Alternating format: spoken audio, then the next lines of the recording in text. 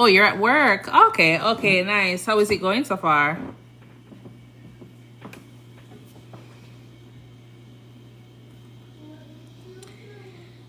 I never really did anything today. Was just kind of, oh, let me see if I can do this. Share. I was just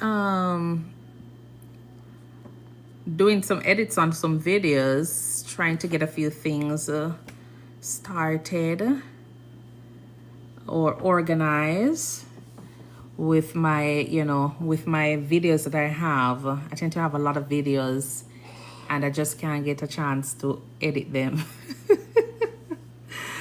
So that's just it. Hi, the traveler. How are you doing? Cash Poultry, how are you? Thank you so much for joining. So I have, on both here. All right. So on TT and on YT. All right. Hi. How are you doing, the traveler? Vinette, welcome, welcome, welcome. And remember to go ahead and double tap the screen as well. All right. And remember to share the live if you're able to do so. Yeah, remember to just go ahead and share the live. I'm doing good here, not the traveler. I'm doing good. I feel like I'm still on vacation. Still feel like I'm on vacation. But yeah, gonna officially start back on Monday. I said I was gonna work tomorrow. But then I'm like, no, it's the end of the week. So I'm just gonna kind of keep it as is. Yeah, so how is your day going? Hey, David, welcome. How is your day going? And Q Anash, how are you? Thank you for joining. Oh, you guys need to remember to double tap the screen, like up the live. I didn't even put how much likes I want on this thing because I still can't even figure out that part. Pin your goal so more viewers may notice it. How do I do this thing again? I should have done that from before. Oh, goodness. Yeah.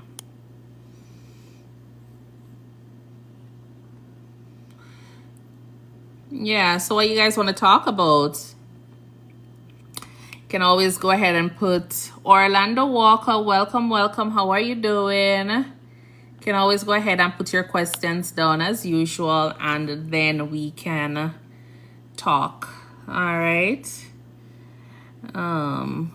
Yeah.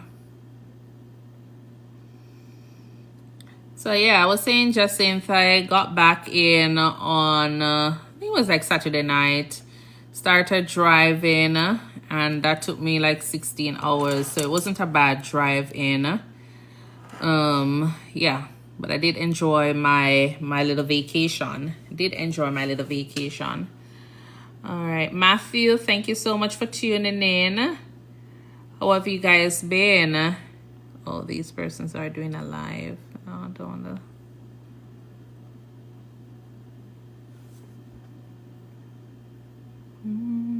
Tech Ange, how are you?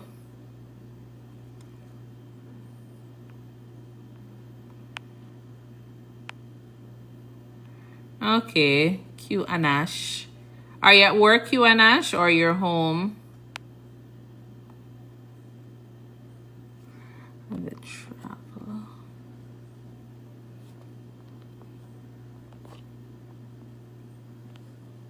Okay.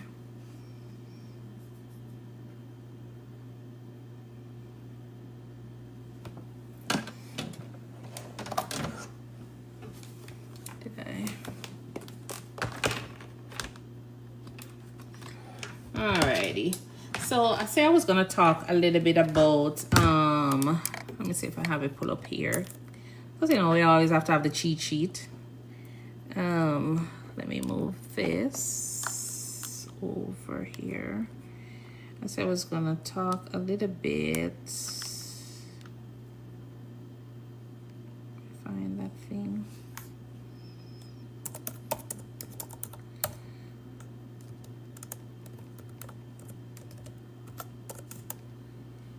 Hi, Adil. How are you doing?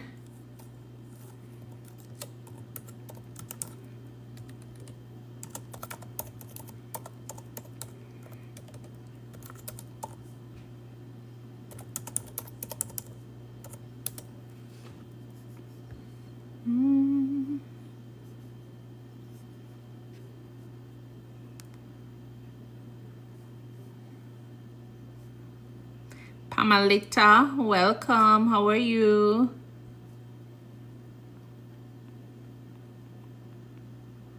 Okay.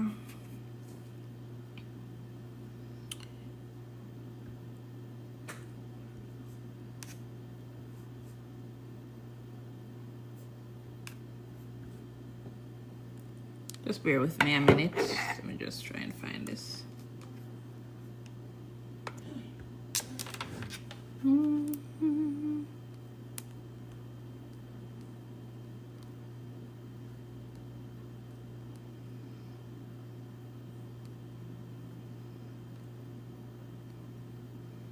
Corinne, how are you doing?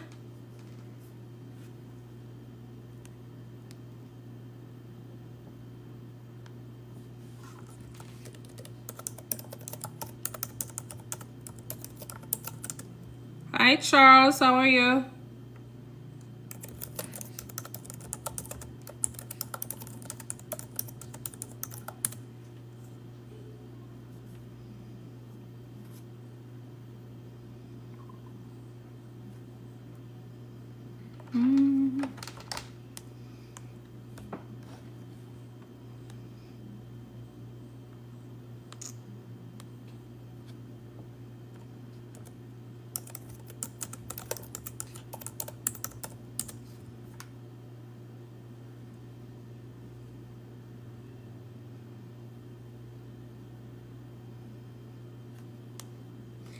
Okay, better foreseeing you.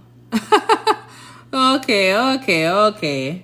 All right, that not sound bad. Thank you for tuning in. All right, are you a nurse, Charles?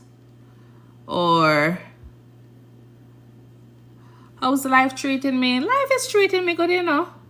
It's not bad. Could have been worse, you know. Taking it one day at a time, but life is good. How about you? Building contractor. Okay, nice. No problem. Remember to go ahead and make sure that you follow me now, you know. Make sure you follow me.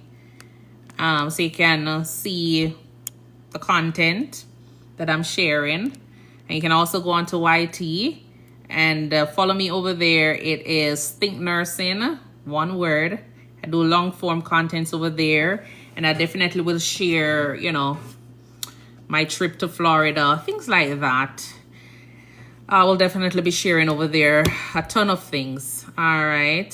You listen to me all the time. Okay, nice. Thank you for doing that. I really appreciate that. Where are you from?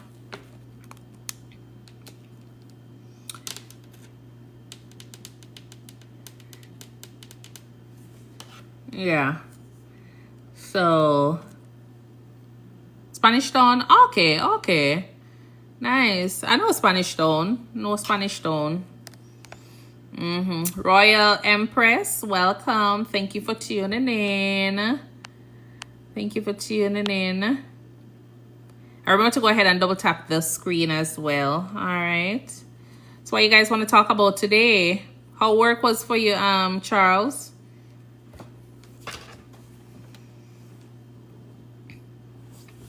I'll probably do this one. Yeah, so I was gonna probably talk a little bit about the NCLEX exam, just in case anyone, but I don't know how to put it on there. I totally had forgotten to add it to the title before coming on, and that was just it. Stayed home, just did spinal surgery. I'm sorry to hear that. Okay. Yeah. You're not in a lot of pain. Is it like, you know, recent post-op, or you've been out of hospital? Okay, no. Okay, nice. Well, I hope you will have a, you know, a good recovery. Speedy one, that is, without complications and all. January. So that's 7 months ago. Oh. Okay. Yeah. I hope that, you know, spinal surgery or anything to do with the back is just not my thing. You're doing physiotherapy now. Okay, okay. Do you find that it's helping? Hello, how are you doing? Welcome. Thank you for tuning in. All right. Yeah. Okay. Nice. Nice. That's the most important thing. As long as you're able to see improvement, you know, that's always a plus. That's always a plus. Can be a very it can be sometimes, you know, slow, depressing because you're hoping that you would have gone back to, you know, at least some functional level baseline. But, you know, it always takes little time. Hi, Kemar. Welcome. Thank you for tuning in. How are you doing? Yeah, we'll take a little time. All right. Is it difficult to register with the new nursing board from a different state after your contract? No. So you have when you're doing that, you're doing basically endorsement. So you're basically getting your license switch over to the new state that you're going in. So it depends on the state. If it's gonna be like, you know, I think Florida is one of those states that is complicated. I think probably New York, and for sure California. Yes. So as we talk about California, I need to check on my California license because that's one license I don't want to expire. Let me put a little notation, but I do put down, like, you know, bear with me. I do put them in my phone as alarm so I don't miss out on any. Hi, Marcus. How are you doing? But no, usually you still go in and you do your application to that state with your license from whichever state. So I was in Maine, and then what had happened is that I was wanting to, because Maine is a compact state. So I was able to work in like a lot of different states without, you know, getting that state's license. So when I got to Texas, you will be able to work with that license, but you have to apply for the Texas state Board of Nursing. Then I'll get a temporary, and then I'd have to switch over to getting, you know, if I wanted a compact license, then I would have to do that. But it's not difficult to do it. As I say, depending on where you're going, a lot of times the companies that you transition with, they send it to a state that is usually compact, you know, a compact state. So you'll find out that you'll have your license, and your license can still work in multiple states with it. So as I say, it's not that difficult, except for California. It's like you're starting over from scratch. You're not really doing any form of endorsement with it. At that time, I still had to send back to Jamaica to the Board of Nursing and every single thing that I did to do, get my initial license here. Yes, and it take about 9 months before I get it. So that's what I'm saying, and it's expensive. So that's why I'm saying, like, my Florida license, I don't try to allow any license to, you know, become inactive, because it's always harder for you to actually renew them. So my certifications, those I try to make sure that even if I'm not using them, I try to keep them active, because it's cheaper and less headache for me to have them, you know, active than inactive. Because to get them reactivated, it's probably going to cost, depending on how long you were out of service for, it's probably going to cost your arm and a leg to get those back, you know, activated. So yeah, but it wasn't that hard. All right. And I think it's the same process, like, you know, Florida and California almost have like similar like in terms of where you'd have to go to get your license, the information for your license to get started. You have to send back to your state, your country, your university, to get like information regarding your degree and all, and then send it to the state. Yeah, I don't know if it was because, you know, I was an international nurse, or I think probably it's just the same. Yeah. Nutrition boy. Oh, nutrition by Andrea, welcome. Nisia, welcome. All right. Yeah. So have you done your, well, I don't remember. Did you say you've done your NCLEX already, the traveler? And you were just looking to transition? Hi, how are you doing? Thank you so much for tuning in. All right, we're just here on TT Talking and on YT Talking as well. Yeah, just waiting for transition. Okay, yeah. How did you find the exam, the traveler? Was it something that was difficult for you or was okay?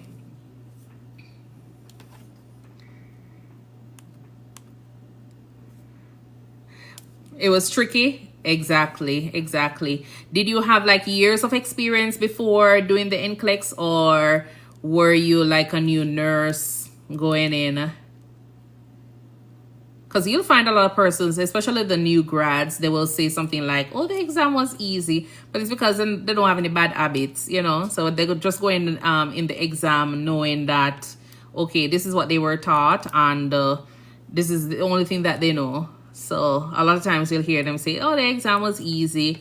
But when you're already seasoned into bad habits, short staff, lack of resources, and you're going to do those exams and you're expected to be doing it in a manner where, you know, it's a standard in terms of the care, then you'll realize that the exam seems a little bit harder for you. Years, but I'm from the Caribbean and this is different from the regional exams. Okay, yes.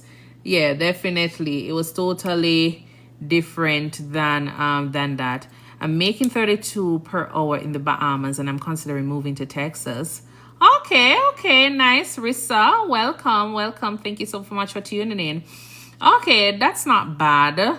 But 32 per hour, depending on the year, you know, your years of your experience.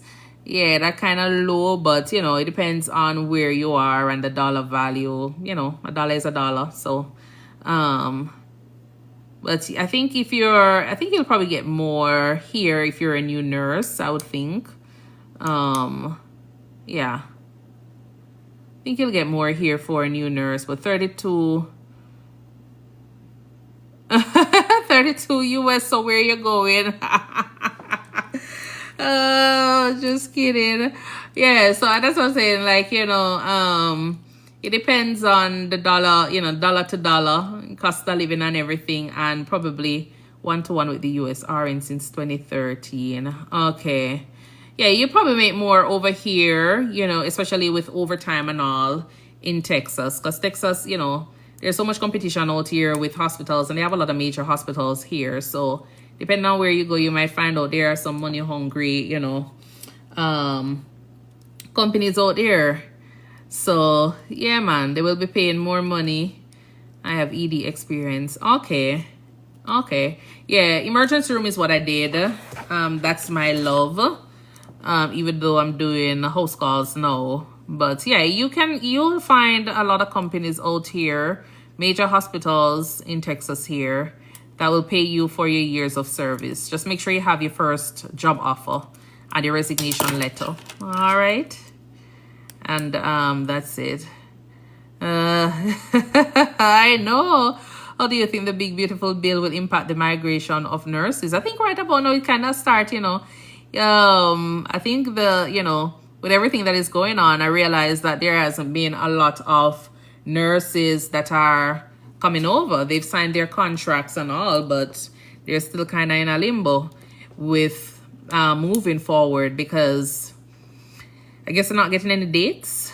Yeah, they're not getting any dates. And I think the other thing is that, you know, since COVID or after COVID, a lot of persons are not really hiring a lot of travel nurses anymore, because the rate, not travel nurses, but international nurses, because the rates that they're paying, you know, for travel nursing now, you know, really that, you know, not enticing anymore. So a lot of persons are looking at the, you know, the situation and realize that if you're going to be getting this amount of money for travel nursing, it makes sense to just do a full-time job and get the benefits of the hospital plus overtime as well.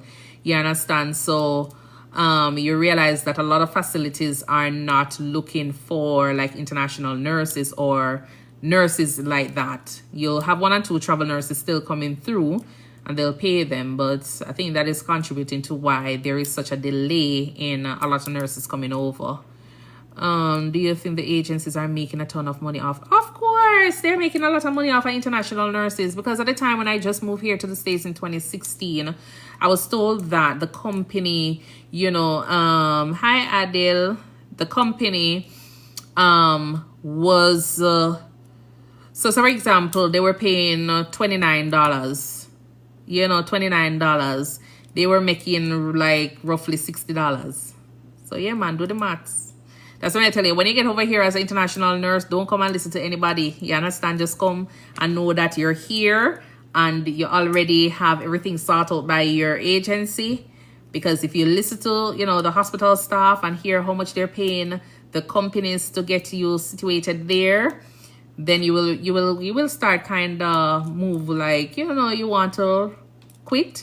And yeah, so that's why I said, just come with an open mind. You already get here. You only have 2 years to give back to the people. Them spend the 2 years. You still can do your overtime, and then after that, you're free as a bird. You can go ahead and do whatever you want to do. You understand? But they're making a lot of money. You have to just take into consideration that all of what they're doing, is it something that you could have done by yourself independently prior to, you know, moving here? Is it something that would have, you know, been done in a timely manner for you to get here at the time when you do? And take into consideration that they spend all of those lawyer fees, consultation fees, they're spending money, you know, with getting you prepared, you know, so all of those time and everything. So that's why I say, you know, when you're doing your contract, look at the fine prints, because all of these are things that they're making mention of in the contract to say if you need to pay them back $30,000 if you decide to come over here and just walk away from them. That is what the $30,000 is for. It's about time and the commitment and everything else that comes with it. Yeah, I believe the benefits if you have a large family who got free green cards. Oh, no, it's not free green cards, you know. It's not free green cards. No, you have to pay your money up front. Them never tell you no. They never tell you no. Yeah, man, you have to pay your money up front. You have to pay your money up front, everybody. So that's why I say, if you know you're going to be taking persons with you, definitely go ahead and put their names on the paper. Your husband, your wife, you know, your children. Put them on the paper. And so everybody can get filed for at the same time. But when you're going to be doing your paperwork, they're going to send you all of those information that you need to go ahead and pay, that you need to go and pay for the application for the DS-260. You're going to have to pay for everybody. So if it costs $600 per head and it's 6 person, you're going to have to figure out how you're going to get those people. You understand? But it's not free. It's not free. That's what you're going to be spending out of pocket. That's the only thing you're going to be spending money out of pocket on. Whoever you want to bring with you to the States. So you have to plan for that part. All right. So that's why I say, you know, get everybody on the paperwork. So at least when you do start paying for one, you know, you pay for everybody. And the applications tend to stick together. So everybody going for their interview together. And when it's time to leave, either you leave ahead of time or, you know, everybody leave at the same time, depending on the plans you guys have in place. Yeah, so, but yeah, the company do make a lot of money from that. But you have to just think of it that they have so many different persons that are involved in this whole process to make sure that the transition is good. And as I say, it depends on the company, because I can only speak for my company and the experience I had with them and how I look at it. You know, I know that there are certain things that I couldn't have done, or probably I would have done it and wasted a lot of money because of me not knowing. So I just look at all of those and just be positive with everything, and just try to complete the contract in a timely manner if possible, and then from there. Hi guys, remember to go ahead and double tap the screen. Okay, give the video a little thumbs up. Remember to go ahead and share as well. Okay, I see 5 persons here. If you could just share to 1 person, it doesn't have to be, you know, but just go ahead and share the video, and also go ahead and like up the live so it can actually get sent out to other persons. All right, do you think direct hire is better than staffing for salary? Yes. Because a lot of times you'll realize that when you get hired directly, you'll definitely get a lot of benefits from the hospital. You'll definitely get a lot of benefits from the hospital. Sometimes you go through staffing. Sometimes, you know, they'll pay you a little bit higher, but then you might not get all the benefits because sometimes they offer their own insurance and all of those things. So definitely, if you can apply directly to the facility, the rate might sound a little bit lower or cheaper, probably by a few cents, dollars.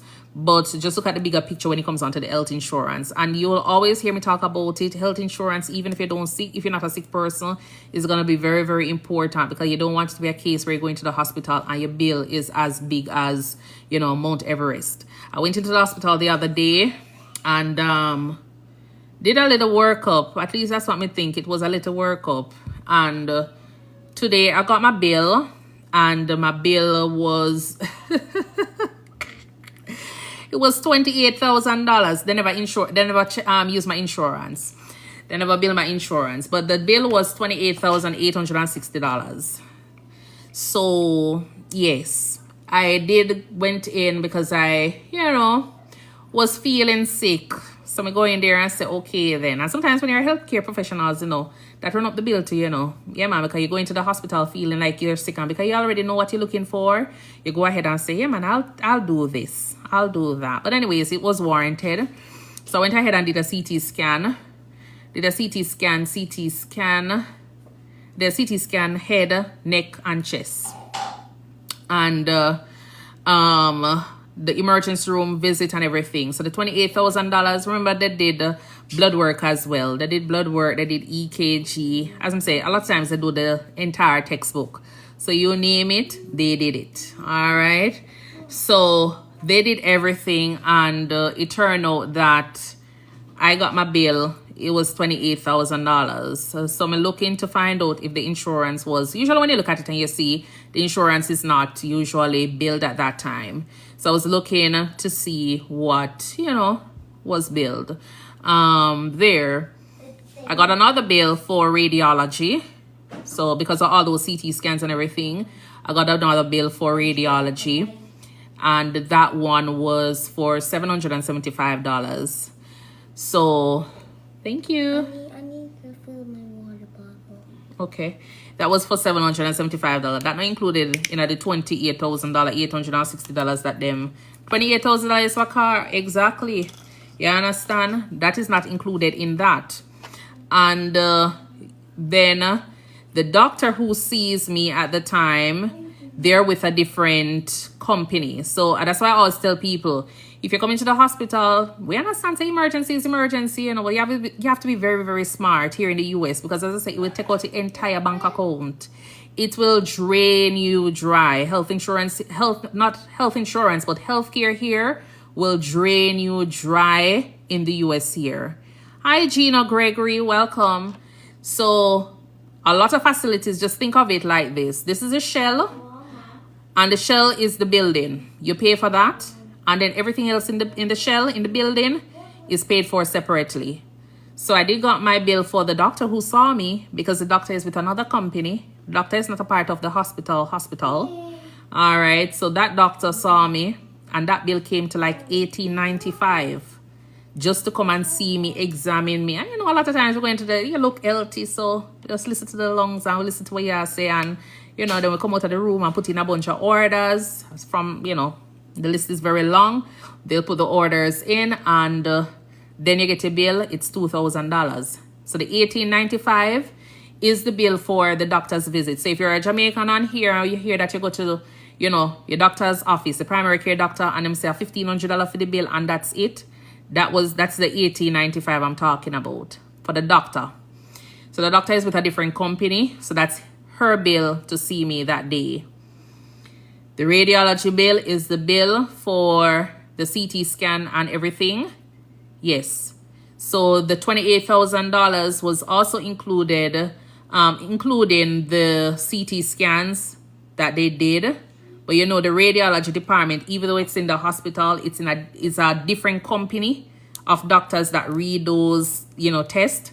So that's $775. Yeah, man, that is for the doctors. Them in one different corner over there. So the $28,000 is for the CT scan, and I guess for me for lie down in the bed, and the blood test and the EKG, and I guess the little AC that blow down on me. Yeah, man. So when I tell you, if you know that it is something that is not a dire emergency, I know a lot of times we might not know, but I'm just letting you know that, yeah, so the bills them high. You understand? So I had to call the company and let them know this is my insurance for them to go ahead and, you know, make the adjustments. So the $18.95 came down to $75. All right. Because that person's, if that doctor, the company is in network. So if I wasn't using my insurance, it would have been the $18.95. But with my insurance, it's $75. The radiology bill came down from $770 something to $22 with my insurance. That's why I tell you, it's a money making thing. So if you have money out there and you feel as though you can, you know, it's a business, but make sure, you know, just make, yeah, it's a business. It's a business. The $28,000, I don't know how much that gonna come down to as yet. So I'm still waiting because that is gonna take about 3 weeks for them to process it. So that probably gonna come down to probably like around $2,000 thereabout. Yeah, man. So that's just it. All right. Off topic, but what's the challenge with shoving snow off your vehicle before your shift? Traveler, honestly, since I've been here, I've never done that. I'm sorry. But yes, I've never done that because, as I said, when I moved to the state here and I realized I was going to a place that has snow, it was very, very, very, very important for me to make sure I have a place that the car can park under. So I had to get a house that had a garage. And then it was a duplex. And then the owner for the complex came out at 5 o'clock every time it snows to plow. If it's a case where you like some persons, you know, they'll leave their car, then what happens is that they'll plow around it. So it's your responsibility to figure out how to get out. But for me, because my car is always in, I just reverse. So whatever chunks of snow is there, I just reverse, lock my garage and go. But I've never done that. But the challenge is going to be that sometimes it's just like too much snow. You understand? It's going to be too much snow. And sometimes you probably slip in the snow, especially if it rains after, you know, the snow, because it's a very common thing. You'll realize that snow falls and then the rain, and that is not something that I like because you have that icy, that thick ice under, especially if it is snowing for a couple of days, that glossy ice underneath. So the rain come down, wet it, and then it just look glossy, and you go out there thinking that it's just like, you know, snow, and then by the time you look, you slip and drop. Yeah, it almost happened to me the first time I went to Walmart.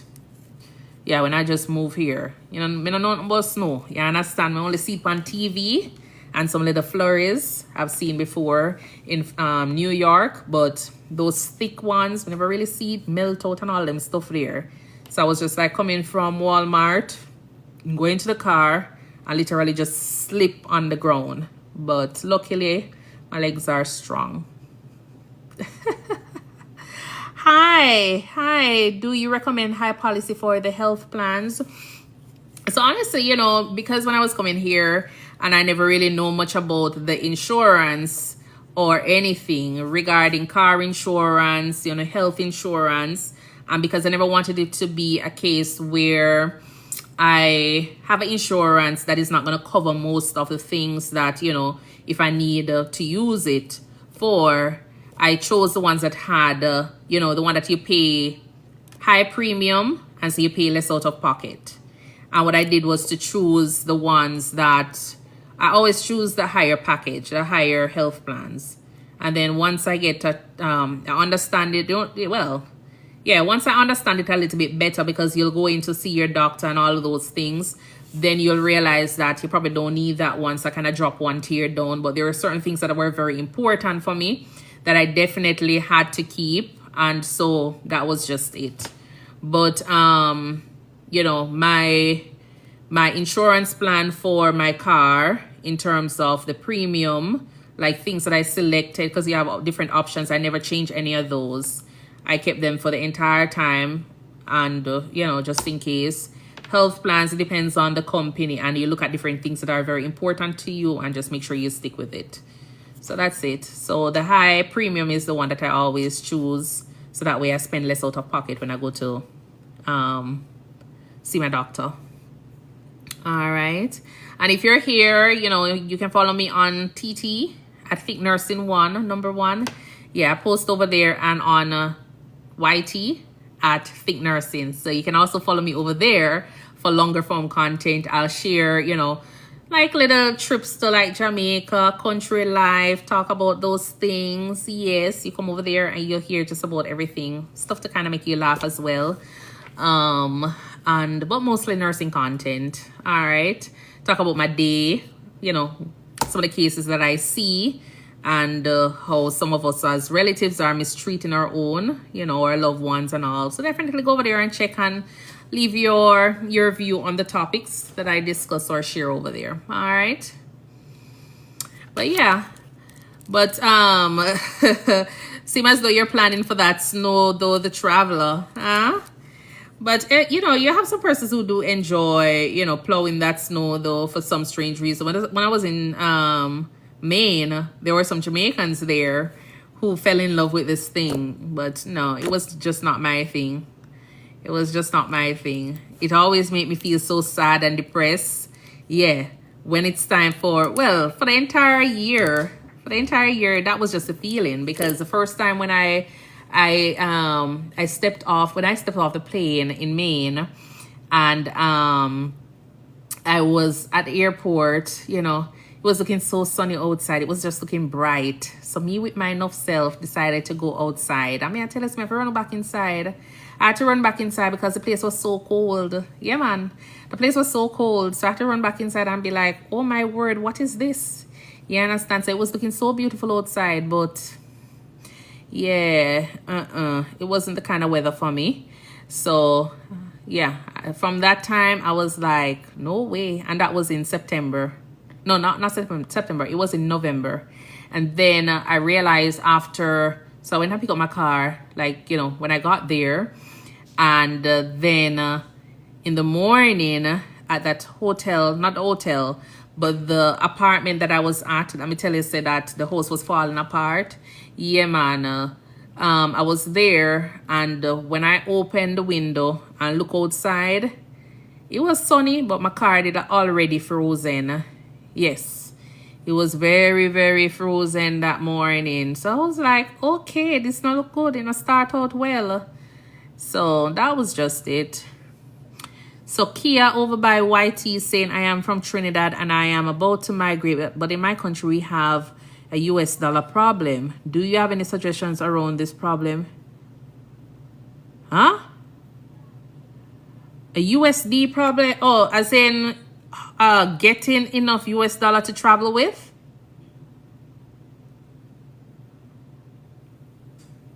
Kia, just go ahead and clarify that for me. And then tips on finding an apartment. So the only thing I can say is, if you know exactly where you're going to be going, there is, what's that website? You have apartment.com that you can check online. Yeah, that is one. And there is another one that you can also look at. Zillow.com. You can look at them. They have homes that, you know, Zillow, yes. You can look at that as well and see if it is, you'll find any options there. But that's the only thing I can say. And if you know anybody, then, you know. But as I say, if you're looking for anything and you do see something that you like, just let the landlord know that, especially if it looks good. If it looks good, you know, everybody do FaceTime nowadays. Everybody have camera phone. Ask them to just turn on the camera phone and, you know, try to give you a walkthrough. Make sure you look at the bathroom, because some people will paint all the tub, you know. Yeah, man, paint the tub and you stand up in the tub and you see. You see the tub melt away. Or the paint run off. You understand? Or rub off.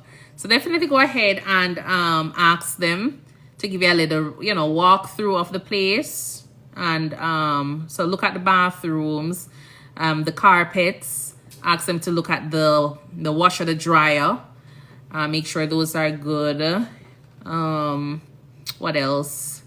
And then make sure you get a garage, you know, so, or covered parking. Okay, and the covered parking.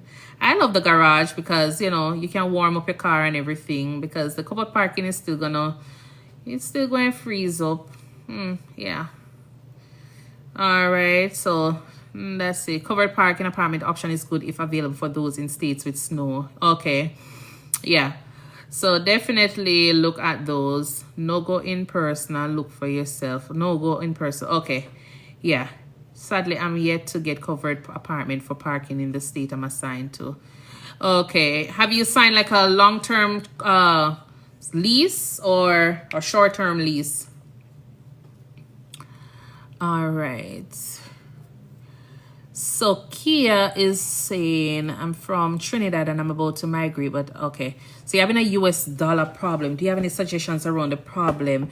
The only thing I can say is, what about opening your, can you open a US dollar account in your own country and then transfer the money over there and then try to see if you can probably, but wire transfer is gonna be a little bit costly. Yeah, that's the only thing I can say. Or probably you're gonna have to do, you can sign up with MoneyGram.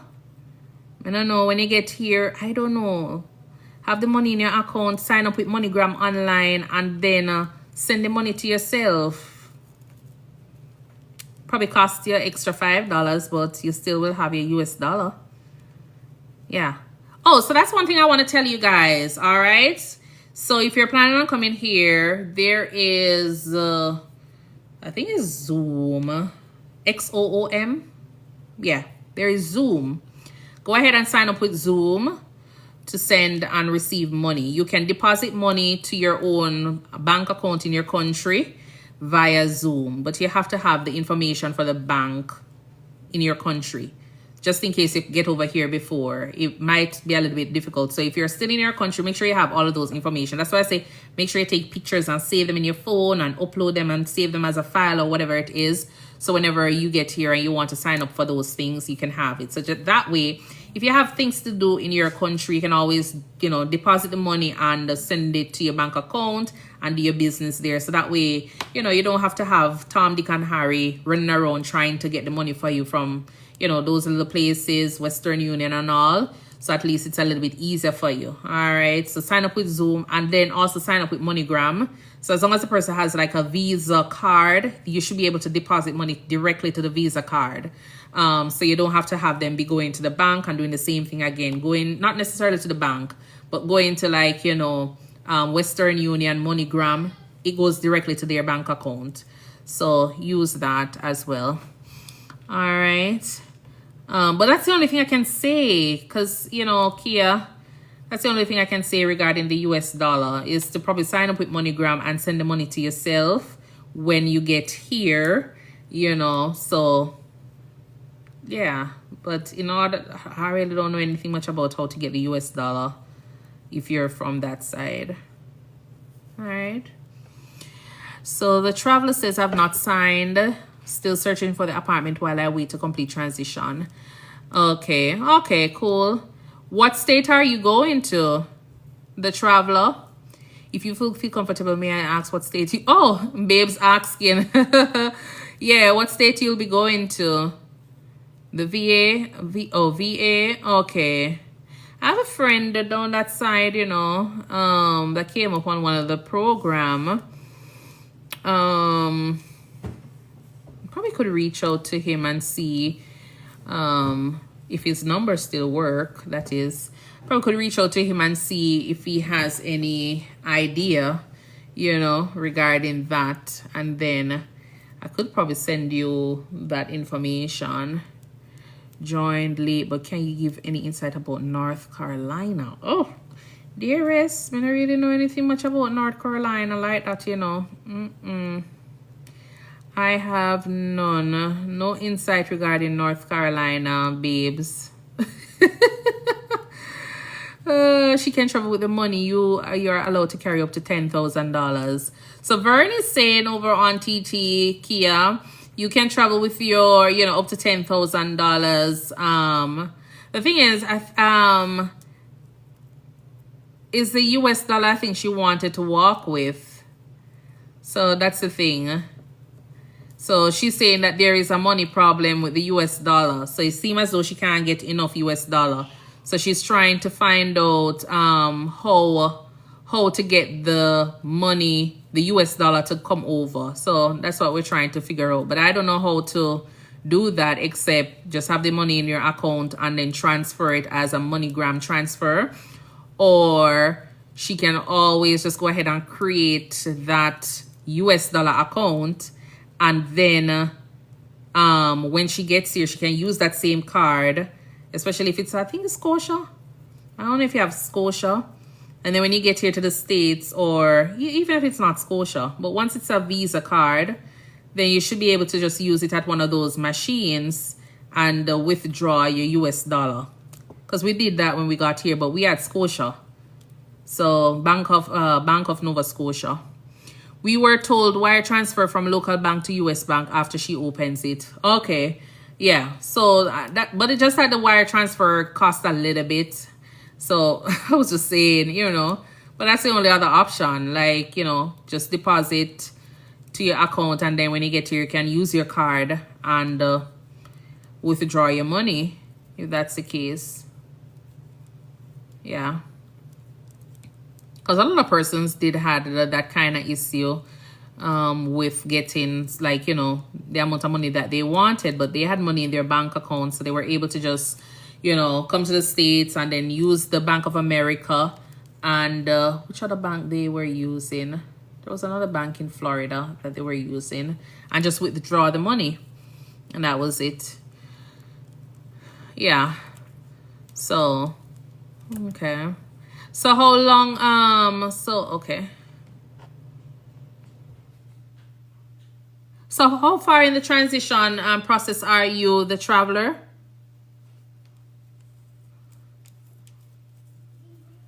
And thank you guys for tuning in. If you haven't double tap your screen as yet, remember to go ahead and double tap your screen to give the video a thumbs up and like and share. All right. And if you haven't follow me on YT, you can go ahead and follow me at ThinkNursing, and on TT at ThinkNursing1. All right. Weeks away to come in. Okay, cool. Hey Marvin, how are you doing? How are you doing? So Nurse Yems, welcome. Can I rent an apartment without a social security or move? Get a social security first. You're gonna need a social security. You're gonna need a social security to do that, because a lot of persons are gonna want to do a little bit of a background check as well. But when you get here, if you're with the recruiting company, you're gonna get your social security number pretty soon, so you'll have enough to start the process for that.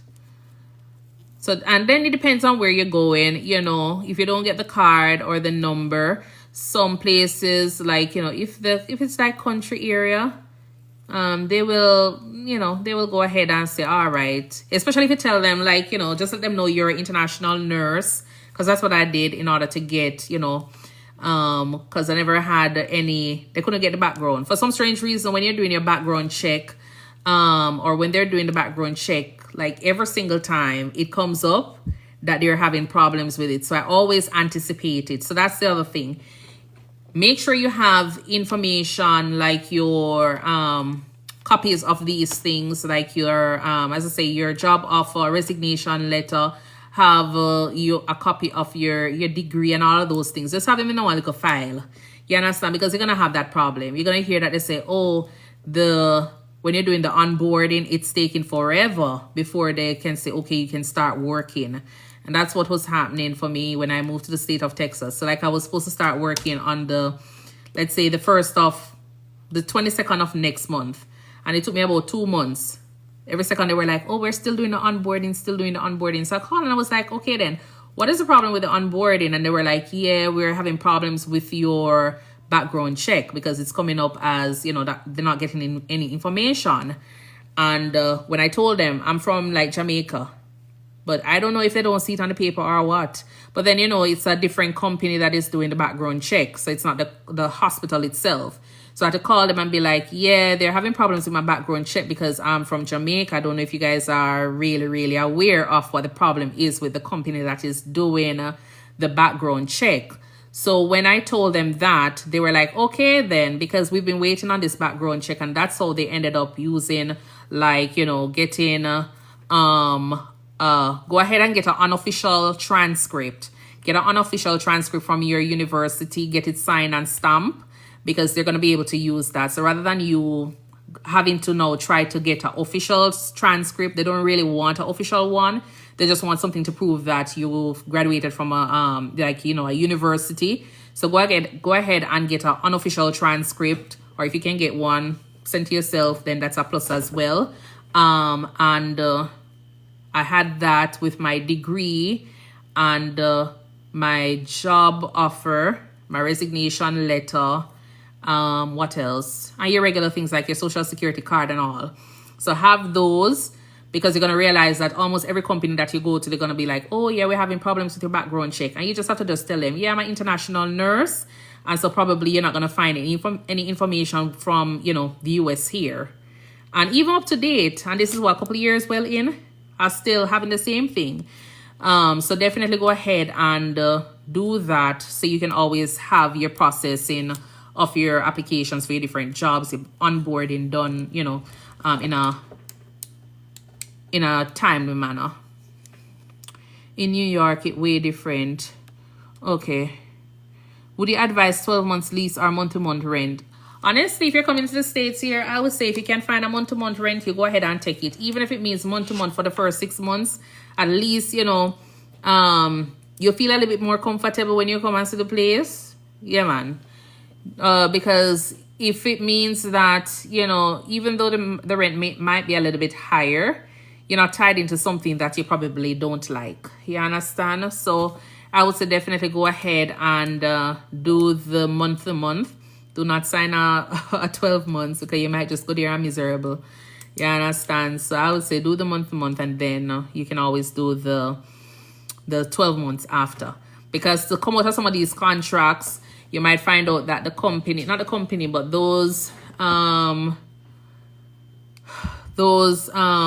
what you call them again, landlords, they're asking you to spend like the contract is set up in such a way that some will say you have to pay off the entire remainder of the months that are in the contract for the lease.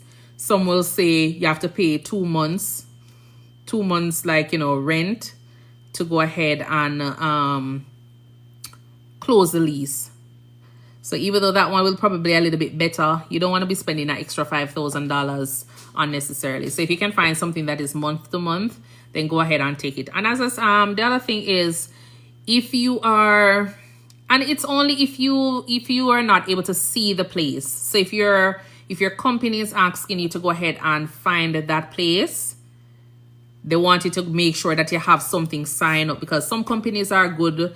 They really don't want you to move to a state and then they're thinking that you don't have somewhere to go. So a lot of times you'll find that some companies will say, we want you to find a place from the time you're with us. So that way when you transition, they feel comfortable knowing that you're going to a apartment. While you have some that seem to just don't care. So they will tell you like, just find somewhere and move to. So if you have the option like that, then I would say go ahead and stay in a hotel. Yes, go ahead and stay in a hotel for probably the first couple of weeks. And the thing about hotel is that if you stay there up to 30 days, so even though you might be spending, let's say you spend $90 per night, depending on where you're going. If you spend $90 per night times 30, if you spend up to 30 days or 31 days, then they're not gonna add the taxes to it. So it might come back down to almost the same as probably spending for like a 1-bedroom or 2-bedroom. So if you look at it like that, then you still can spend that 1 month in a hotel. And we're not talking about like, the Econo Lodge and all them places there, because a lot of those places have bed bugs. You understand? Yes, we're not talking about those places. Find places that have 4-star, 5-star. You understand? Because a lot of those places have bed bugs. Because you have a lot of people that are like, you know, girl, I tell you. Yes, you have to be very careful with a lot of places you might go. You understand? Just make sure that you find something looking like a Holiday Inn, like a La Quinta Suite. You have, what else? You have the Marriott's. Find the names that make sense. You understand? Spend the time and spend the money on yourself for that 1 month. You understand? As I say, when you spend up to 30 days, then they refund you your taxes. So you end up probably spending $2,000. So if, let's just say, you know, for 1 month you spend $2,000, just because you want to find a place to stay, at least budget for that. You understand? And then at least, but by that time, if you're in the state for, you know, however long, and your company is not like, you know, mandating you to find somewhere and show them the lease and everything that you sign from the time while you're with them, if that's not the case, then you can always come down here. You won't have to spend the $2,000. You won't have to spend up to $2,000, you know, because you can come down here 3 days time. You go over to a little location, look at the place, walk through, you like it, you set up your light, you know, set up your water, all of those things, and you're moving like by, you know, the end of the week. So that's just it. All right, so definitely go ahead and just think about that. But as I say, you have to be careful with some of the hotels them. You understand? Be careful with some of the hotels. The ones that you see advertised on TV all the time, stick to those ones. Of course, dear. Finish my contract in Maine before leaving. Yes, I wasn't going to be, you know, leaving and then feeling like I'm not going to get my citizenship. Look here, mom. I've never really come up here for waste time. So finish your contract before, you know, leaving to go anywhere. Are you going to Maine? If you're going to Maine, the hospital in Maine, there's a really nice hospital in Maine. I would recommend, if you know, any nurse on here that is planning on moving, I would say, if they say they're sending you to Maine and they're sending you to a hospital called Eastern Maine or Northern Light, I would say go down there. Go down there. It was like the best hospital I've worked at in the States here. I'm not lie. At the time when I just moved there, yes, the place is kind of behind. Not the hospital, you know, them up there. But in terms of, you know, the learning experience, when you talk about the trauma activation, the code stroke, all of those things, top of the top. And in terms of COVID, even before COVID, you know, come about, because it was at that time I realized that flu was that bad. Yeah, man, flu, because, you know, in Jamaica or in the Caribbean, we just see flu and they say, yeah, just go home and take some, you know, cough medicine or take some Tylenol or something. But up here, it's like a full COVID, like everything. Me have an eyewear, me have a face shield, head covering, shoe covering, gown and everything. And that was in 2016. You understand? And how the departments was set up, like outside was set up. It was set up in a way that when the patients come in, there's a big glass in front of me when we're doing a triage. You understand? And I'm like, how may I help you today? And they would tell you whatever is happening. So if them a cough, we don't necessarily need to be in a...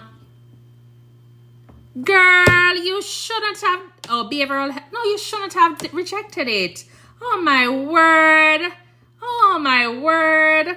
But definitely, yeah, man, if the patient is coughing, and a lot of people don't cover their mouth, you understand? So if the patient a cough, there's a big glass that is there that, you know, will protect you from the patient. So that's what I was thinking, like in COVID, during COVID, I think that hospital was doing excellent. You understand? Excellent, excellent.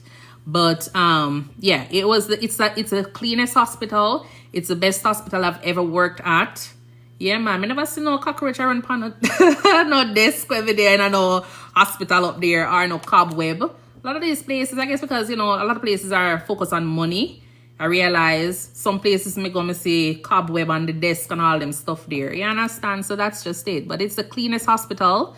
And I think it's the northern, something about the northern states around that side. The New England section. I think there's something about that as well. Because I've heard other persons talk about, you know, how the hospitals are clean over that side.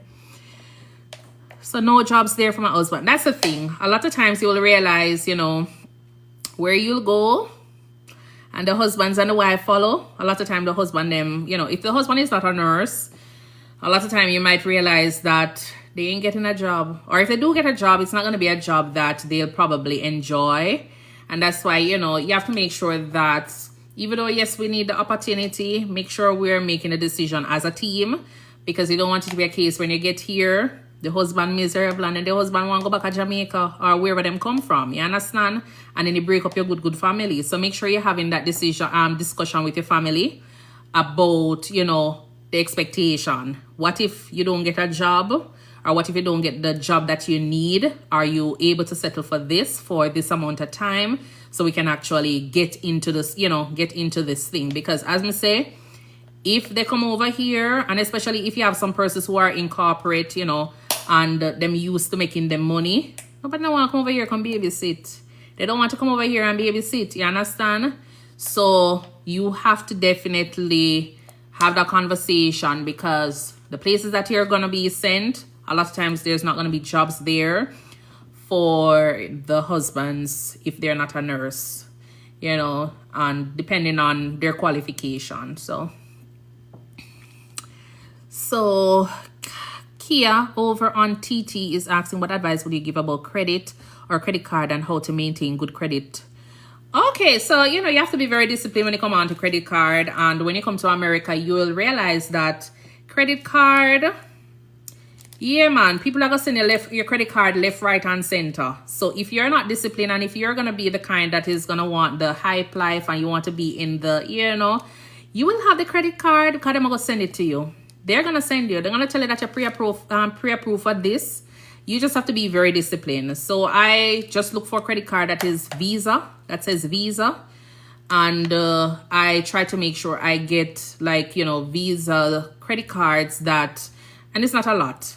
You understand? If I have four Visa credit card, it depends on them. You understand? Then definitely, I'll keep it. If it is four or five, and they're with good company, go ahead and keep it, but you don't have to use it. You can always go ahead and just make sure you use your credit card, because you're trying to build credit. And I would encourage it, you to go ahead and start out using it, because you might just go ahead and max out on it, because you're going to feel like you want the car down there, so, and you go use it and do something, and you want to fix up your apartment and you go and use it. No. But, you can have your credit card, but if you're disciplined enough, then it should work out for you, as long as you're able to make sure that you remember when to pay them. So set alarm in your phone and remember the due dates, and don't spend what you don't have. That's all I can say on that. You understand? And as I say, in order for you to maintain or build your credit, that is one way, but it takes discipline. So if you know you're going to the supermarket, make sure you have the money to pay back on the credit card. So you just give it a few days to stay on it to show that, yes, I know if you use a credit card, and then you're going to want to pay it. So they can see that, yes, you're using it and paying it off. But that's just it. All right. I did advise my girl pass gas well load and frighten me. I think, should I done the relationship? You mix up though. That's really random. You mix up. You asking if you should done the relationship. No. Why you going done the relationship for? Why are you going to done the relationship? This is not a relationship class, but I got to ask you, why are you going to done the relationship?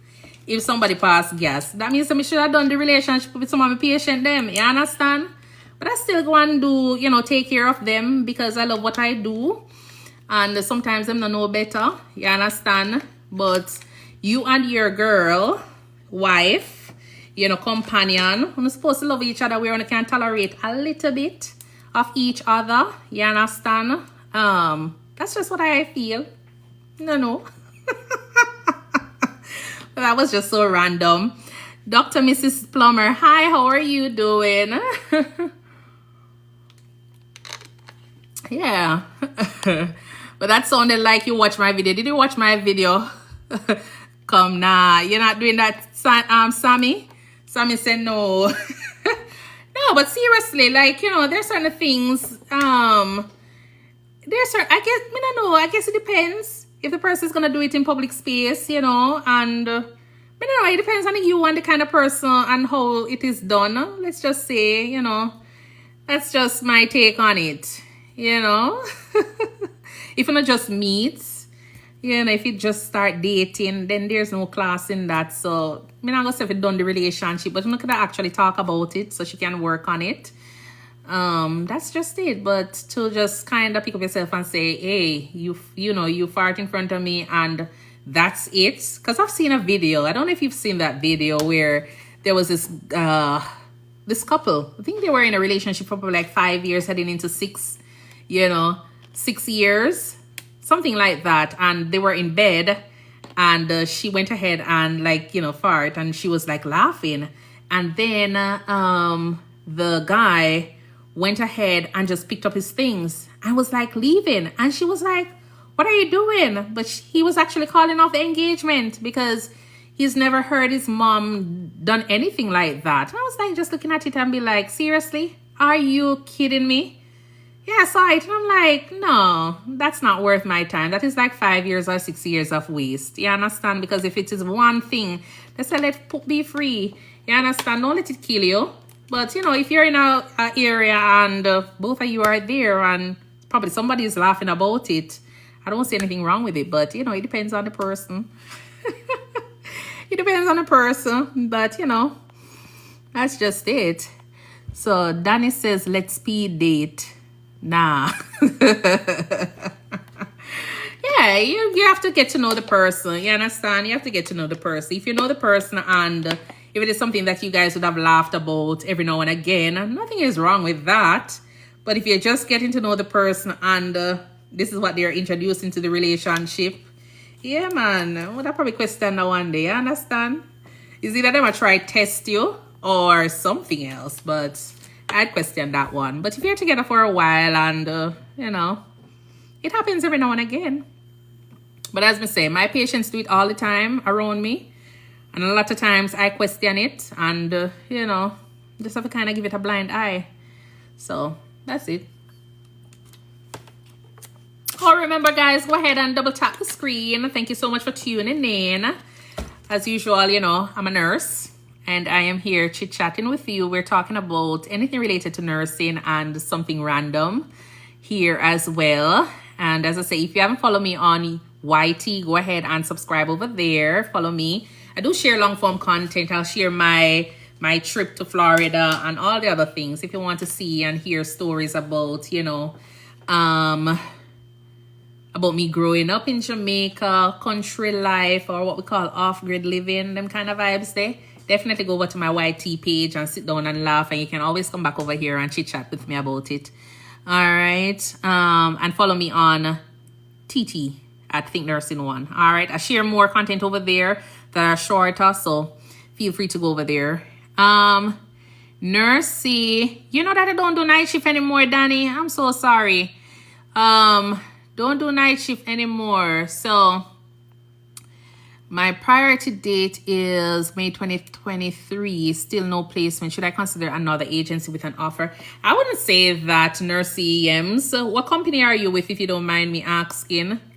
Or you can always inbox me if you don't want to. But I want to say, you know, do that because I think it's probably just with everything that is going on. I would say there is a little bit of, you know, issues with placement.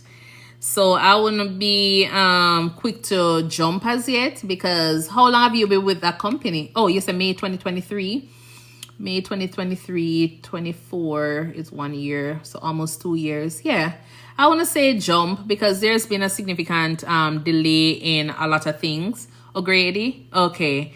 Yeah, there's a lot of, like, you know, problems with different companies with getting their staff over, because I have a friend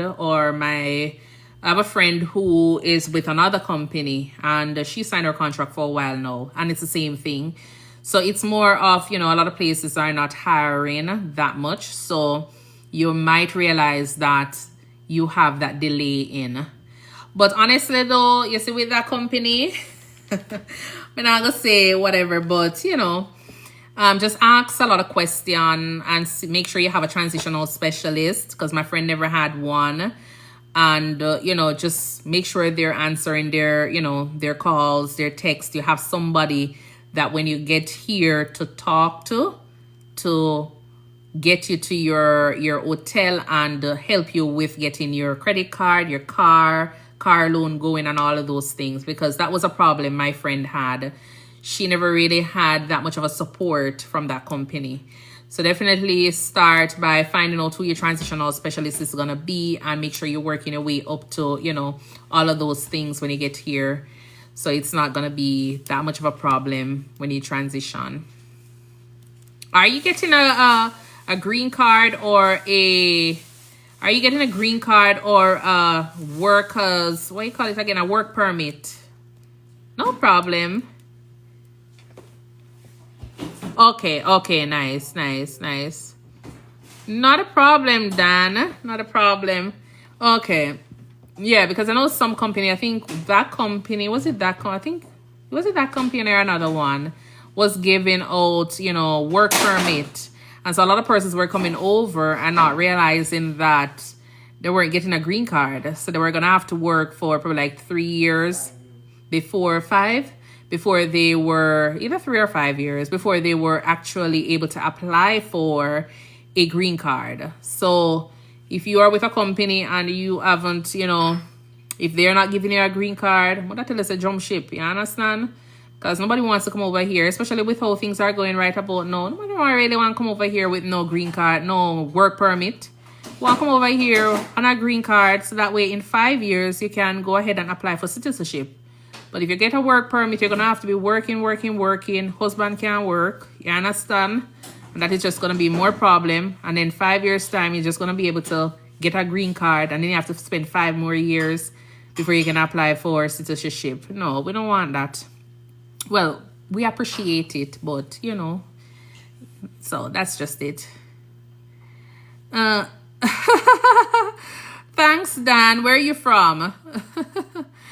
Yeah, so that's just it. Hey, Judith, how are you doing? It's been a long time. Thank you so much for tuning in. Yeah, it's been a long time. So, so just make sure all of those things you ask your company. And I'm going to post the full video that I did regarding nursing transition on my YT page. I'm going to hopefully upload it tomorrow. So it's going to be a little bit long, but I tell you, it has a lot of information regarding nursing transition, my experience, and other persons were asking a lot of questions regarding that. So I'll definitely upload it to YT. So as I say, subscribe to my YT page. Oh, my other phone. Subscribe to my YT page and you will see the full video. I'm going to label it like nursing transition questions and answer. And as I say, you can just always just play it and listen to it. And things that I talk about regarding housing, car rental and all of those things. So just in case you missed the live, you can always get that information. Yeah, so that's what I'm going to do. So if you missed the full live, I'm going to put it onto YT there. So, yeah.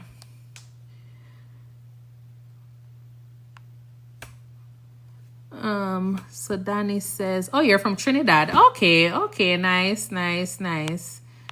Yeah. But hi Liz, welcome.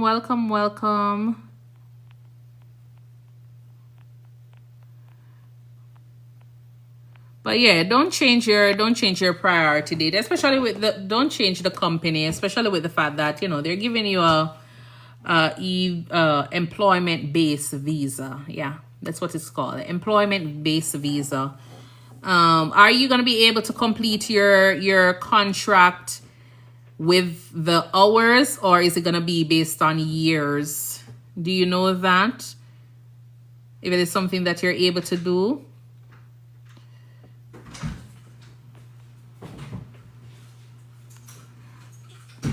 Hours? Okay. Yeah, so that way, depending on where you go, if, some places are very busy, so you can always do your overtime and get those hours going. Yeah. So what area your husband is in, NCLEX? Because I know you said something regarding jobs. Was it you who said something about a job earlier? Or who? Yeah, but you know, as I say, regarding the job situation for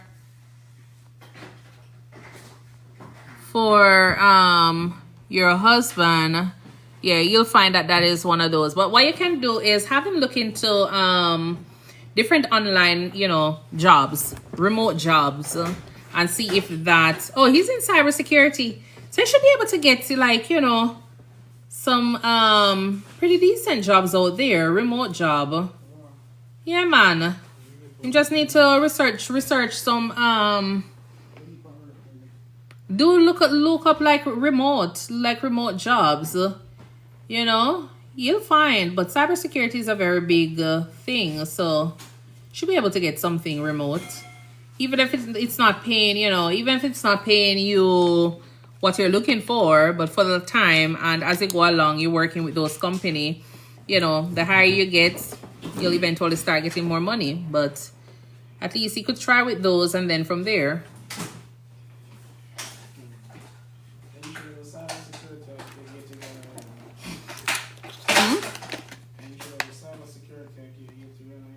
Oh, yeah. So you can look up those and see what is there in terms of remote.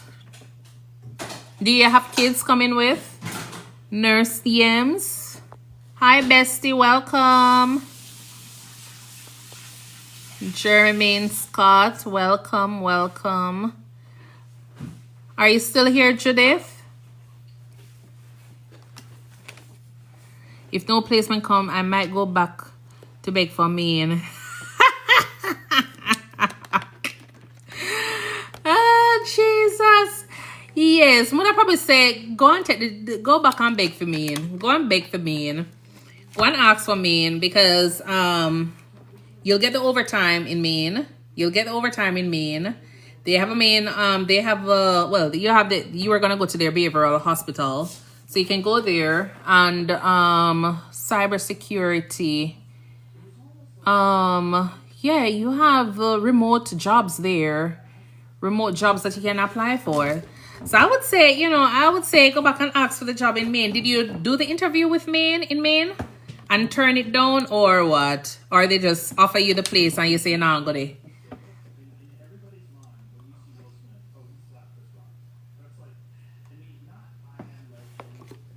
Because, you know, sometimes if they already interview you and you tell them you don't want it, you know, people kind of will just say, yeah, we don't bother want you, you know, because sometimes they probably think you're. So if it's a case where the company just said that they have jobs, or you interviewed already, well, them don't even know you. So you probably could say, you know, something had come up or whatever.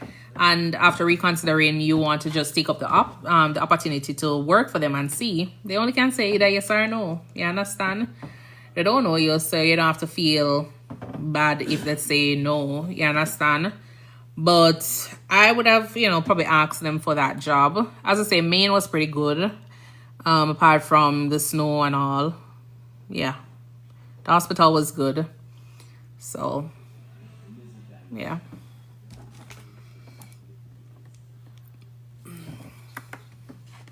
Hi, Elvis. How are you? The only thing down that side, you don't really have, like, you know, a lot of daycare center. Yeah, the daycare center and all, if you have kids, that is. So, do you have kids, Nurse EMs? If you don't have kids, then that's gonna. If you don't have kids, then that's gonna be a plus, because you're able to do a lot. But if you have kids, it might. No kids yet. Okay, yeah, man.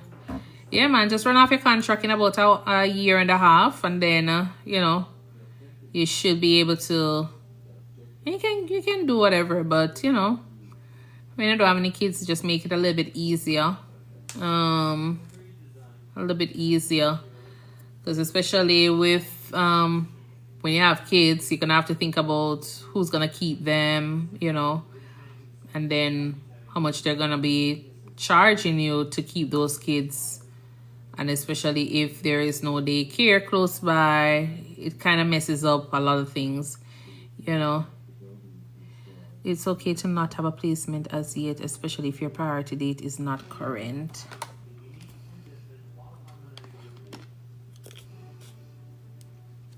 Okay. Oh, that's a priority date for embassy for the visa. No, she already have her visa. It's just that she hasn't gotten a placement, right? What priority date we're talking about? Cause you already got a visa. Oh no. You just know what visa they're gonna be giving you. Okay.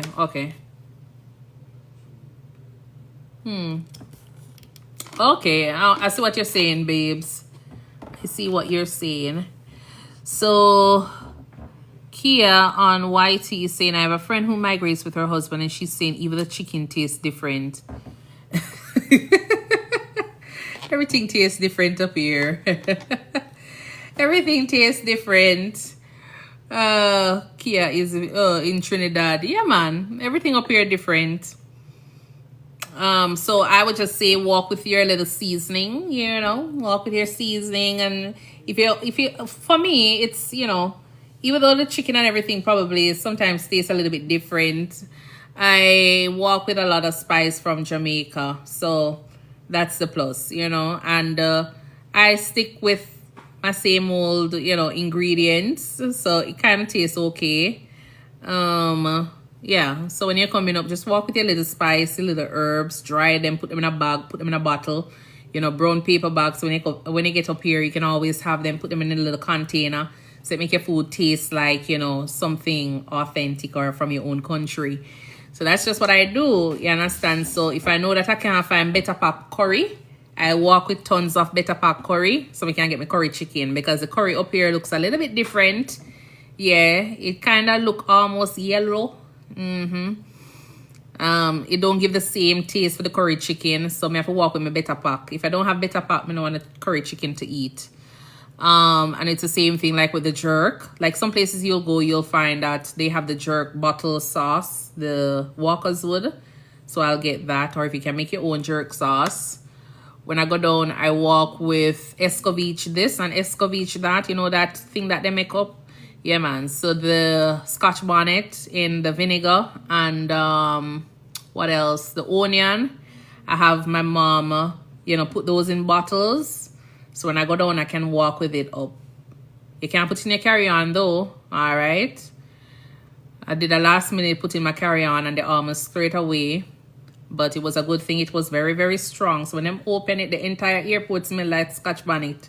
You understand? So but the lady said, okay, I'll give it to you, because I was telling her, may I beg you, please do not throw it away. But it was already fermented. It had a lot of, you know, the vinegar and everything in there, so she could see the seed, and she said, oh, this can grow and this can, you know, no insect not in him. I said, no insect not in it. You understand? There's no room for no insect in this thing. But walk with your little, you know, if you need a real peppermint, yeah, me dry my peppermint and walk with them. Come up. Rosemary, it's the same thing. You can get those, you know, but mine tastes better. You understand? So I dry them and put them in bags, and then I put them in bottles when I get here. Pimento seed, it's the same thing. Dry them from back home and bring them up. So when I'm coming up, the only thing that missing from a bag is like a jerk chicken. Yeah, KFC in there, because the KFC chicken up here don't taste good either. So yeah. Some persons EB3 dates are current and no placements yet. It will come by vary with agency. Okay. Yeah, they're taking a little bit longer with everything that's going on. What will they do with the interview if no placement? Well, even if you do the interview and you don't get placement, they're not gonna take you up. The interview is just gonna be, you know, they're gonna have to find somebody else, because it's not gonna change the priority date. I remember that priority date you're talking about. Yeah, some persons had done their interview and the company couldn't wait for them to get a priority date, because it was like, you know, it was not something that it was not something that they could have actually changed because that was something with the USCIS. So your agency can provide an employment letter and that is accepted. Yeah, my company had provided an employment letter, but it never really changed anything. It doesn't change anything with, you know, the visa, the USCIS. Yeah, that visa company, that, yeah, never really changed anything. Because at the time when I was going in and my other friends were going in, we had like everything in one. We had the acceptance letter because the company did provided us with a job offer. So even though it wasn't like the official amount of money that we'll be working, they did provide us with that, and that is what we will take. But for some persons, they never had a date and they'd already done their interview from before, but they had to kind of just give it up. Yes, okay. So Avant does that, yeah. So that was just the situation with some persons. So they never got the date for the embassy. So their interview, you know, they had to interview for another job. Thank you so much for liking up the live. Mickey Roach, go ahead. Thank you so much. And, you know, like up the live as well. All right, double tap your screen. Let's go to 4,000 if possible. All right. But yeah, so that's just it, because, you know, the embassy or the folks that does the visa, we call it the visa screening, the visa I think it's USCIS. Yeah, don't really have anything to do with the agency, you know. So that's just it. But yeah, like with the food and everything, just make sure that when you're coming over here, you walk with a little spice and everything. If you're the kind of person that like your browning, go ahead and walk with a little bottle of browning. All right, because you might not find any on the shelf up here.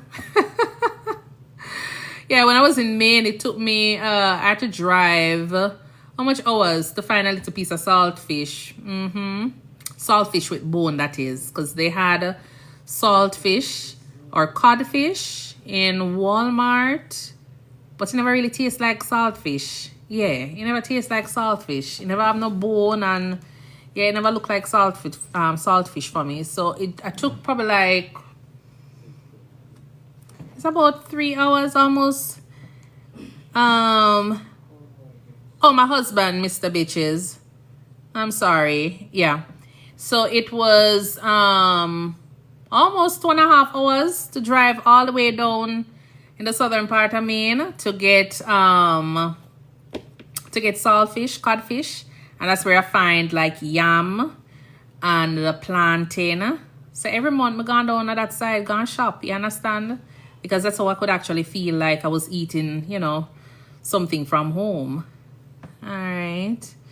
But yeah, it's difficult when you transition, especially with the food, you know, especially if you're a food person. You'll realize that the food is gonna be something that you're gonna have to adjust to the different tastes and everything. But as I say, when you go back to your own country or prior to coming up, just make sure you bring a few items that can last you. So as I say, just go ahead and start do your little, you know, dry your mint and all of those things to.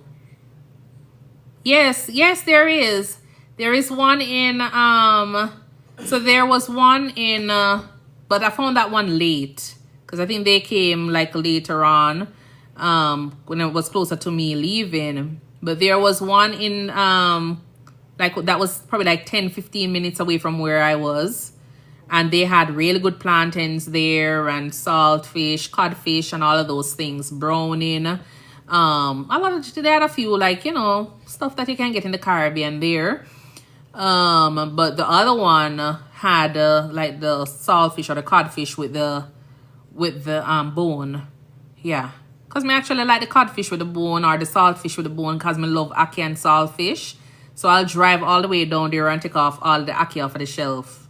Yeah, because I never even think that I would have, you know, eaten tin ackee, but here I am. Yeah, living the American life, eating tin ackee and saltfish. But yeah, it's okay, I guess. Because they always say tin ackee will poison you, but me alive.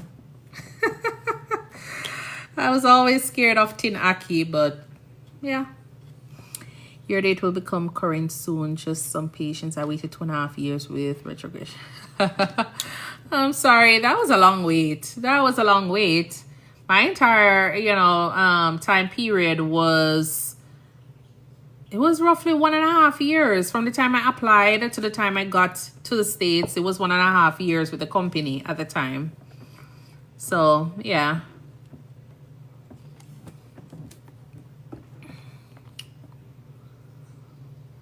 Yeah, but you'll find that there are some African shops, around the place that has 1 and 2 like Caribbean,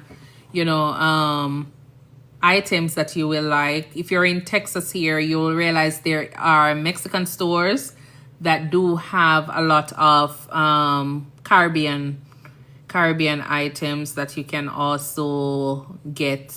There's also Kroger, depending on where. You have some Kroger that has like a few Jamaican items. So I haven't had a, soup, pumpkin soup in a long time with real pumpkin. They have real pumpkin up here, but the pumpkin is not our Jamaican pumpkin. So when I use their pumpkin, the first time I used their pumpkin, I don't know if I did something wrong, but me know if it cook, and the pumpkin soup, by the time I finish the day, eat, I drink some of the soup. By the time it was time for me to put it in the fridge, it's sour.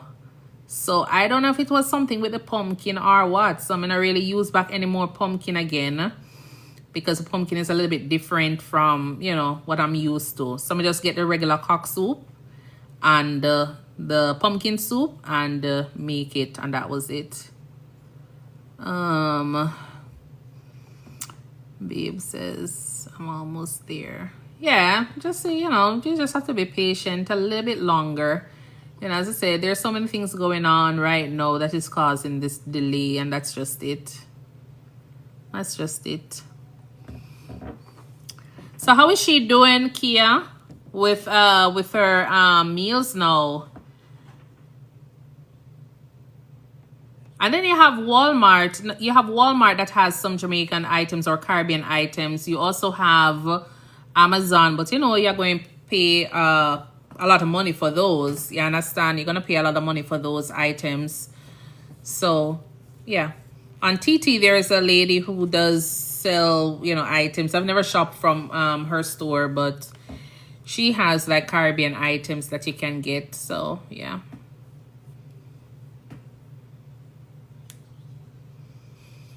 Yeah.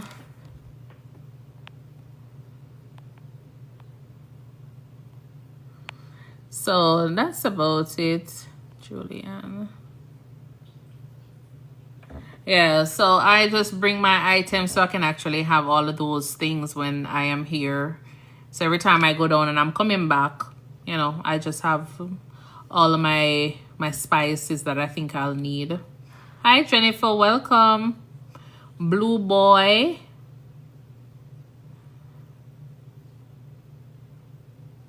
Thank you for tuning in.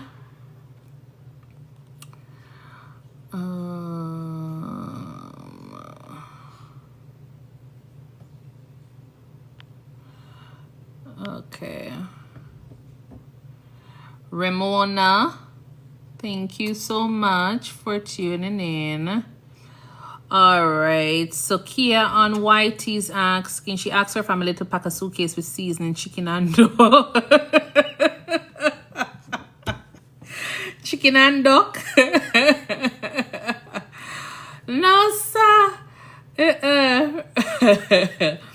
Well, after a while, the chicken is not so bad. The chicken is not so bad, but but the seasoning, I think it's more of the seasoning. As long as you can find, seasoning that you're familiar with, then you should be fine. Honestly, it's the chicken is not that bad. Yeah, the chicken is not that bad. The duck part, I don't really know much about the duck, but when I go down, as I say, I just bring my suitcase back up with seasoning, and that's it. So, but you can find, I don't know if you use Mrs. Dash. Mrs. Dash is my go-to seasoning. That's the only thing I use. You know, they have different flavors. They're basically, you know, no salt. So I use that. And as I say, you know, the browning, I like my browning for my chicken, and my curry is Better Pack. That's the one we use back home. So I bring up a lot of that. So I have that for days. I think the bottle I have says 2027. So you know me have a lot. Because when I go down and I'm shopping, I look at the expiration date. Because I don't want to bring up anything and before you know it, it expire on me. So I look at those things, and curry is most important. And like, you know, my little seasonings and tea and all. So I'll just walk with those when I'm coming back up. Other things I can find around the place. So it's not that bad. Gray one done. Vast Stewart. Remember to go ahead and double tap the live. All right. So are you guys ready for the cultural, you know, the culture shocks of America? Or are you guys looking out for that? And how you think you're going to be dealing with it? Because that is something like, you know, when I got over here, and even to date, you know, even to date, there's so many culture shocks out there that, you know, I'm still dealing with. So that's just it. But yeah, you're gonna have to come up here and twang a little bit more. So we're not foreigner yet. I'm not going to have to be a foreigner when I get over here.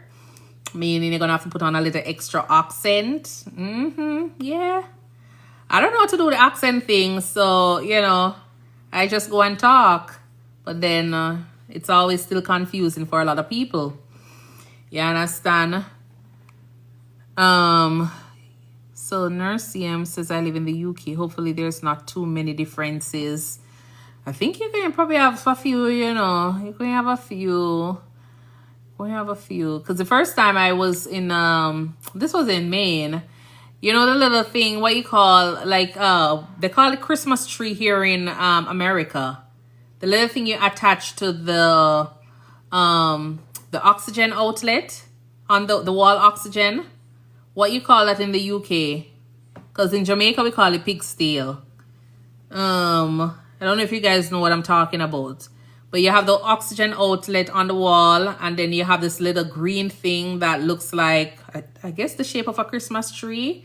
And you put it on so you can attach the tube in for your nasal cannula.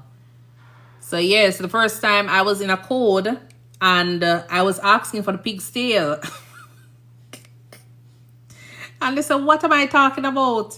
Because everybody was like standing, like, you know, and I have to be like looking around trying to find what I was looking for. And then they were like, no, that's a Christmas tree. And I'm like, huh? Yeah. So there's so many things that you will, you know, you'll be there and you feel as though you think they know it. No, a lot of them probably don't know. You understand? The regular gown. I don't know if I call it properly. Gown? Gown? Yeah, Gown. Yes, we call it gown in Jamaica. And I guess everywhere else probably call it gown, I think. But in Maine, they call it Johnny. Yeah. You understand? Where is my Johnny? Yes. In Texas here, they call it gown. You understand? Gown is gown. But in Maine, it was called Johnny. So there are so many things that you'll realize that, you know, you're going to have to be like, okay, then where can I find... And then by the time you say something, somebody's like, huh? What are you talking about? Or they probably ask you what language you're speaking. You understand? That was one of the biggest thing. Like, every time I say something, they're like, what language are you speaking? Where are you from? And I'm like, oh, my word. Sometimes you find yourself repeating yourself over and over. What is your name? Huh? What? And then the other thing is that some of them are the hearing. You understand? So I never normally taught this loud. But yeah, a lot of them are the hearing. So you find yourself shouting all the time. Yeah, you have to be shouting all the time. What is your name? Huh? What is your name? Yeah, things like that. After a while, it gets annoying. But after a while, you get accustomed to it. Hi, Puss. Welcome. We're going to get them name here. Oh, you sent a iArt. You. thank you. I really know what that IRTU means, but thank you so much for that gift. All right. Yeah, well, you'll find out that there's so many things that, you know, you might be saying and you're thinking that they understand. They probably just stand up looking like this. You understand? And then you're saying, and they're like, huh? Yeah. How are you doing? I'm good. I'm good. So that's just some of the, you know, the challenge you'll realize. And then if it's a facility that, oh, I did talk about it, you know, when you go there, sometimes, oh, let's talk about the tone. If you have a tone, you have to be careful with your tone, all right? So you have to be careful with your tone when you get there. Well, here, you have to be careful with your tone, because your tone, even though you're probably, if you sound, even if your tone is like, if you're sounding like me, then they can take it the wrong way, and you might find out that, you know, you probably not have no friend. Yeah, because you're sounding a little bit too strong. Yeah, if you're sounding too strong, you're probably not going to have no friend. If you have a fine voice and, you know, you look softy, then you probably find a few friends. You understand? And if you're the yes person, you will have friends. You understand? If them say jump and you just jump, you just do everything that them say, you will have a lot of friends. But if you're the kind of person that questions things, and I'm not saying question being rude or anything, but you want to know because you really want to know, then that is going to be a problem. You understand? Is that your real hair? You know it's plastic. Yeah, man. If you light it right about now, you just catch a fire. It's plastic. It is Expression. I got it on Amazon, and I like it. But it looks like mine, so I kind of wear it all the time. Just because it's a protective style, and, you know, yeah, keeps me a little bit more, you know, ready for the road. But, no, it's not my hair. But, yeah, you have to, you know, you have to watch your tone, because, especially when it comes on to, thank you. Especially when it comes on to sometimes you're, let's just say, you know, every black people have a tone as far as me concerned. You understand? And especially if you don't smile that much. So you have to always be walking around with a smile on your face. All right? So practice the smile. Practice the smile that you'll be having. All right? Practice the smile that you'll be having, because you'll be seeing a lot of smile. So if there is a mirror in front of you, like, you know, sometimes you have those glass and you'll see, you probably go in opposite direction, and or even if you're going in the same direction, you will realize that you'll see the brightest of smile. And as soon as them passes, so the face is straight again. You understand? So you're going to have to learn to practice your smile as well. So whenever you see people, you can give them the brightest smile, and then you go back to normal. Yeah. You will get used to it after a while, because after a while you will stop smiling. But yeah, the smiles are not always genuine. 3/4 of the smile is not genuine. So that is something you're gonna have to get used to or accustomed to. On YT here. Oh, if you're still, thank you guys for tuning in. Remember, go ahead and follow me on YT at ThinkNursing, and I share more stories over there. Day in the life of a nurse, conditions, are, you know, just talk about things that I see on an everyday basis and how I feel about certain things, because I love nursing, and some of the things that, you know, we as patient and as relatives are doing to our own, all of them things, they're mixed up. I put it over there. I'm trying to start up like a podcast where I talk with nurses to hear about their transition experience working in the US here, if them in Uganda, if they're in Nigeria, Trinidad. I want to hear from you guys. So I'm going to be having, you know, trying to have some nurses on the channel there talking as well. But check out my page. It's ThinkNursing. It's one word. Follow me over there. And you can also follow me here on TikTok at ThinkNursing1. All right. Would you recommend big or small hospital for better learning opportunities? So depends. You understand? It depends on you. Because if you're going to be the kind of person, I would say big. And it doesn't have to be like, you know, a level 1 hospital. It doesn't have to be a level 1 hospital, because wherever you go, you'll, once you put your mind to learning, understanding the policies, the protocols, then you will do well, or you will learn. So I would say it's 50-50 for me. Because if you get the opportunity to come to the US and it's a small hospital, you just have to make use of it, you understand? And you grow as you go along in that small hospital. Because there's so many things you'll be able to learn. Because in that small hospital, you might find out that you might not have enough resources, but you have emergencies coming and you have your license. Well, let's start with the patient. You have the patient to take care of. You don't want any patient die on you, because that's always the goal.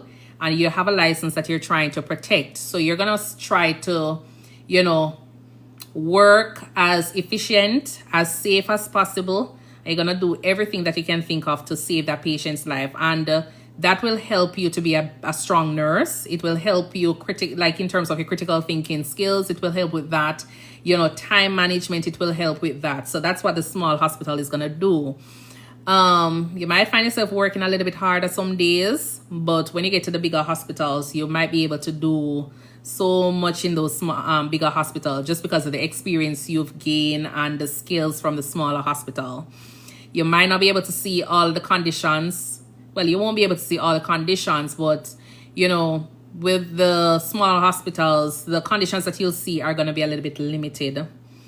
So if, you're planning on going to one of those major hospitals afterwards, in terms of, the conditions that you would be, hoping to have seen in those hospitals, it's not going to be there. So trying to move from a small hospital to a major hospital, you might find out that it might be a bit of a challenge, because when you go into those level 1 hospital or level 2 hospital, it is so much fast paced. And even though you're probably a little bit more fast paced, you probably wouldn't have gotten the experience that you would, or the conditions that you'd want in those smaller hospitals to deal with them in the major hospital.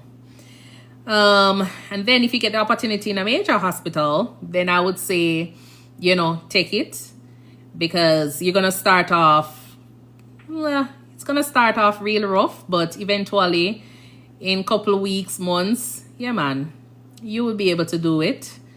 So whichever one comes, there are going to be learning opportunities with it. And depending on you, because if you're the kind of person that is slow and you ask questions, it's going to be kind of tricky, because, not all the time you will have somebody there, especially in those faster paced hospitals, who is going to be patient enough to, be telling you, 10 times how to prime a line and all of those things. So it depends on you understand? But if you find a level 2, it's fine. Level 3, whichever hospital they send you, you take the opportunity, you go there and you learn. That's all I can say on that.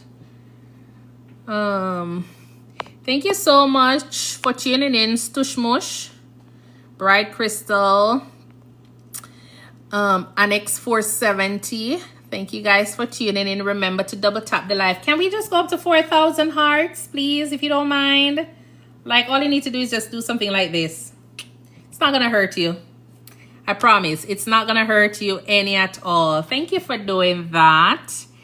Yeah, thank you. I feel like I am just like talking. And I just want to see a little bit more encouragement. But I'll still give the information either way, because I know you guys are listening. All right. But yeah, so that's all I can say on that. It depends on where you go, but as I say, if it's even if it's a level 3 hospital, level 2 hospital, you will still have, and don't be scared about what I just said, because you will find that as an international nurse, a lot of times they will take the time out to give you that orientation. The orientation is going to be there. You might not always have to spend the entire 3 months, 6 months, however long the facility gives you. Because depending on your level of, how they see you're doing and your comfort level, all of those things are going to play a part. But you will still have persons that will be there as your resource. So you won't feel as though they throw you out there and, you're alone. And even though I say with the smaller hospitals, you might not have the resources, most of the time you will still have your respiratory therapist, but you might not have extra staff like probably, 2 CNAs or LPNs or, all of those things. You might have an emergency room that has probably 3 nurses, but then it might be an emergency room that has only 10 beds. You probably see 8 patients per night if you are placed on a night shift. But just remember that if you have like an emergency that comes in and a patient code in, you have only 3 nurses, you still have patients that you're taking care of, and you have to do all the paperwork in terms of trying to get that patient transfer out. So it's going to still be a little bit more, and especially if it's you who is transitioning or just completed, orientation, and you have 2 new nurses with you. Even if you just completed and you're an international nurse and you are a senior nurse, you understand? So you're basically the captain of the ship.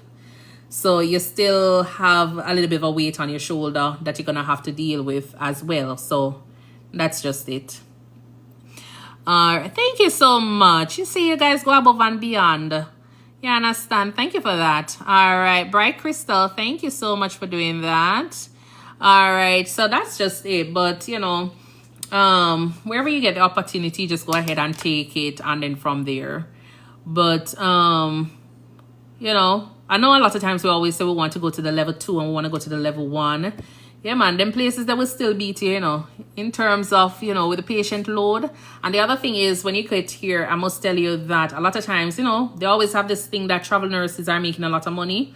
Yeah, man, they always have that thing where travel nurses are making a lot of money. So you'll find out that a lot of times, and then because you might not be able to say no, you want some time, and you don't feel as though you're ready as yet, so them still pack up the rooms with your patients, and you might realize that are you alone at work for the night? Because as soon as you take out one patient out of this room, another ambulance come in there, and that's so the ambulance is just coming in. And because you're the new nurse and you're trying to not necessarily impress them, but you're still trying to make them feel as though, or see you as the kind of person that is still able to manage the load, the workload. You're not going to tell them, no, me can't do this. What about the other 5 rooms that are, just rotating one patient? Because sometimes you might find out that you have other nurses on the floor and the patient in them room asleep, but your rooms are running, and you don't have anybody helping you. Them sitting down watching TikTok like me and you right now. Yeah, man. Them not looking at you. Your rooms are just coming in and the traumas are just coming in. And it's you alone and God, and probably one tech that probably like you is there. Because you'll find out that initially when you get here, that's how it's going to go. If them like you, if the person you're working with, if the team, if them like you, then they will come to you, rescue some days. And that's just a reality. You understand? It's just a reality for international nurses and new nurses. I'm going to put the new nurses in there as well. Because a lot of times the new nurses, they do come and it's the same thing. They don't know, and they don't ask questions, and they behave like, they know what they're doing. But they're dying.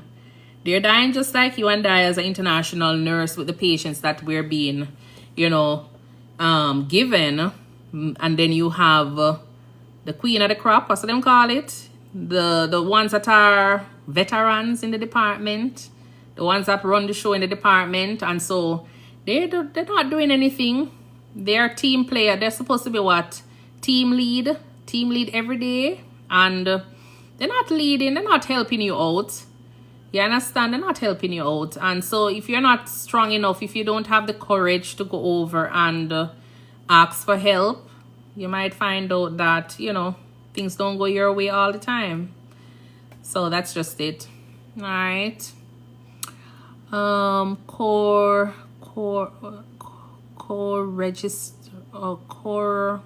Sterling, welcome. Michael Cook, welcome.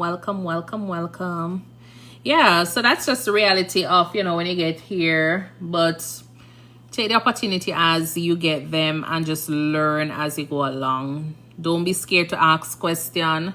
Everybody use Dr. Google nowadays. You have chat, so you can always ask them questions. But at the same time, you still want to open your mouth and ask the persons in front of you, because everywhere you go, the policy, the protocols are totally different. You understand? How they manage a patient in one facility is totally different from the other facility. So you want to know exactly how they do it in your facility. So you have to open your mouth and ask the question. Even though chat and Google is there to tell you that this is the general management, you still have to ask them. You understand? And some places or some persons you work with, if you don't open your mouth and ask question and orientation, even though you probably know it, because a lot of times I might do it. I might just ask the question just for asking sake, because you don't want to seem too quiet. Because then they would say that you don't seem to be hungry to learn. Yeah, man, they just think that, oh, they don't, and the other thing is they can't really tell whether or not you are getting the information because they're not asking question. So you want to just go ahead and make sure you're asking the question. Even if it's a question that you already know the answer, you know, go ahead and ask it. Just don't ask the obvious one. You understand? Don't ask the obvious one. Just ask one that, you know, they're probably going to have to think and say, okay, then. So play smart and just make sure that, you know, at the end of the day, you get a good orientation. You get a good orientation and you feel comfortable, because during that time you'll be expressing yourself and they kind of start seeing your personality. And if they kind of like your personality, then you'll find that 1 and 2 persons will come and, you know, hang out with you, and you won't feel so lonely on your shift a lot of times. All right. Because when you get here, you know, sometimes the culture is going to make you feel so reserved.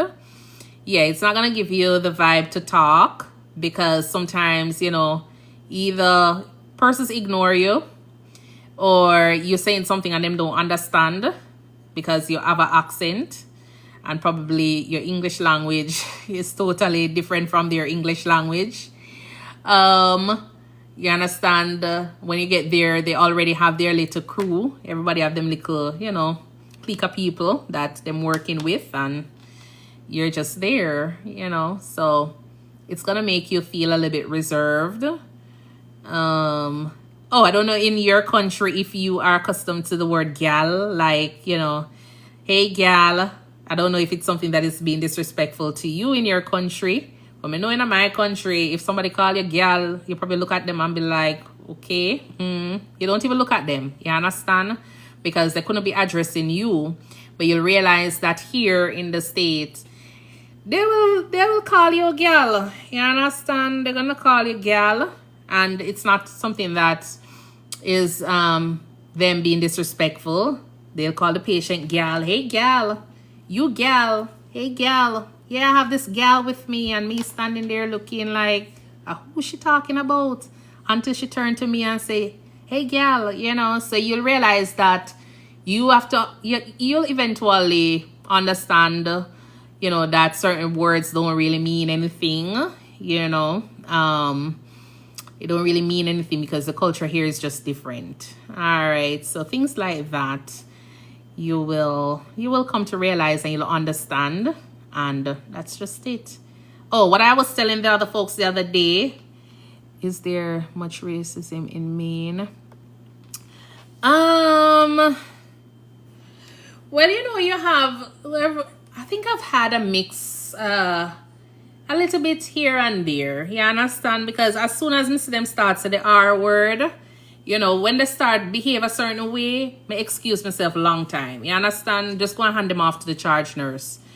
So I don't really encounter it like that, but you have a few persons who have, you know, who have started with, and me not see them. I just continue on my merry way, because me not feel as though sick patient should be cursing. You understand? And I don't want to be the nurse that is going to be taking care of that sick patient, because even if I am there resuscitating, trying to save that patient's life, if something happens to that patient, it's going to be said that is me. You understand? So usually when I start to see them kind of acting a certain way, then I just excuse myself and just put a little documentation in the note as to why, and then you just sign your name off of the patient chart and let the charge nurse know, and hand it off to the charge nurse, hand off the patient to the charge nurse, and done away with that case.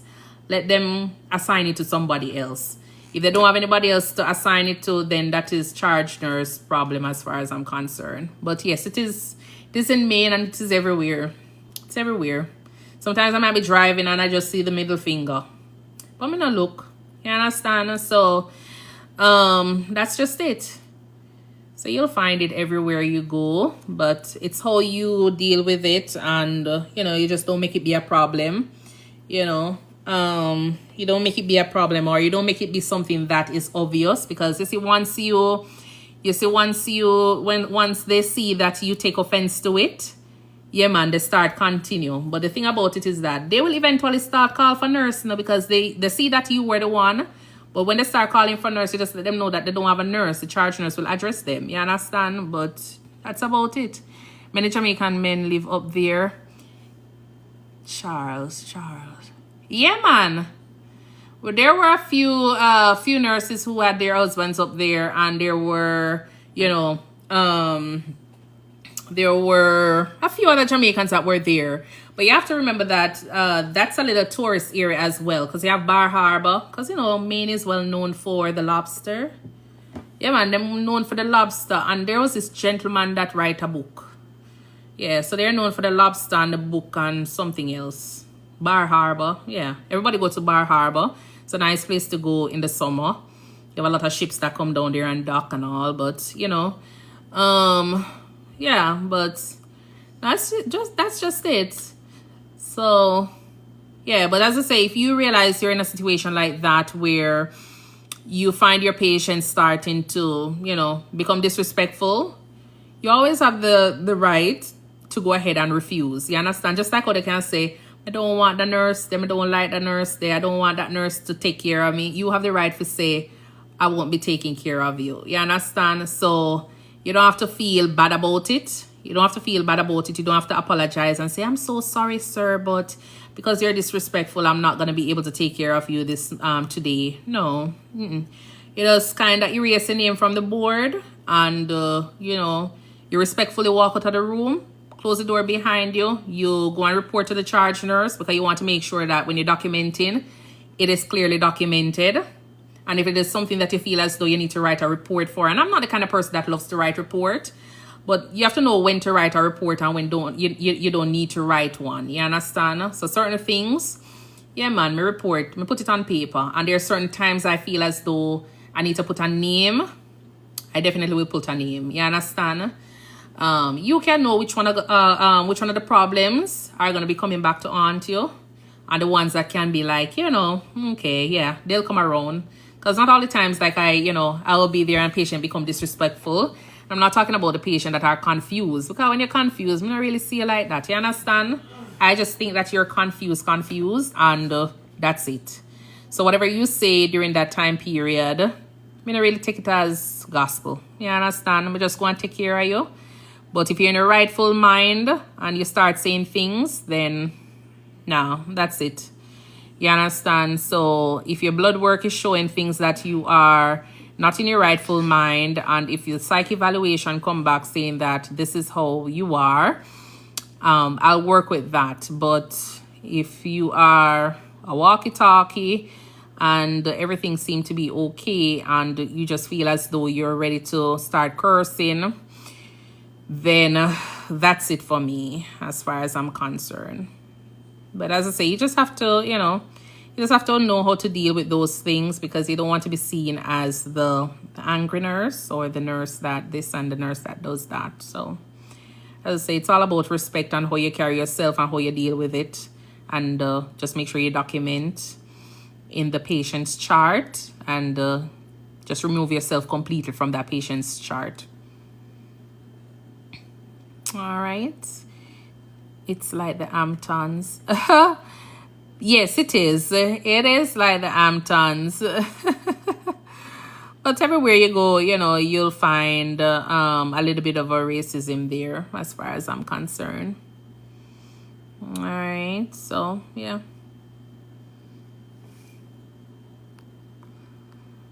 All right. But thank you guys for tuning in. It's 11 o'clock. And it's bedtime. All right, it's bedtime. I don't know what time it is for you guys, but for me, it is 11 o'clock. I'm not working tomorrow. I might come back and do a live tomorrow because I'm taking an extended vacation. Yeah, taking an extended vacation. I'm going to see some patients on Monday. So, yeah, I might do a live tomorrow. And then, not in the night though, because tomorrow is going to be Sabbath evening. Yeah, so I'll probably do one in the daytime, depending on, if the sun is not too hot. When the sun is hot, you kind of feel miserable sometimes. Yeah, 12:08 in Boston. Okay, okay, nice, nice. What's the temperature like in Boston now, Bright Crystal? I did actually like Boston for, for a little bit when I was in Maine.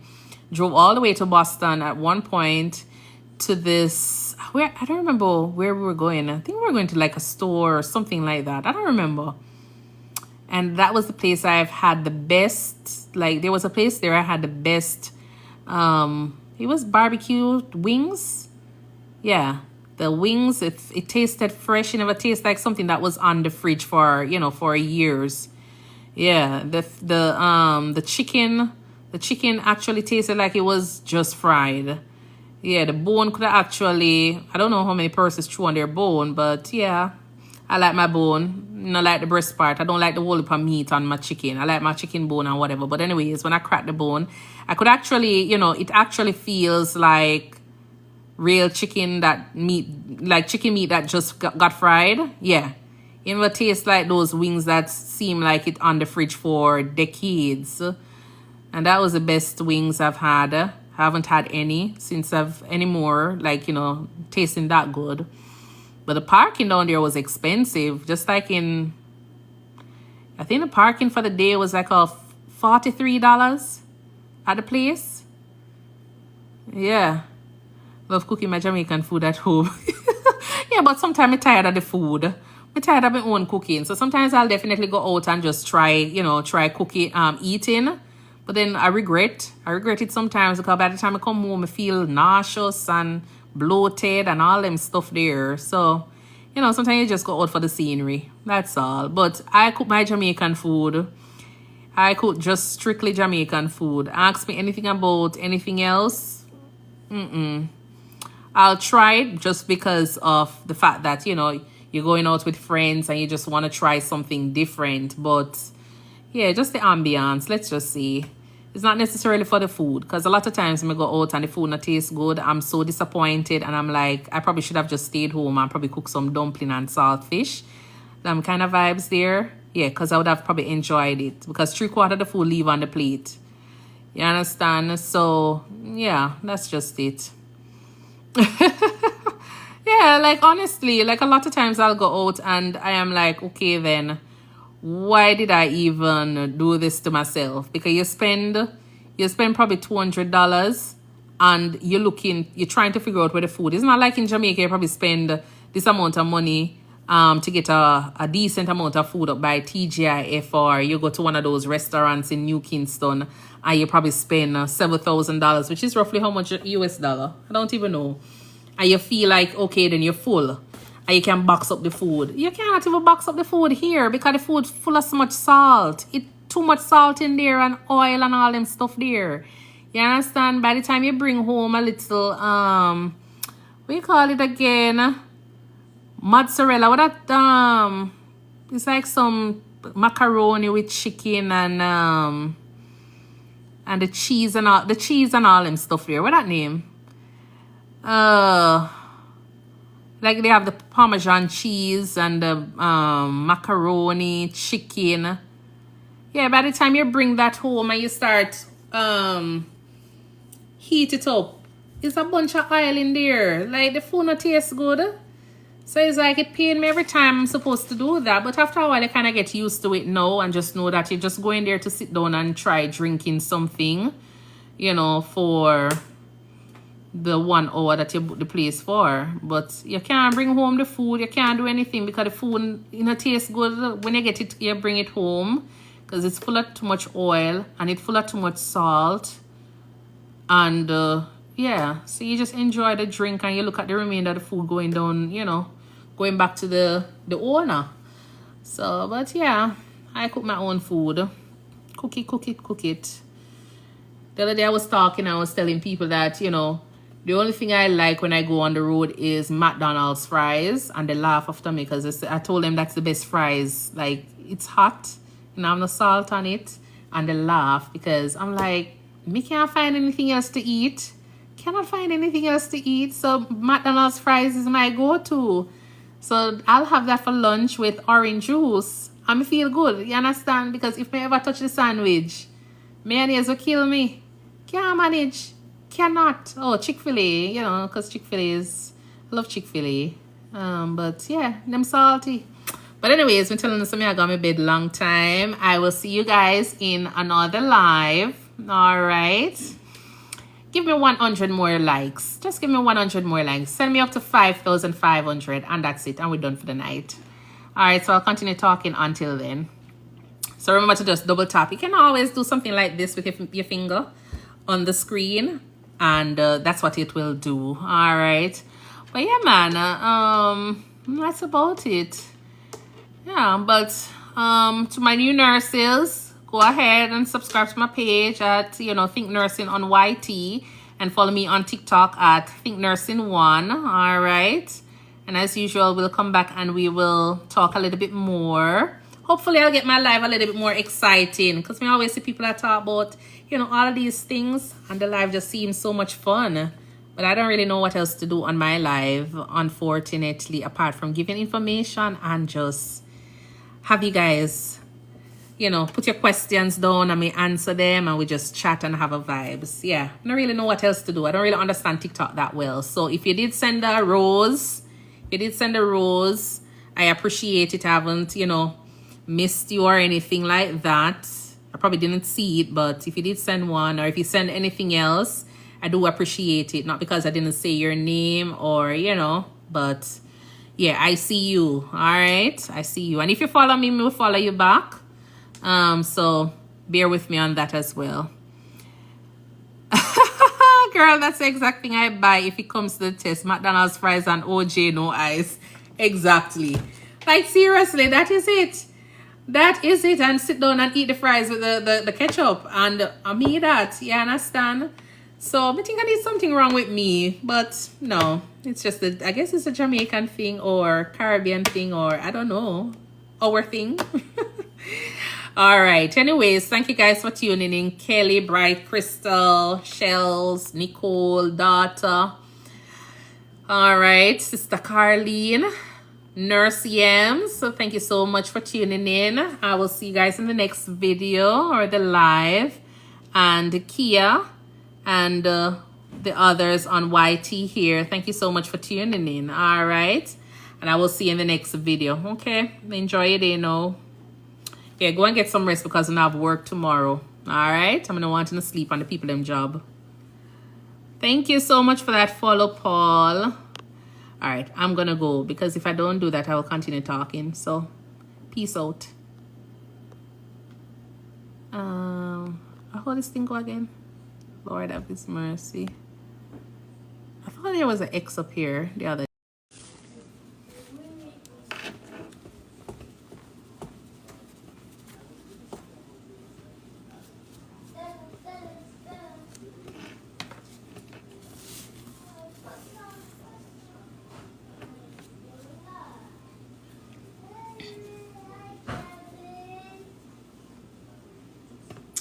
Where is my...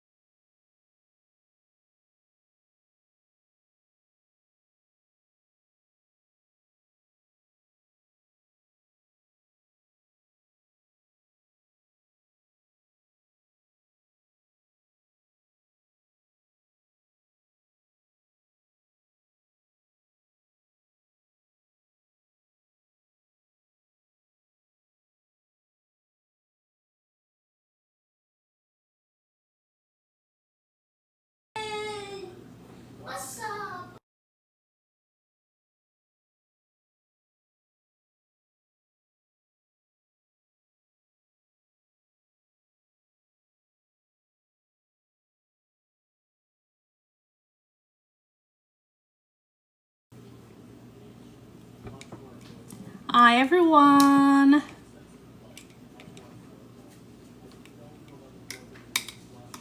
WW Shipping, Ash, Shamrock.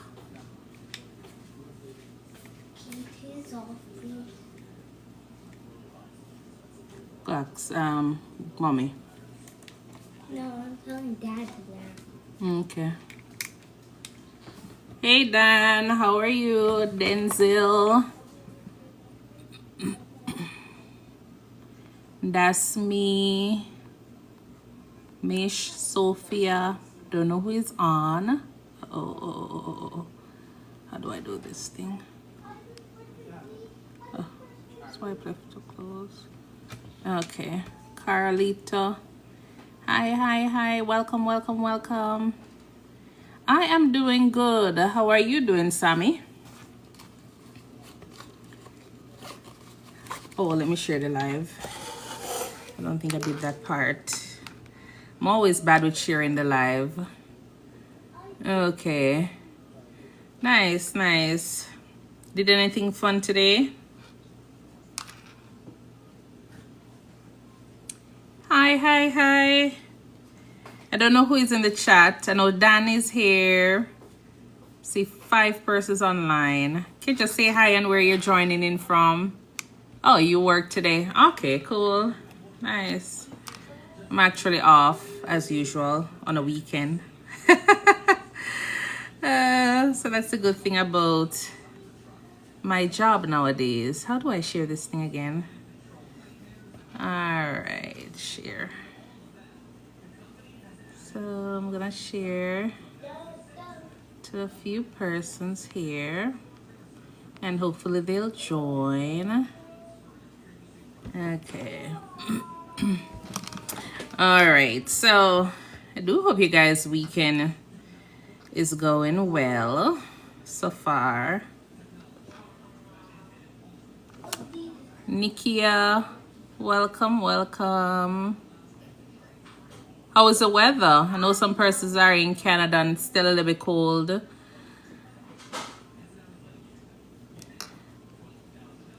Hi, Clevon Belifanti. How are you? Conroy, welcome. Yeah, the weather wasn't bad today. It was 100 and something. Well, only probably one day on Thursday. Probably was 101, but today wasn't that bad. It was a little bit cool. I think it was in the 90s though. So yeah, I am doing well. Fire is here. That's one of my classmates from primary school. Thank you for liking up the live. All right, remember to go ahead and share the live as well. Oh, I never put any, I can't remember that part. So we'll try to see if we can get at least 5,000 hearts today or tonight before I go. All right. So how is your day going, Fire? Are you at work, home, school, play? Hi, Lily, A&S Cleaning. Welcome. All right, so I know I've been talking a few, which one of the phone going on? I've been having a few live and a few persons have been inboxing me, so I'm gonna answer some of the questions tonight, or my thoughts on some of the things that they've been asking. Can I notice?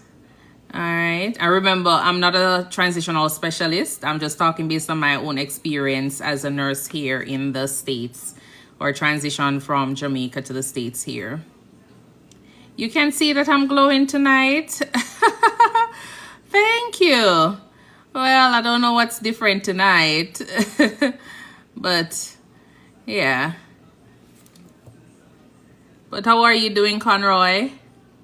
And where are you joining from?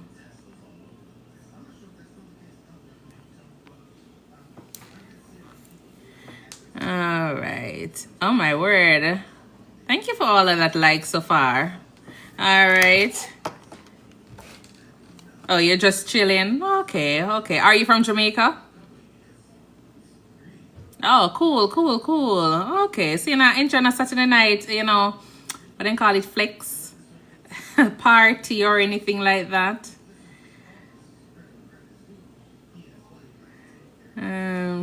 Okay. All right, so there's a few questions a few persons have been asking, and I'm gonna try to answer those.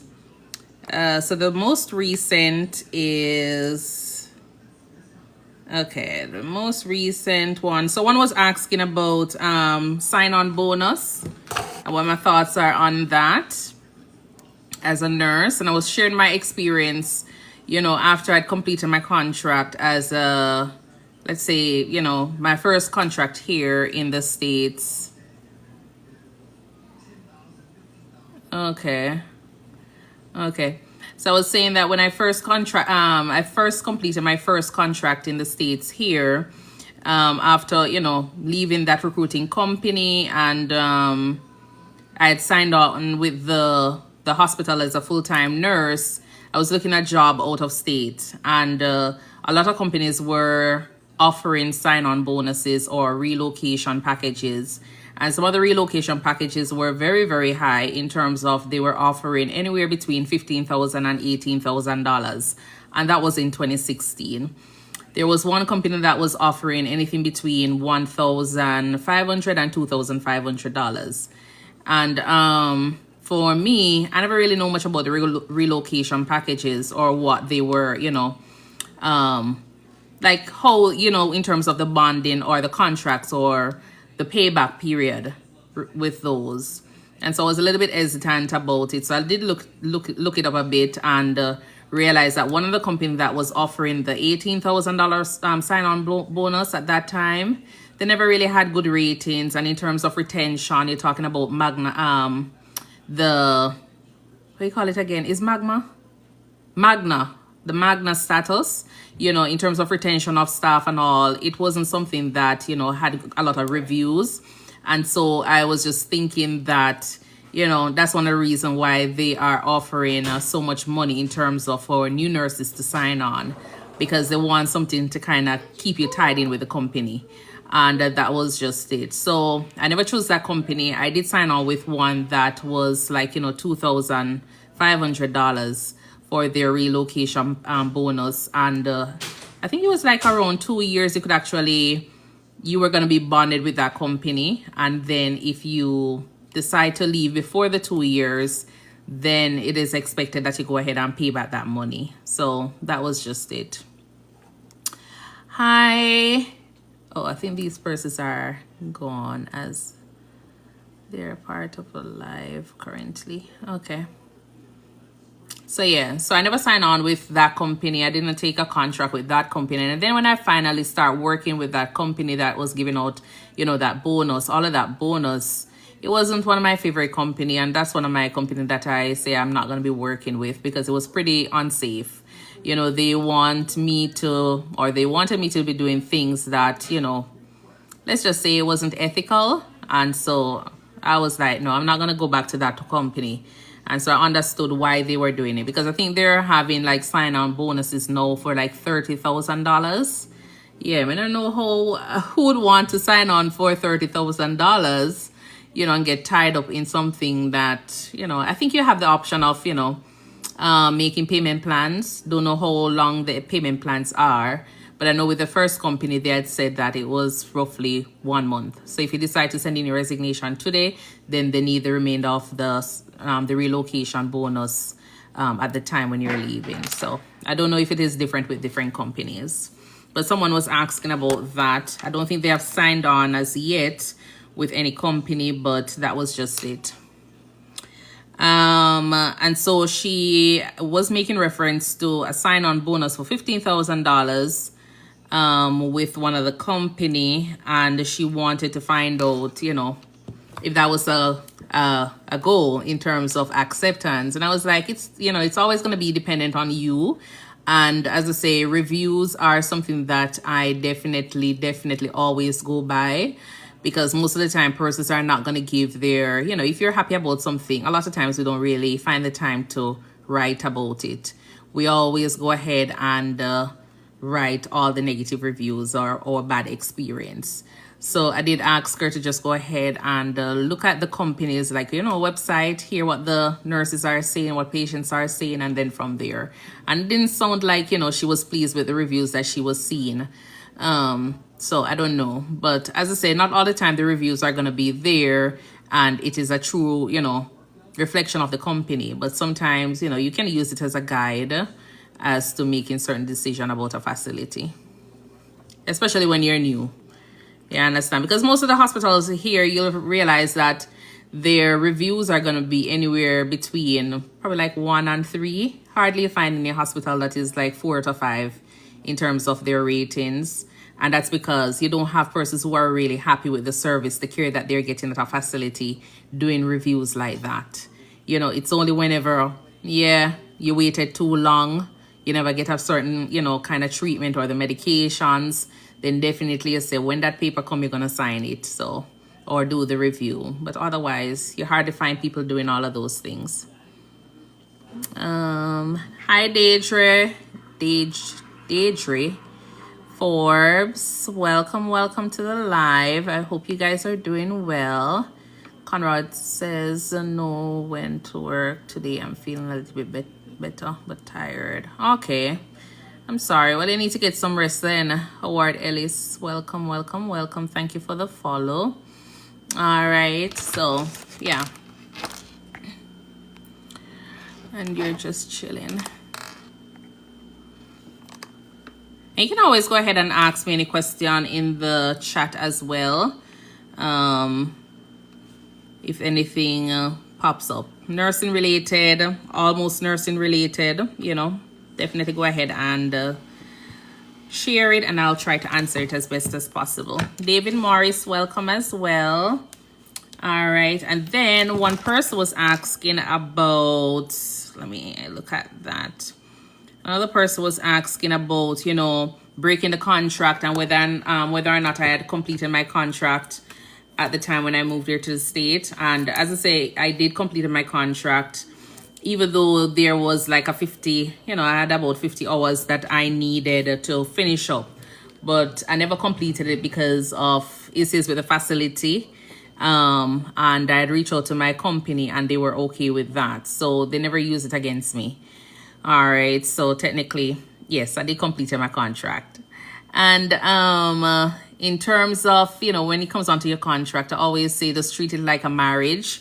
And especially with the fact that, depending on the type of visa that you're coming on, a lot of times if you had probably gone to do your regular application, they wouldn't have approved it. But you're coming up on a employment-based visa. So you have to take into consideration that at the time when you have sign your contract and make sure that you read the fine prints and you stay, with the company up until the time of, completing your contract, because you don't want it to be a case where you break the contract before time and then it becomes an issue later on with your immigration. All right, because that's the basis of you coming into the States. So I was kind of just reviewing something online regarding that. I think it's on this phone. Let me look that up again because I did save it. Regarding that. Oh, I think it's on that other phone. It's on the phone that I'm using.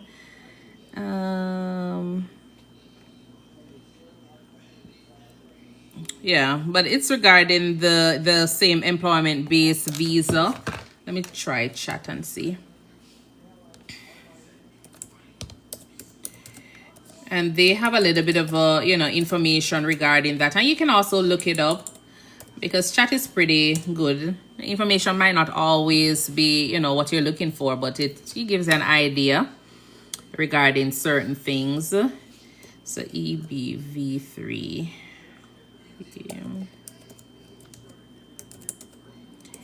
and immigration.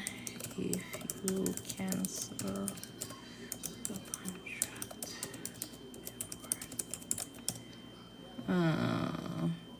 yeah. So what it says here is that, hi Patrick, thank you for tuning in. So I was looking on the EB3 because that's the one I came on. So it's an employment-based visa. And it says that, you know, canceling your contract early can have serious immigration consequences depending on your situation. And this is not anything regarding immigration as well. So if you need any questions answered by an immigration specialist, you would have to find one. All right, this is just information through chat and just how I feel about the visa that I came up with. All right. So, as I say, canceling your contract early can have serious immigration consequences depending on your situation. And we all know that. All right. And we know that we're coming up here to work. So, the whole sponsorship is because of that. So, it says, if you leave before completing your contract, remember, many EB3 visas are tied to an employer's sponsorship, especially for nurses, caregivers, and skilled or unskilled workers.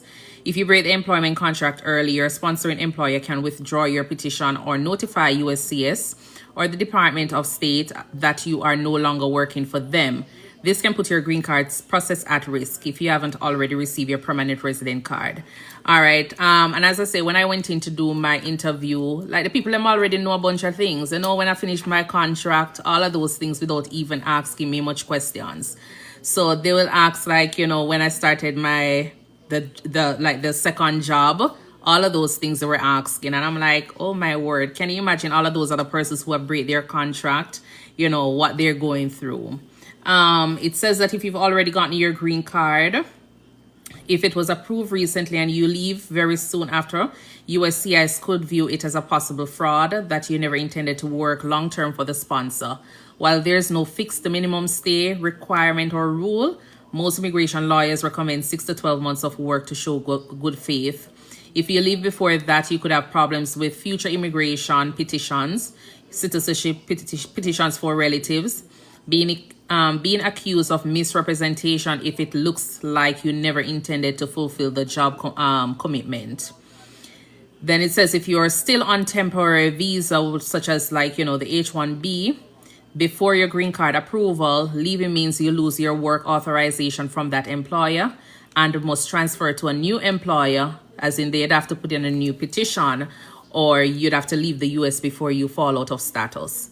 And one thing you have to think about is that if, so for example, one company already see, because a lot of times when you're doing your application, you will realize you're reading a question that is saying, or a statement that is saying if this employment is going to lead, or you're looking for basically sponsorship. And then from there, I guess if you click yes, then there's going to be additional things like if you've been with another company before and all of those things. All right, so that will kind of jeopardize the opportunity for you to actually get sponsored by another company as well. And then you have to look at the contractual consequences. Employers often have repayment clauses for recruitment, relocation, or legal fees if you leave early. You could be sued for breach of contract, especially if there is liquidated damages clause. And that's what I was saying. When I did my contract, I did read it through, and there was, you know, I think it was almost like probably like $30,000-$40,000 in terms of the repayment. And I was looking at it and be like, oh my word. But then when you look at all the different things that they're talking about in terms of, you know, the time that they spend with you studying for your NCLEX or prepping you for your NCLEX, all of those things are what they're looking into. So you just have to be mindful of that. And when you're signing your contract, you know exactly what the repayment, you know, amount is gonna be and how soon you definitely need to repay it. Because I think it was, even though it was there, I think it was like less than 6 months or something like that. I don't know if they've changed it, but you know, I think it was less than 6 months. So the bottom line is, if you haven't gotten your green card yet, breaking the contract can end your immigration process. If you just got your green card, leaving too early can raise red flags for fraud in the future applications. And if you've had green card for a while, usually over 1 year, then it says here less risk, but the contract breach could still possibly cost you financially. All right, because remember, all of these companies, when you apply with them or when you sign up with them, they already have your information regarding your green card, because everything comes through them. Because basically, let's just say in a sense, them own you. You understand? They sponsor you. They're responsible for you when you get here. So they have everything at their fingertip. Your social security, your green card, everything. You understand?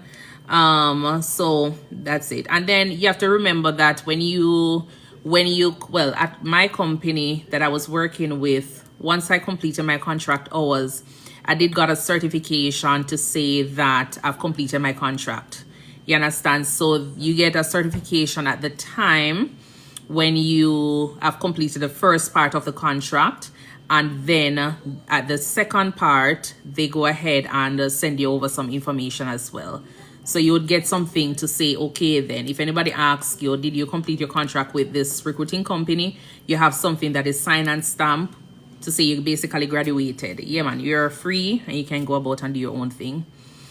All right. So thank you so much for tuning in. Nelly Mash, Sean V, asking which company that Avant, that's the company I came up with. All right, Abby Nelson, thank you so much for tuning in. Naja or Nana. All right, yeah, so just take into consideration all of those things regarding that. But you don't want to break your contract any at all. As I say, a lot of times the situations might not be perfect, and as I say, when you come over here, you'll realize that you're not making much money. But just look the other way. You understand? It's only going to be for 2 years, 2.5 years for some persons. You're still able to do your overtime, and depending on your contract or the company that you're with, if you're able to do your overtime and finish your contract in a timely manner, then that's something you can always maximize on. Just don't work yourself to death.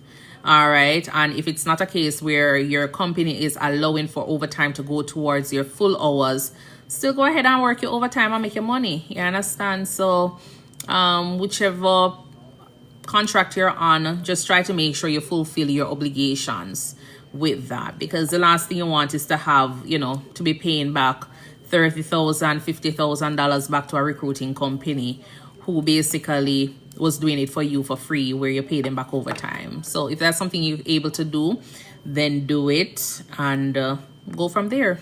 All right. All right. Do you have any other questions? Sean V, are you a nurse and where you're from? Doreen Hamilton, thank you for tuning in.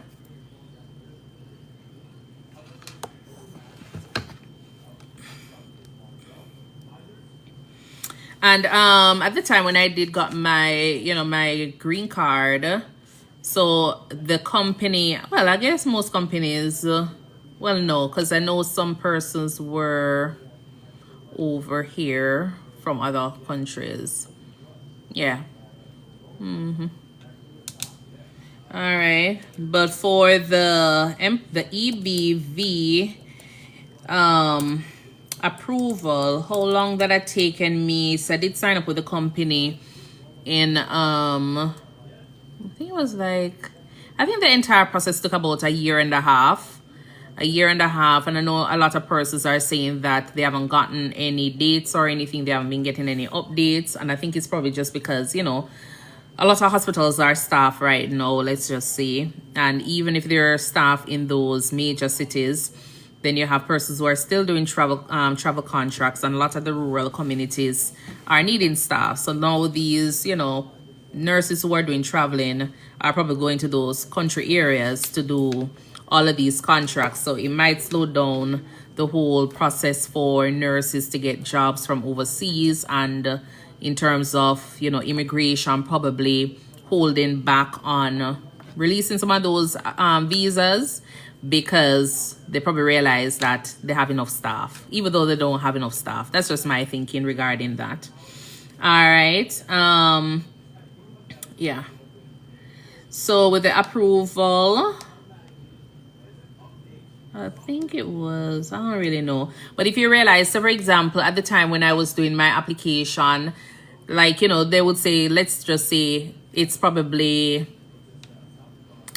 let's say 10 months, they said, and I've been waiting, tracking the application. And especially if persons who are doing the same kind of application or the process with you, you can always just make sure that you guys are corresponding and having an idea whether or not there is something that is missing that is causing, you know, your application to not be progressing. And so at the time, I was just always curious. So I was kind of always that same number that you get on the DS260, the DS260 form. You can always go onto USCIS and put in that information there, and you will realize that you will get information regarding your application. And if there is any issues with it, I went ahead and called. So my company never even knew at the time that there was an issue with something on the account. You understand? They were waiting for USCIS and I was waiting for the company. But if I never put in that information just to find out what was happening, there was something that was missing that the company, the recruiting company, needed to send over. And they never knew. I don't know where the information got, you know, slipped, but they weren't aware of that.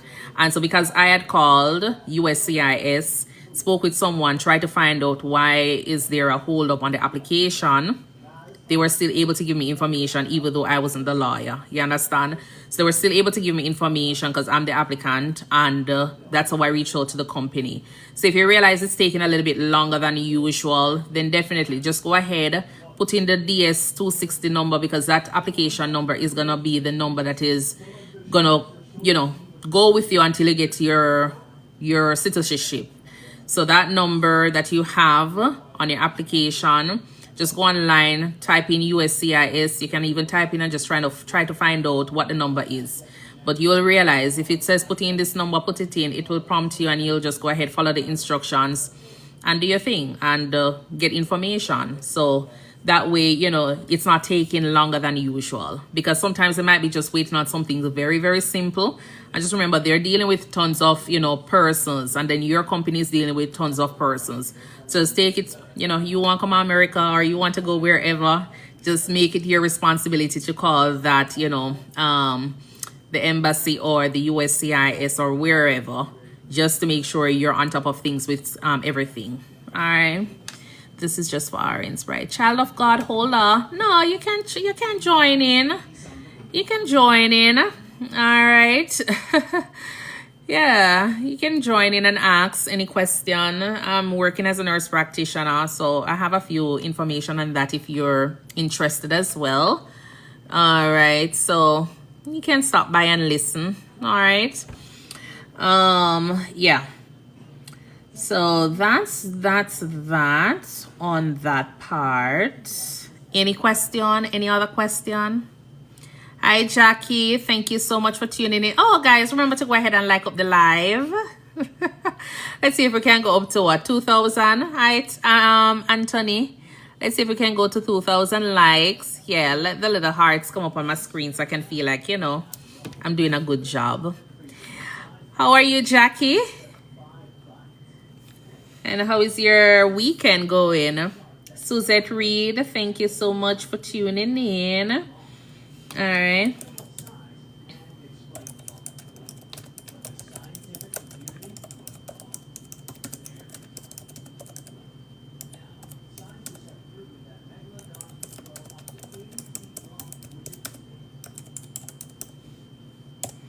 All right.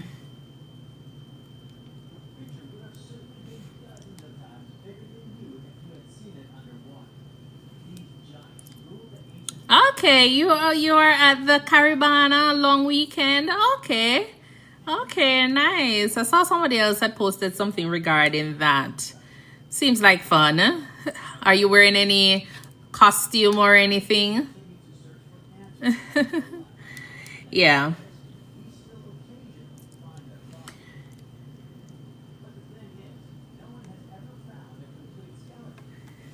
Okay.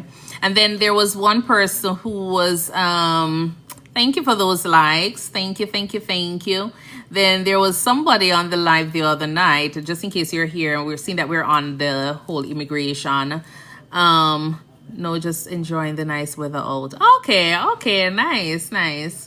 Someone was talking about, you know, the fact that the recruiting company is paying for the family's, you know, application for filing. And no, most of the recruiting companies, they only go ahead and pay for you the person who they're filing for, like, you know, who they're sponsoring for work. So you're the nurse, they're only going to be responsible for you. So in terms of the DS260 form, they will pay for that. But if you have children, your husband, wife coming up with you, then it's your responsibility to pay that money, you know, and send them the receipt, and they will go ahead and do all of those things for you. The medical exam as well, the visa fee, all of those are your responsibility for each person. All right, that is coming up. So you still have to go ahead and make sure you plan ahead of time. I don't remember, I think at the time when I was doing my application, I think they only accepted, I don't know if it has changed, but I think they only accepted like a bank account. I don't think they did the credit card. I think there was some issues with that. Yeah. So it has to be where you put in your routing number and the banking, you know, your account number. If it has changed, you let me know. But I don't think you can use your credit card to make any payments, because I remember at the time when I was doing my citizenship as well, it was the same thing. All right, so bear in mind that it has to be paid through your bank account, not through using a credit card. All right, and as I say, all of those costs is your responsibility. All right. And then the cost was what, around $325. I think this is the same price I had paid, $325 for the DS260 that you pay out of pocket. And at the time, the company did pay for airfare for me. As I say, everything you pay, you don't pay anything upfront, all right, with the company. So that is one thing you definitely want to find out from your recruiting company. What is it that you're going to be responsible for in terms of your expenses? Find out about your exam, if that's something that they're going to be covering, accommodations, traveling, all of those things. To come and do my NCLEX, they covered all of those costs. So once you sign a contract, they basically take care of me for the entire time. You understand? I never had any issues with them. And that was just it. So find out from them if you're going to be responsible for your airfare and for accommodations. All right. I don't see my friend on here. I sent her a link. Hi. So this is, okay, so I'm a caregiver in Jamaica. Is there any opportunities in that area for Jamaicans in this field? So the thing about it is that if you realize, a lot of times, you know, companies are looking for anyone that has a bachelor's degree or, you know, an advanced degree, just because most companies are more willing to do those kind of sponsorship. And when I was looking online, it was the same thing regarding the fact that, you know, in terms of the level of education and I guess it's just, you know, the in terms of the amount of money that you'll be paid, I don't really understand it, but they were looking at those two things. They were talking about those things. So they don't really do a lot of sponsorship for, you know, like LPN, CNA. You still have companies that do recruiting, but I don't know if they do the full sponsorship, just like what, you know, you'll be getting as a registered nurse or someone with a bachelor's degree.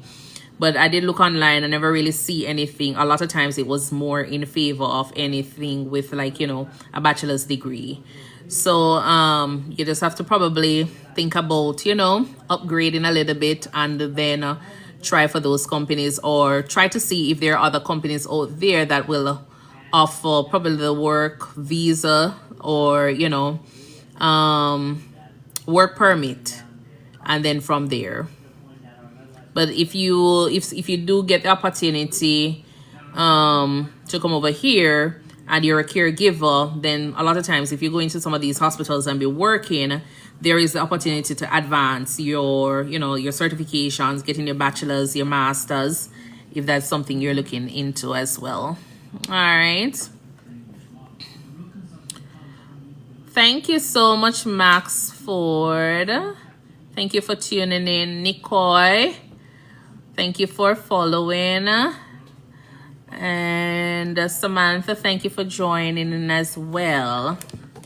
All right, so definitely look at that. Let me look at one more question. So we talk about that. Any other question? Hi, Gloria, Kari, welcome, welcome.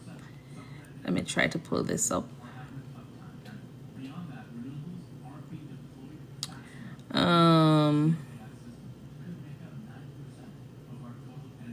Yeah, but I just feel like, you know, if you are somebody who is out there and you're wanting to come to the States and you have the degree, I would just say go ahead and sign up with one of those agencies, because a lot of things that I know I could have probably done it, but it wouldn't be in a timely manner, because I've been here, what, how many years now? Since 2016? Probably I would have still been in Jamaica if I was doing this thing on my own. You understand? Because if you don't have somebody to push you all the time, I'm not saying you always want somebody to push you, but in terms of guiding you, especially if you don't have the necessary resources, the internet is there, but it will still confuse you in terms of when you're doing your application and everything. So if you don't have like somebody there that is helping or to do certain things on your behalf, then sometimes it can take a little bit longer, and it might not even encourage you that much. You understand? So if you have a recruiting company available, then I would say reach out to them, hear what, you know, what they're offering, and just make sure a lot of the things that I talk about, you try to have them do those things, or at least ask questions to hear if it is something that they are offering with their service. This is asking which agency. It was Avant Healthcare. Avant Healthcare I did use. All right. Are you planning on coming up, Nissy? All right. So that's just it. Yeah. Okay. Nice. Nice. What would be the basic hourly pay you think is acceptable for a new immigration nurse?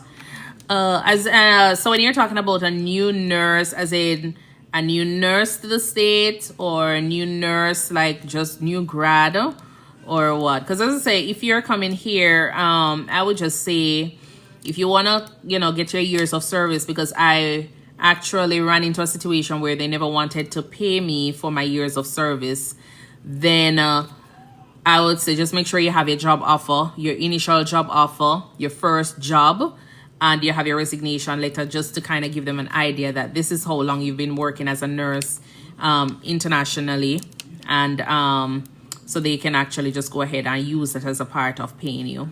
All right, so because as I say, some places they will tell you that they don't observe your international years of experience or years of service, because I remember there was this Filipino, she had over 15 years of nursing experience, and they were only paying her for the 3 years that she was in the state. You understand? And I was saying, can't you find somebody? But a lot of times these Filipinos, when they come over, they come over here for a long time before they can actually sit their exam, you know. Yeah, man, they come over here for a long time, but the process takes a long time. Because I remember when I was, you know, in Florida at the company, and they had some Filipinos there, and I never know, so people can actually be on a contract for so long. You understand? Some of these persons, they sign contracts with a rate of like $8 in 2016, and they were on that contract for like 2 years, going 3 years in the States here, but they signed a contract from a long time. Some persons signed contract for like 10 years.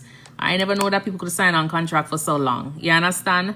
Then they come over here for 3 years, still not working as a nurse, because paperwork and everything still in the process of being sorted out. So, you know, it takes a long time for some persons. And as I say, the rates might seem low, but it is an opportunity for a lot of persons out there, because even though we might be complaining about $25, $29, you have some persons who are, their rates are a little bit lower than that, because they've signed a contract for the last 12 years with the company. But because the processing for them to get a visa approval takes forever, you understand, they just have to wait, and each year it's the same thing. So what's your personal opinion for a good hourly start for the in 2025? 2025, I would say, for a new international nurse in 2025, when I gonna say if you can find a company that is paying you probably $40, that would be probably, you know, okay. Yeah, and then you think about shift differential as well, because as I say, some companies, they do pay some really nice shift differentials, so that will run you up to like $46. So, and it depends on the state. Sorry, it depends on the state, because if you're gonna go to, like, you know, the colder states, sometimes they pay a little bit more. You have Texas here that pays really nice. Florida, I really know about Florida rates like that. No, them probably don't pay good, because me always see them job offers, and yeah, the rates are not that enticing. Yeah. But California, their rates are gonna be super, super high. They're like in a different, you know, category. New York is another one that is gonna be very, very high. And as I said, it depends on where you're going and the cost of living there. It's gonna be dependent on that. So yeah. How about Tennessee? I'm not really so sure about Tennessee, you know, but by passing through, like, you know, places like Louisiana and Mississippi, I gotta tell us the rate them down there, so it's not going to look good at all. I mean, I know. Yeah. Or probably the rate would be good, you know. Just because you might not have that much purses going down there. Let me just say that. Yeah, the rates are gonna be probably good down that side, because you don't have that much staffing down there. Let's see. Because the other day I was passing through when I was going coming from yeah, I was going on Google.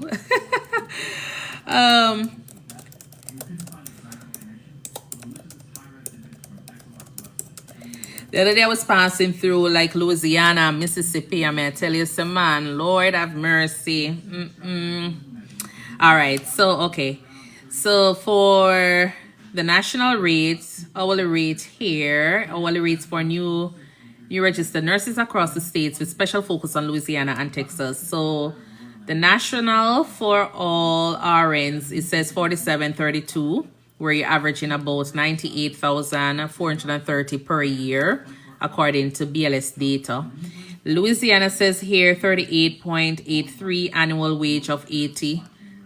New entry nurse in Louisiana, Texas is averaging around $37 based on SIP Recruiter in 2025 of July.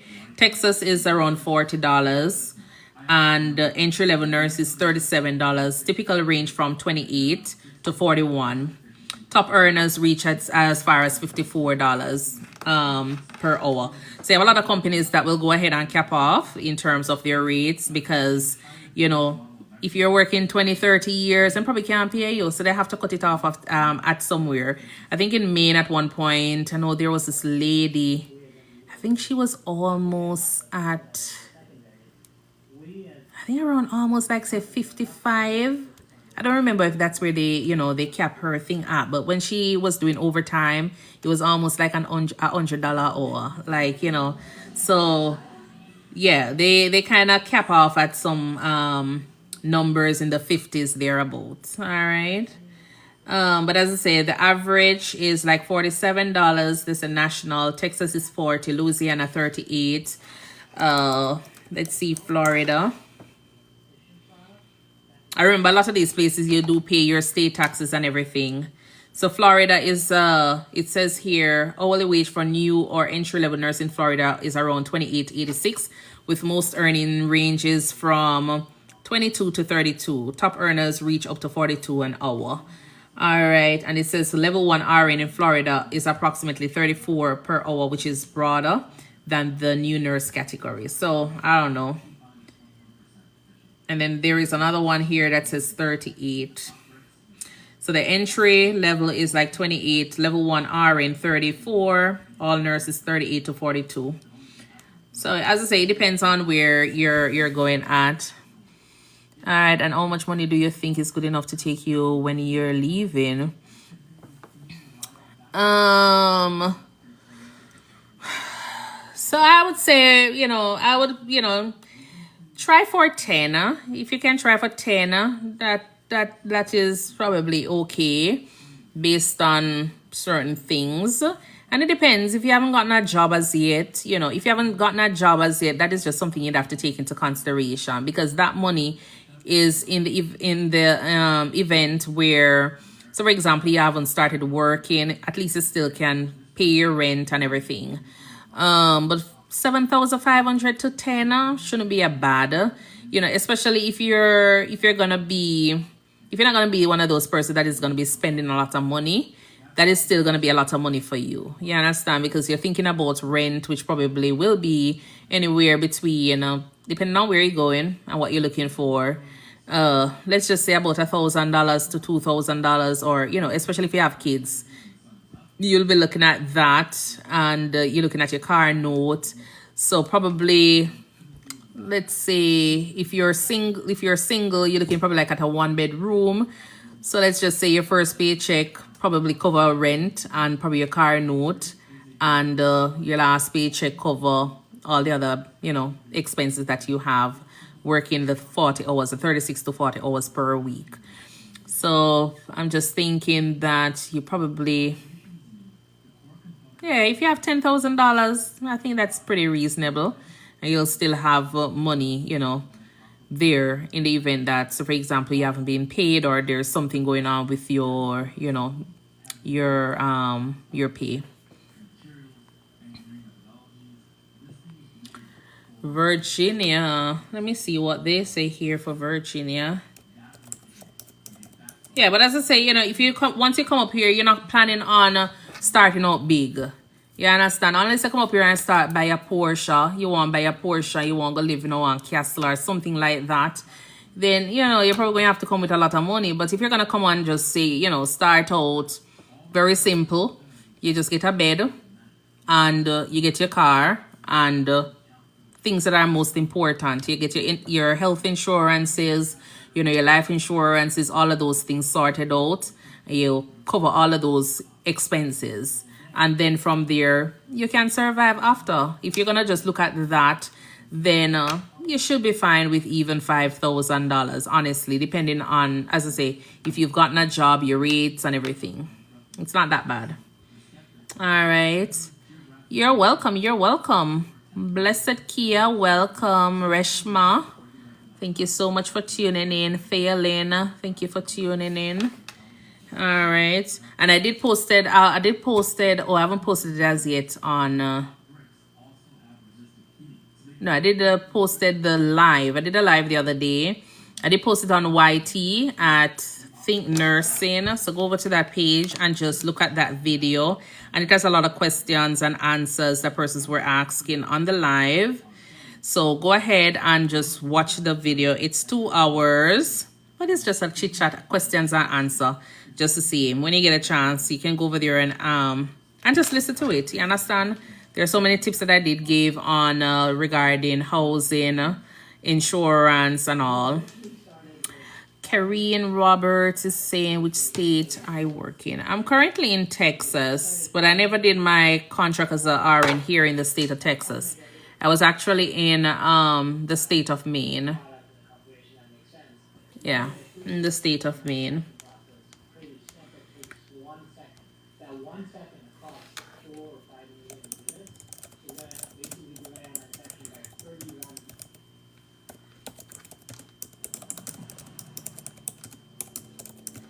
All right.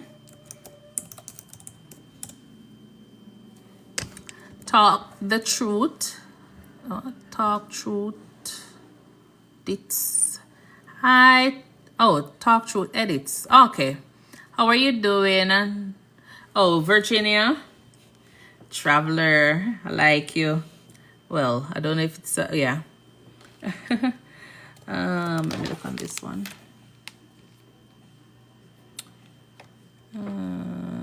Let me look up this one. So Virginia.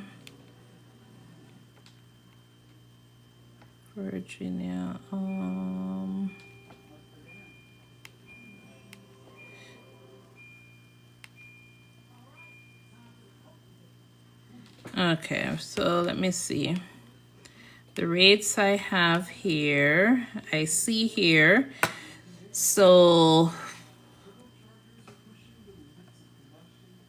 it says here for the entry level, I don't know, but this says for entry level nurses. hold on there. Unless I never put this properly. Let's see, new grad. Graduate. Maryland pays well. Yes. Yes, I hear about that. All right. So for new graduates for Virginia, I'm seeing where it says for ZipRecruiter, they have 29, 46. Salary.com is saying new graduate is at 36 per hour. Glassdoor is saying 45, roughly thereabouts. So I really don't know, but I'm seeing here anywhere between 36 and well, they have one here that says ZipRecruiter is saying 29. So anywhere between 29 and 53, and it depends on your location and your employer. You understand? And I had a friend down that side, but I don't know if it was related to his years as well in Jamaica. But he had said that his rates weren't bad. He was in ICU as well. So these are not bad rates, you understand? But as I say, if you're gonna be coming over here and I'm gonna say, let's say 1.5 years in Jamaica, and then you spend 3 years on your contract there, then 40, anywhere like 35, 40 is not so bad. 35, 40 is not so bad, or 38, 40 is not so bad, plus shift differentials. And so some companies will pay shift differentials like $6 extra. So just add that. You understand? And if it is like you get shift differentials for like if you're working like the 7 to 7, 7 p.m. to 7 a.m. I think it's from I think they have one from you get something from like 11. I think it's 11 to 7 as well. If you're doing that kind of shift, you get something like that. And you also get differentials for weekends. You get holiday pay as well. You have time and a half. So all of those things will count towards, a little bit more for you. Deja, how are you doing? It's been a while. Okay, Ricky says, and if you pick up, they pay bonus. Yes, if you pick up, you pay bonus. But you have to be careful sometimes with some of these bonus, because the people then pay you some big bonus, and then a tax will take out all right out of your pocket. You understand? And sometimes when they say they're giving you a gift, yeah, man. When they say they're giving you a gift, taxes on that as well, because it's like they cut it in half. You understand? So if they say they're paying you $500, only $200, you get really and truly, because they take so much in taxes. So when I look at it and I was calculating it at one point, I realized it never really made no sense, because when they're paying you so much money, for bonus, it never made no sense to work over 4 days. Because when I work 5 days, or if I decide to go and work 6 days, it's almost the same as what I'm getting for 4 days. So I just cut it off at 4 days, and it depends on the rates that they're giving you. You understand? So you have to look at that. So try it out, and then you sit down and do the maths and see how it works out in your favor and if it makes sense. But sometimes I never really feel like if I work a 5th day, it make much sense for me. Okay, nice. I'm doing good, Deja. I'm doing good. Was migrating worth it? Definitely. So as I say, it depends on why you want to leave your country. Everybody gonna have their own little personal reason. Don't let it be a case where you see a friend decide that they're gonna come over here and you just feel like you want to come with them. No, if you have a goal in mind and if you have plans for this whole the opportunity that you're getting, then at the end of the day, it will be worth it for you. You understand? So if you know that you have student loan and you don't want anybody to capture the people them land because you have people tie up in your student loan and you don't want the embarrassment, and you come over here, you pay them off, then that's a plus. It is worth it for you. You understand? But if you're going to come over here and everything is going to go the opposite of what you intended for it to be, then, no make no sense. But definitely, you get a lot of skills. In Jamaica, I wouldn't have gotten certain skills done. The opportunities that I got here, I wouldn't have gotten them in Jamaica. You understand? And so I look at it and say, definitely. Hopefully, I'll be able to take some of these skills back to Jamaica and do my thing down there with my people them. Because at the end of the day, I still want to give back to my country. Do you know the pathway for a midwife? Okay. Are you currently working as a midwife in Jamaica? Because I know I had a friend who was working as a midwife. She was trained. Government had sent her to do the midwifery program. And so she signed up and got here. But she's not working as a midwife because you have most of the nurse practitioners doing that role. So she actually is working on the labor and delivery floor as like, what you'd say, consider like a regular nurse. Sometimes, depending on where she was at the time, then it's a case where they might have, she might have assisted in the capacity of a midwife, but it's not what she is doing. But sometimes they never really had any staff and she has to assist with that. But because she has her certifications, they allowed her to do it. But on paper, that kind of way, you're not going to really say you're working in the capacity of a midwife. But she was able to assist with certain things that are not that technical, even though in Jamaica, she's a midwife and she would have been able to do it without any issues. So I know you have to go and do like your advanced nurse practitioner program or your advanced role to work in that capacity as far as I'm concerned. Yeah. So okay, you're in Trinidad. Okay. Yes, that's just it. So if you're gonna be wanting to continue as a midwife, you just have to advance and do the midwifery program, and then from there. And that's as far as I am thinking. Okay. Yeah, so most of these, like when I got here, my emergency room program from Jamaica, the certification, they never recognize it, so you have to still go ahead and do their emergency room certification here. And then from there. Hi, Crazy K, how are you doing? Carrie, too cute. Thank you so much for tuning in. Antoinette, DJ Gring. Where some of us get our names from? Does that confuse me? God bless. Thank you so much for following. Empress Chanty, welcome. All right, so basically that's that. How are you, Empress? All right, so okay, nice. No party tonight? Why may I say no party? No party tonight? I am good, I'm good. It's been a pretty, no party ever. You sound boring like me, so. You sound boring just like me. Yeah, no party for me either. I've been to how many parties? A birthday party? Yeah, I've been to birthday parties, but no real party like that. Yeah. All right. So, yeah.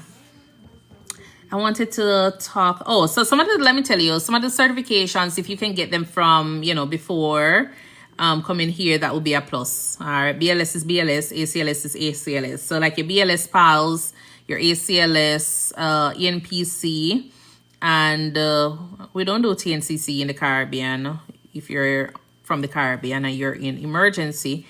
But, when you get here, most of the time, a lot of hospitals are going to want you to do that one, the ENPC and not the ENPC, the TNCC for trauma nurses. So you can always go ahead and look that up. And the good thing about it is that you'll get, it's a very big book. You'll have to go through it, read the textbook and, try to answer some of the questions. And once you understand it, then that's good. For persons who have done like, the CEN program or any form of certification in your country, and you're working as like a CEN, you're working as a pediatric nurse, when you get here, it's going to be very, very beneficial for you. So even though in some places you might not be using all of those skills, trust me, it's going to be worth it. It is going to be worth it.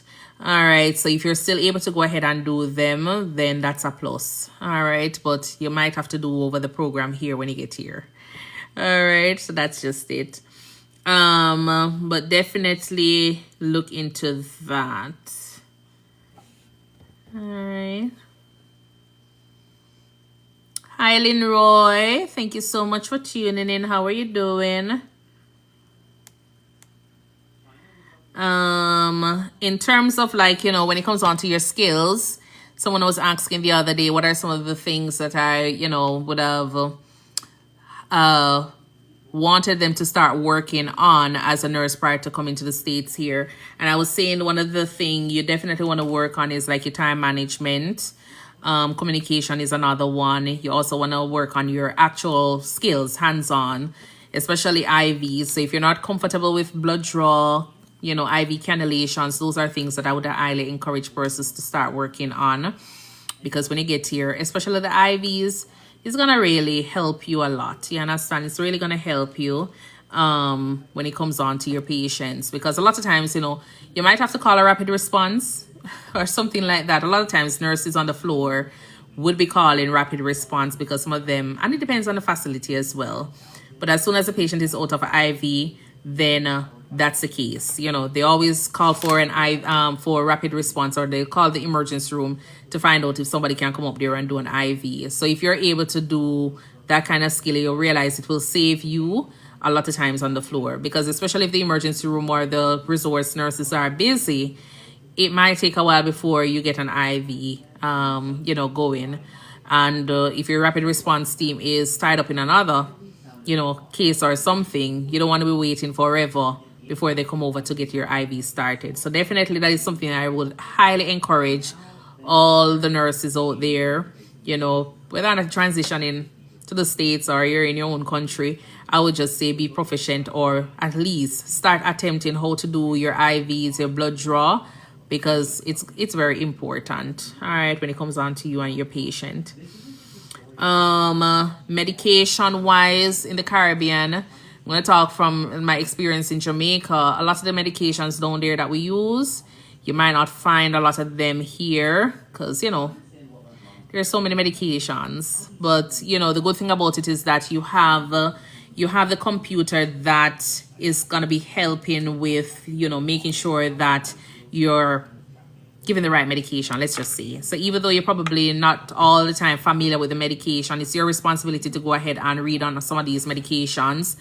The computer is there where you have information regarding the drug, and it kind of gives you, like, you know, important things that you definitely want to talk to the patient regarding. So you can always look at that. And it's important for you to make sure you're scanning. You understand? So even though a lot of times we might be in a rush, if you don't know the medication, slow down and double check it, triple check it, find a nurse, and, you know, make sure the medication is the right medication that you want. So you'll find out that there are so many different medications here. Not all the time all the patients are on the same medications, especially if you're working on the floor. Not all the time they're getting the same lisinopril and enalapril, metformin. No. Even though they're hypertensive, there's so many different medications out there that different doctors are going to be ordering, confusing you and the patient. And it's your responsibility to just make sure you're scanning the medications. If you're able to scan, a lot of times you will find out that, you know, some of the errors, you will be able to pick up on them before the patient even get the medication. So start reading on your medications a little bit more. And from there, my recruiting company did give me a medication pharmacology book, and that one had a lot of like the newer drugs that a lot of the companies here do use, or the hospitals do use. So you can always look at that if your company do provide you with one.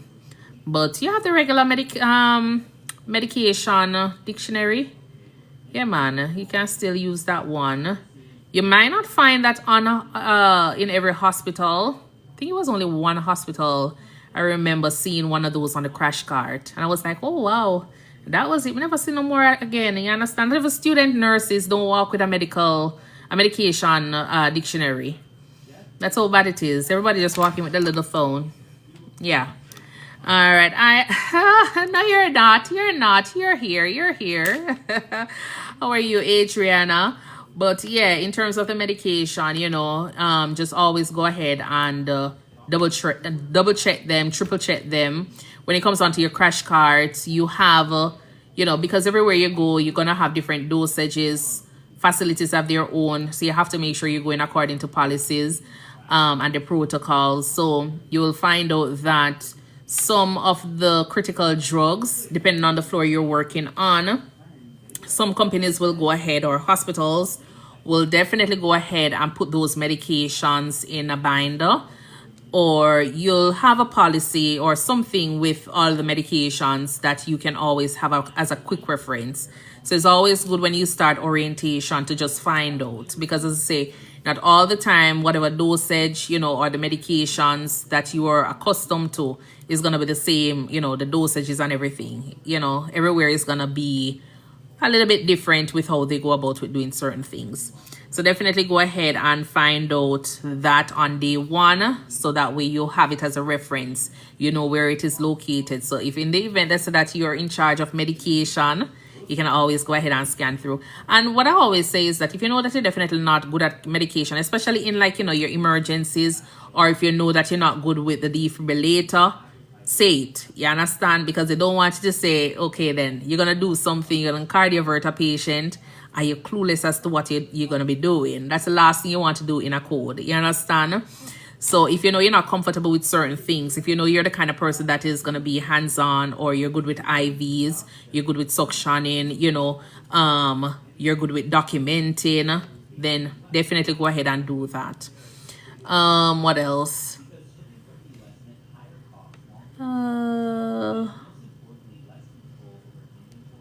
Yeah. So basically, definitely do all of that if that's the kind of person you are. If, so for example, that patient is yours, I don't know how many nurses will do that or is doing that, but if the patient is gonna be my patient, meaning that's the time I use the my word, because all the time I'm like, it's our patient. But at the end of the day, it's your responsibility. You're the one that is assigned to the patient.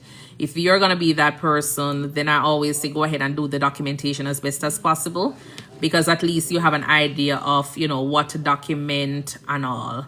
And some persons just chart the bare minimum. You might be like one of those persons who charts a lot. So you want to definitely capture everything that is possible during that code. You don't want to miss anything. You understand? So definitely do that. All right. Tamara Rivia, how are you? Kay, welcome. Shireen Faircloth, welcome. Rosalind Amaya, Alicat, welcome. Earned it, welcome. Thank you for tuning in. Colette, Diane, how are you all doing? All right, yeah, thank you so much for the likes, people. Let's try to get the live up to 5,000, and we'll try to share at least to one person. We're not that greedy, just one person. All right. And as I say, you can always go ahead and leave any questions down below, and I'll try to answer them as best as possible. All right, and then from there, well, otherwise I will continue with talking if you don't type any questions there for me. All right. So definitely look at those.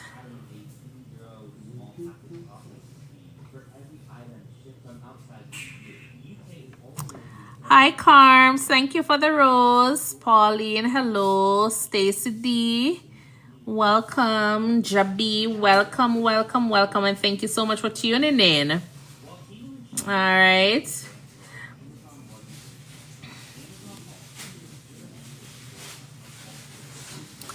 All right, and then the other thing, as I said before in the live, is that when you get here, there is always going to be a lot of confusion regarding your accent. You understand?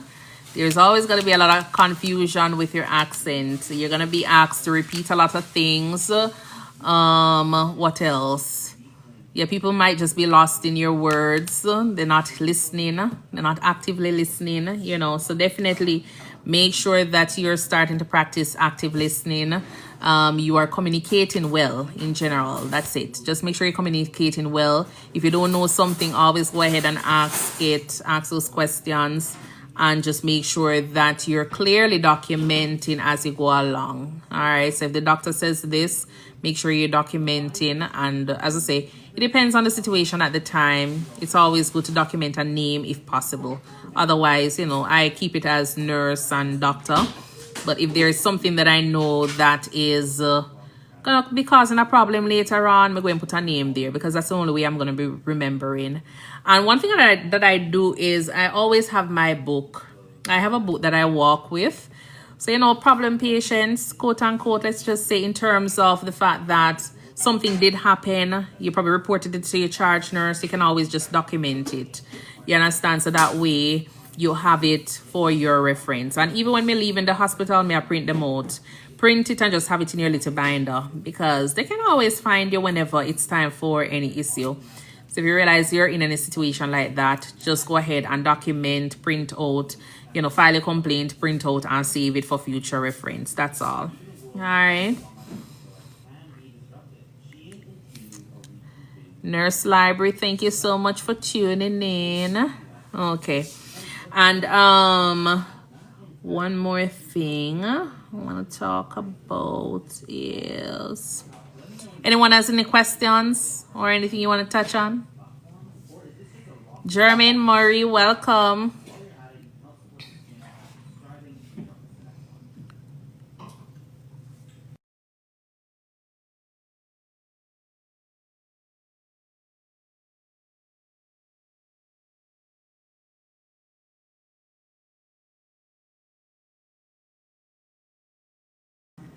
All right.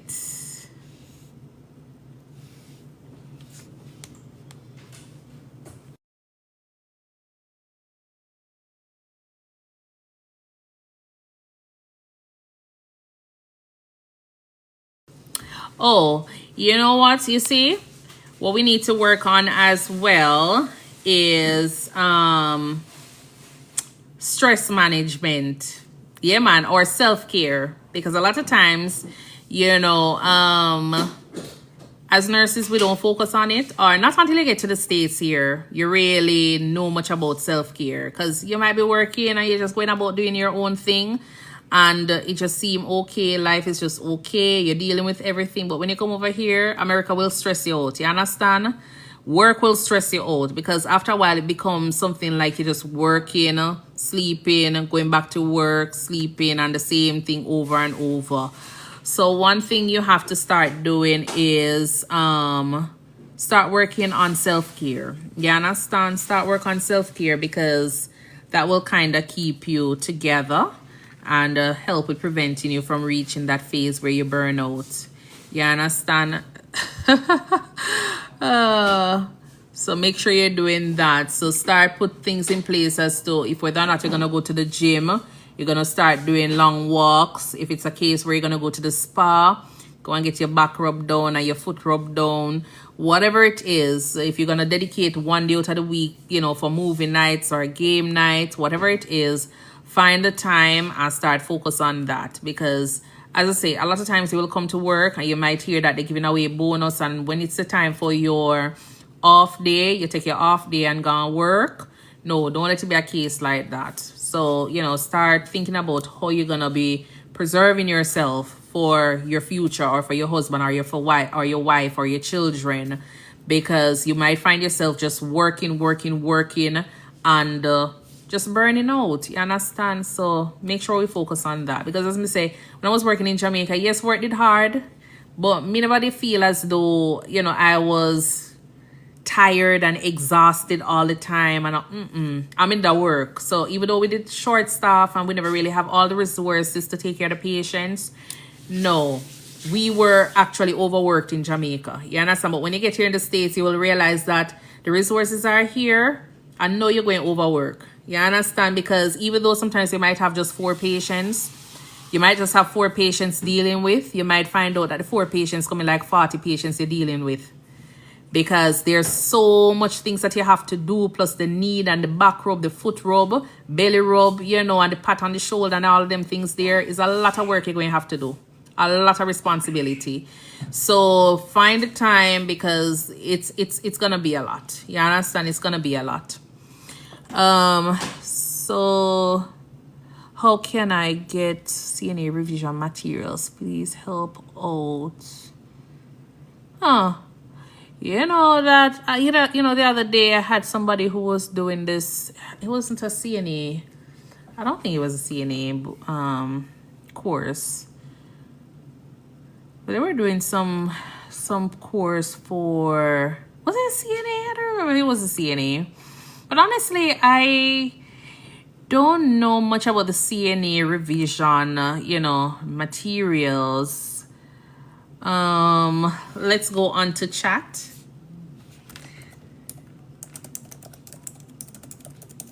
And see what they say.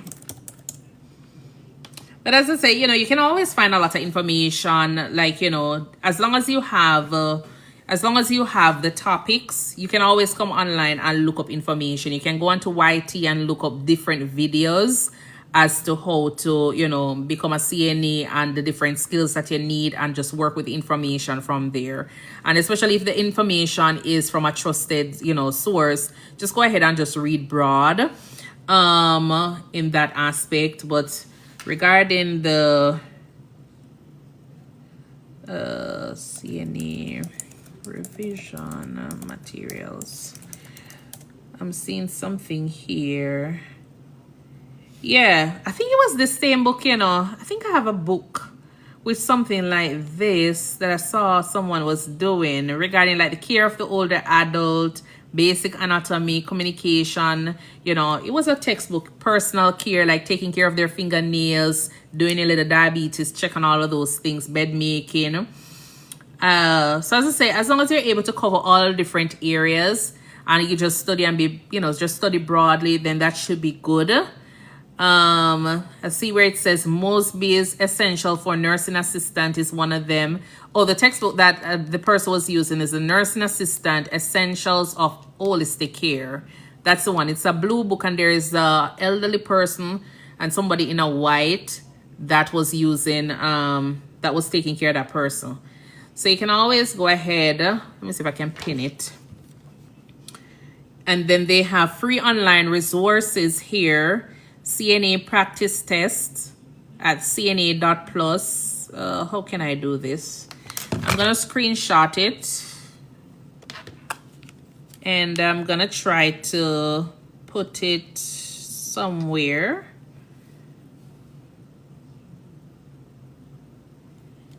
I'm gonna put it on my page and just label it as yeah, but this is from chat that I just got it from. But the Nursing Assistant Essentials of Holistic Care, the person was doing that course, and that's the book, because they were asking me some information. That's the textbook that they were using. So I don't know if it's one of those standardized textbook that they have or are not. So,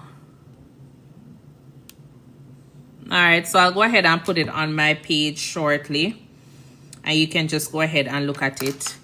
All right. Yes, like when women put on weight. I guess Charles are talking about self-care.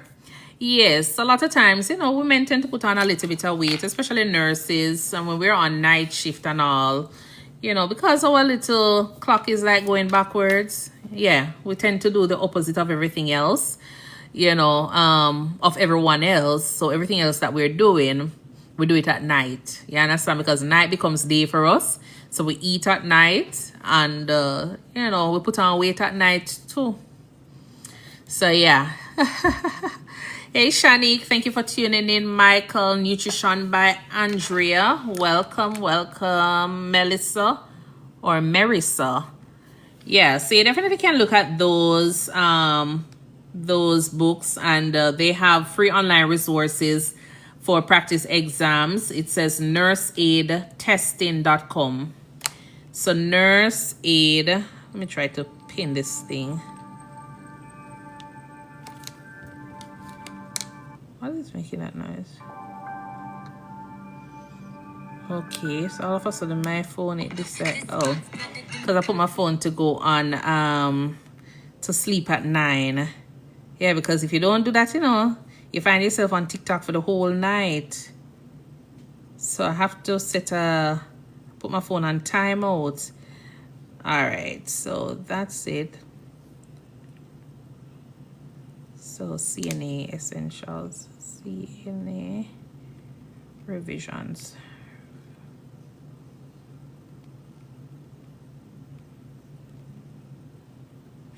Okay.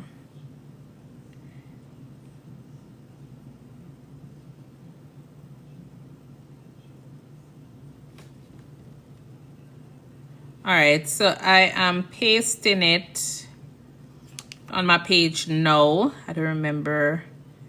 See any.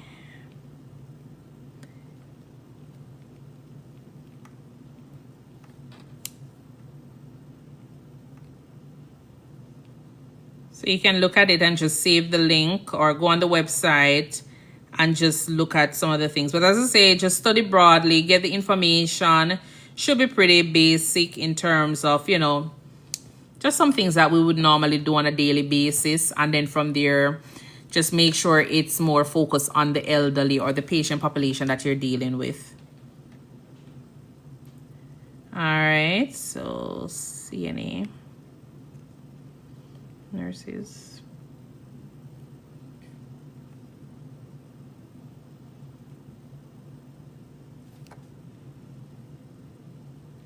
Okay, so I put it up there so you can look at it. Wakanda, how are you doing? Kiki Mick. Welcome. Oh, that's Keela. How are you doing, Keela? Yeah. So definitely look at that. Marcia Lindo, Lati J. Welcome in the house. How are you, Lati? Are you off today? All right.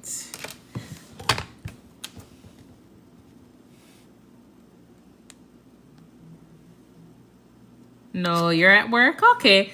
What unit you work on, Lati?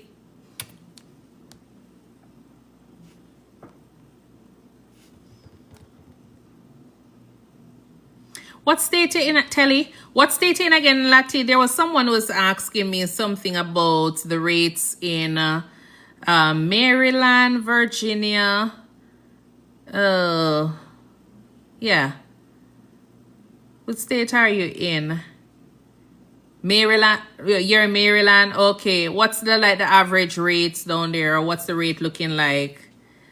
I have somebody who was asking some things about that. I think they were more specific to Virginia though.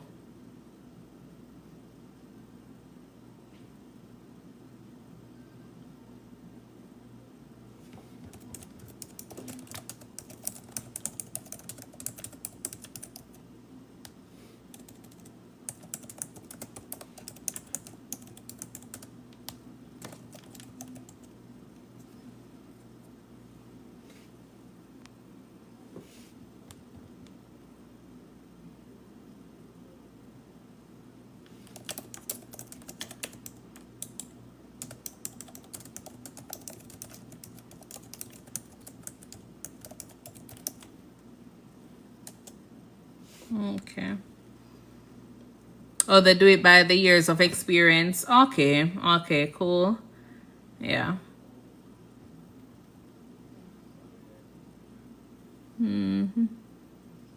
Okay. Yeah.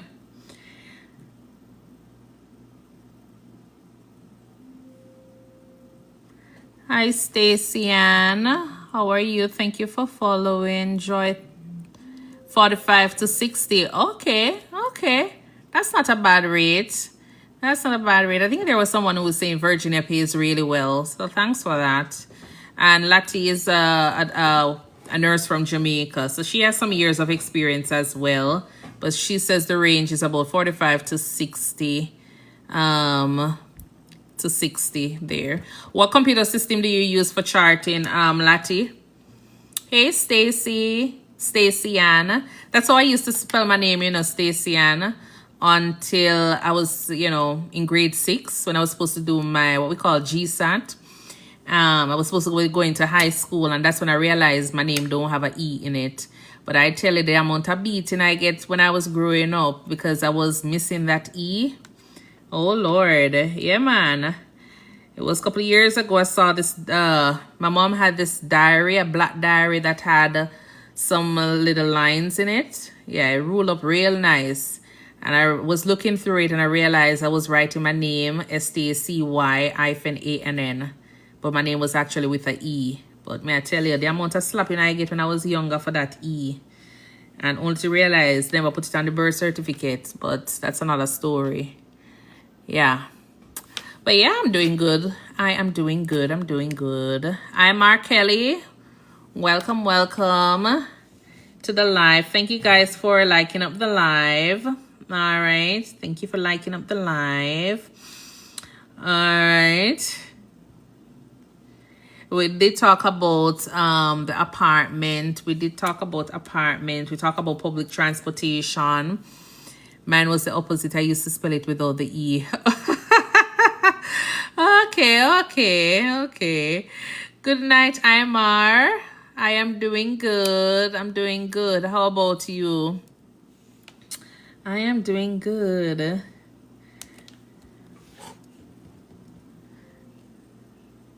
Okay.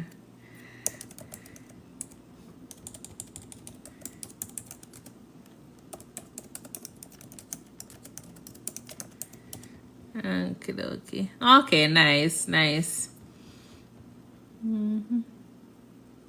And we did talk about the charting systems that a lot of persons use. And I did touch on a little bit of self-care and communication for you. Oh, you know what I'm going to talk about? Charting. We're going to touch on a little bit of a charting for your notes, because that's something that I always like to talk about, because I don't know if probably because me used to writing on paper why I am so detailed, but I always tell myself that I work too hard for my license, and in healthcare you don't want to be this a situation where the simplest of things, you know, make you lose your license. So I always try to make sure I'm documenting well, not documenting too much now to send me go prison back way, you know, but you know, just documenting whatever events have taken place at the time when I'm seeing those patients, or when I'm communicating with any providers, nurses, you know, just try to be very objective, specific at the time, you know, so that way years later I have that information there.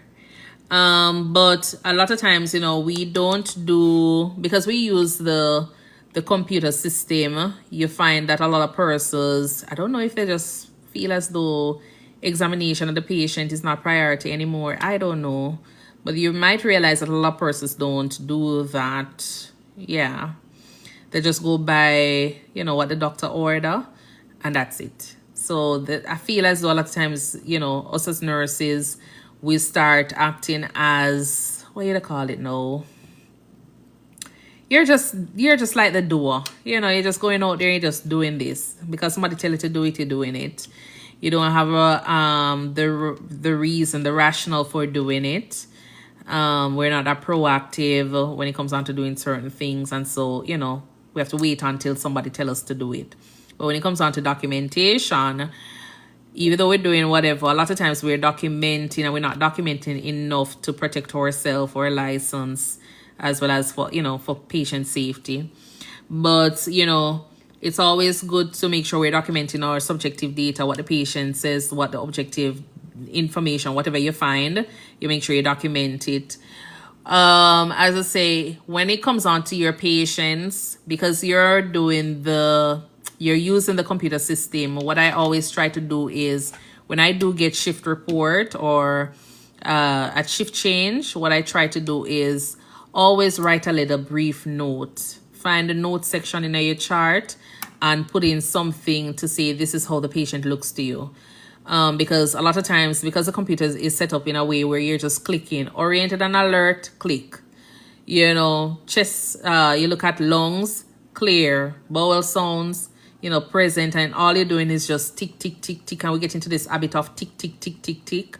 But I like to go ahead and just write, you know, free text, how the patient looks. Is the patient sitting up talking to me? You know, does the patient look drowsy? Things like that. Does the patient look pale? Because a lot of times you might not be able to capture it on the tick, tick, tick, tick, tick. You understand?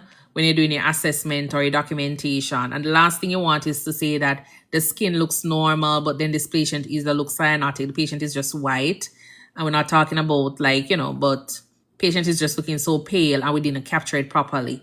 And when you do print out this note, a couple months from now, you don't remember what we were talking about in terms of the patient's presentation. But you can always have your little note in your own little language to say, okay, when I go there, this patient had one leg and the patient was just looking pale. The patient looked cyanotic. The patient had like ecchymosis on the right hand. And you capture all of those in one little paragraph. And that's it. You understand? And then you can go ahead and do your tick, tick, tick, tick, tick in the assessment findings for that. So that's one thing that I always practice, and who I get the patient from, because not all the time you find nurses assigning themselves to the patient. So definitely if you get it from Nurse Jones, you're right to get it from Nurse Jones, because sometimes you have some nurses who do have the patients for the 8 hours, the 12 hours, and their name cannot be found on any part of the chart because sometimes they're not documenting anything. They haven't assigned their name to the chart. So make sure you go ahead and just write down who you got the patient from. And especially sometimes you can't even remember their name. That's why I walk with my little, my little notepad. Because while they give me a report, or I know that I'm getting a report from John, I write down John's name in my little book and the date. And then all the patients I'm getting from John. So that way, even if the shift is busy and even if I'm running behind, I can still stay back and document that at 7 o'clock, I did receive the patient and the patient looks alive and well. Or if I receive a patient, the patient is dead, we can say that I got the patient, But by right, if the patient looking a certain way, you and John supposed to go over there and look, because we're supposed to be doing bedside reports. So if the patient is not looking up, sitting up and looking at me and be like, yes, nurse, or whatever, then that's going to be John's problem. John going to have to deal with that part before him leave him shift. You understand? So it's always good to go ahead and eyeball your patient. And if the patient look like they're sleeping or something else is going on, just find out from the nurse that is leaving, what has been happening, what has been done. Make sure them document something. If it's a case where they need to reach out to a provider, let them go ahead and reach out to the provider. Because as I say in another video, you don't want to be a case where, their problem from day shift or from night shift becomes your problem at the beginning of your shift. Because that is the worst thing way to start off your shift. To be having issues from the previous shift and the doctors now getting on top of your nerves with everything else that has been going on that wasn't done. You understand? So definitely look at that. Hi, Jamaican flag. Jamaican. What is the best car to get in terms of affordability and durability? One thing I always say is go onto, it depends on where you're going. And the other thing is, I always say go onto YT and look at different vehicles and make sure you're putting in 4-wheel. I'm always into 4-wheel drive because, I don't know, I like off-road vehicles, let's just say. So I'm always into 4-wheel drive because they're always going to be good with the snow. I'm a Subaru person. I've had Subaru for a long time, never had any issues with it. So in terms of that, and when I went on YT to look up, as it relates to the snow and all, it had really good reviews. So I stick to it in terms of safety. I did stick to it. In terms, and they last really long. You understand? Because I had one for 5 years and God bless if me change anything on it. Never change anything on it. You understand? The brakes and everything work perfectly fine. I mean, I tell you something, I did put miles on that. So you have to just go online and look at different vehicles, compare them, look at what you are able to afford, and then from there. But as I say, a 4-wheel drive, if you're gonna, even if you're not taking a SUV, get the sedan in the Subaru. I'm not advertising for Subaru, but I'm just saying Subaru is a really good car, and as I say, with the 4-wheel drive. But if you have any other option, down in your list, anyone that is listening here, you can always go ahead and just leave it down that side for Miss Jamaican as well. You understand? In terms of affordability right now, you can get cars. You can get cars for what? You can get probably a sedan from probably like 20s, 25, I guess. You know, so the parts are very expensive, but how often do you change? You understand? And that's why I say, do not come over here and take up on yourself and go buy no used car. Not saying used cars are not, reliable, but me just say, like, if me I come to a new country and my company is gonna assist me with getting a vehicle, me not taking no used car. Me need something that is gonna last me for a long time.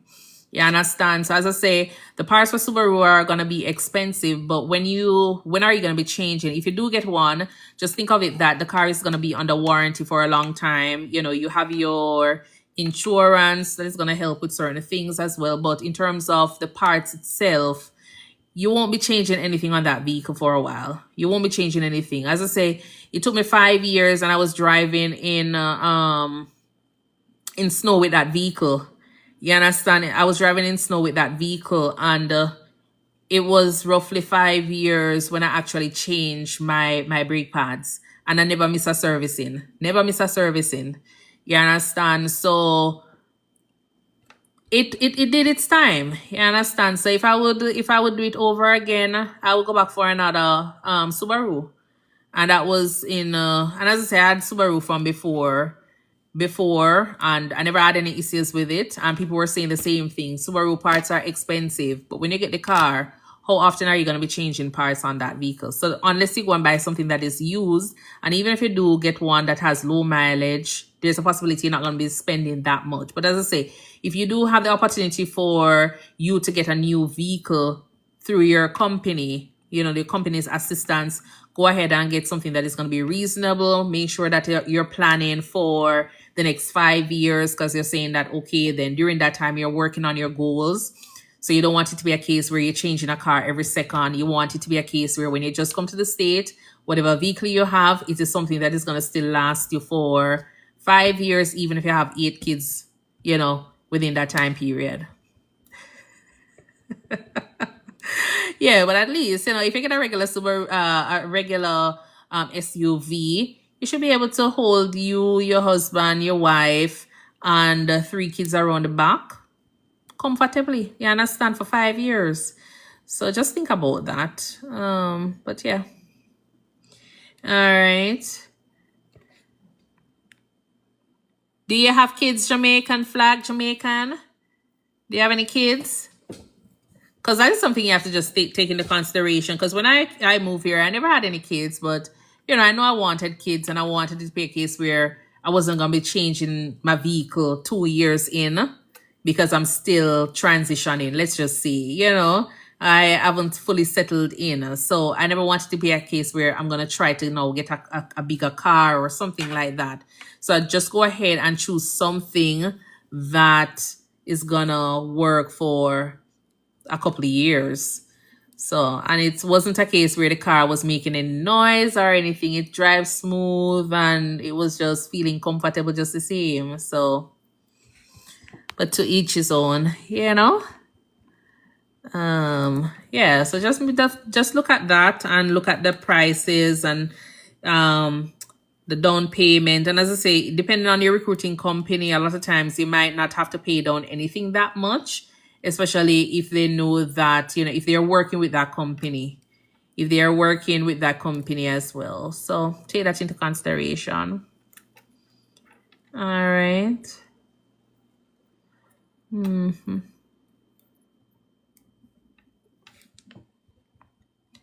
Hi, Nikki. Welcome. MT Girl Graphics. Thank you so much for tuning in. Smoothie 92.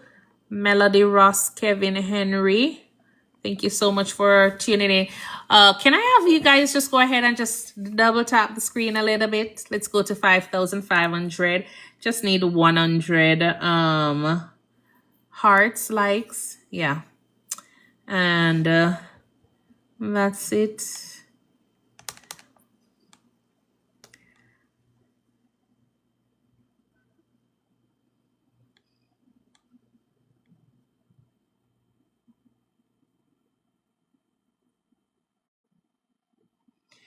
Yeah. Oh, it's 11 o'clock. It's 11 o'clock. the apartment prices are taking me out. I feel most of the salary will go to that. So yeah, apartments. What state are you going to, if you don't mind, Jamaican? The prices are gonna be, Maryland. Okay, okay. Yeah, so the prices are gonna be a little bit high, and especially depending on what you're looking for, you might find out that the prices are gonna be a little bit high. But as I say, that is just something you have to invest in. You have to spend a little bit more money if you want to go home to a place that is going to be very comfortable. Because as I say, the last thing you want is to have a home that, or an apartment you're not comfortable at, and a bed that you're not comfortable in when you're transitioning, because you have other things out there to deal with. You're gonna have so many other things out there to deal with, and the only thing you want to do is you want to be in an apartment where either the floor, you get heating on the floor because the place is so cold, the floor is warm, or you're in a place where you have garage, you're in a place that the bed is so comfortable you just want to stay in. You look outside and it looks nice, and you're not depressed and all them stuff there, because transitioning, yeah, man, you're gonna feel a little bit alone and depressed for a few days, few months, probably a year. You understand? You're gonna feel as though you want to go back home every weekend. Yeah. So you're gonna have to spend a little bit more. You realize that the places are gonna be a little bit pricey. You just have to spend a little bit more money to make sure that you're comfortable during that time. But as I say, just make sure you do not sign something, especially if you haven't seen the place in person. Just make sure you're not signing a contract for 2 years, because you realize that the lease is gonna be a little bit cheaper. You understand? If you have a company that is not rushing you into getting an apartment, at that time, you have the opportunity to go ahead and see the place, meaning you'll go to the state and you probably can stay in a hotel for 1 month. It might cost you a little bit more, but if you're able to do that and then you visually see the place in person, then you can go ahead and say you're going to sign a 12 months lease or all. But if it's going to be a case where you're not going to be able to see it, I wouldn't encourage nobody to go ahead and sign a 12 months lease, because, you might just don't like the place. The carpet might just have dog hair. The carpet might just have bed bug. A lot of things. So just be careful, when it comes on to the lease. Do not sign anything if you're not able to see it, or if you don't have somebody that you trust being able to go there and see it and say, okay, then this is what the place looks like. And then from there, you can make that decision. But if you are able to see it and you're comfortable with it and everything about it, then definitely go ahead and sign your 12 months. I'm going to say 2 years either. Do your 12 months, and then if you want, you can renew it for 12 more months. But I'm going to say sign a lease for 2 years, any at all. You understand? So that's just that on that. Hi, Chef Chris, Pamela Stevens. Thank you so much for tuning in. Star Bright, welcome, welcome. Johnson, welcome, welcome.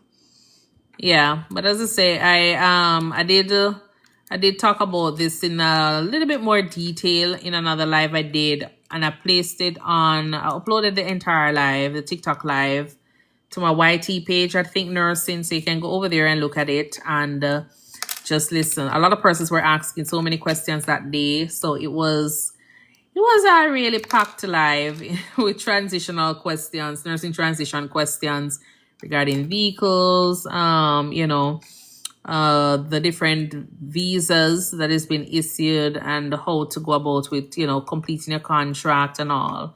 So a lot of things that we talk about that day. So you can always check that out when you get a chance. All right. All right. Well, folks, it's 11 o'clock. Don't know what time it is for you. Probably 12 o'clock for some persons. It's 11 o'clock for me. So my eyes are getting a little bit tired. So I am going to go. And I did say I was going to do a live tomorrow at 5. And how I say I was going to do that live is because I was trying out something on TikTok. but it had me create an actual date. So I'm gonna try to show up for that live tomorrow. I was gonna try to do one for Monday, but I'm gonna do the live tomorrow, and then from there. So if you have any other questions, you can always go ahead and you can always go ahead and come on and ask any question. You can also go ahead and inbox me, DM me questions, and if it is something that I will respond on the live, I'll do that, and I go ahead and text back to persons as well. So if you have anything else, you can always reach out to me, and then from there I'll try to answer them based on my experience as a nurse here. All right, not a problem, Jamaican, not a problem, always a pleasure. All right, so definitely.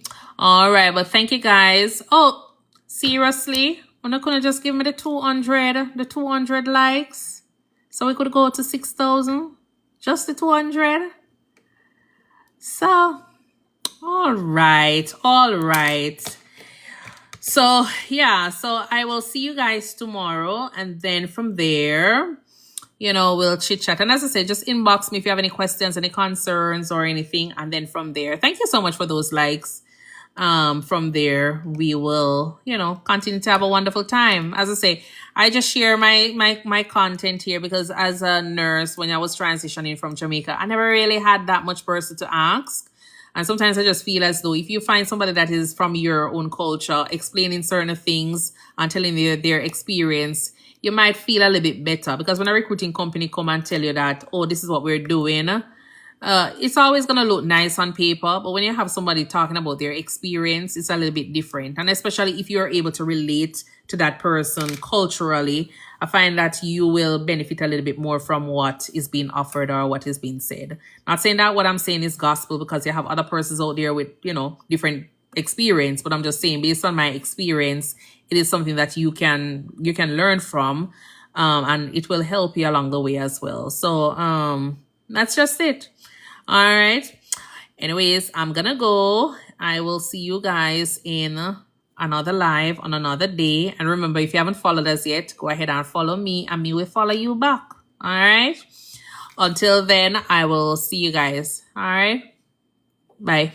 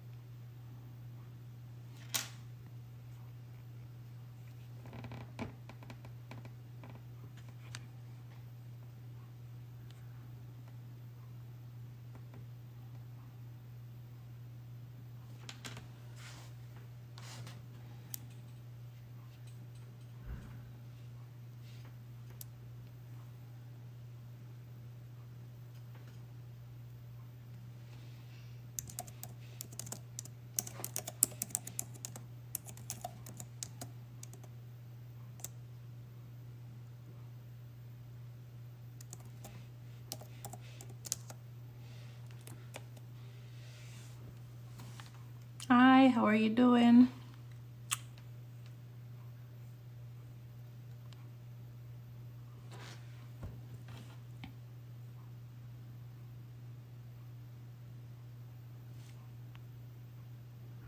Hi, Lennox. How are you doing?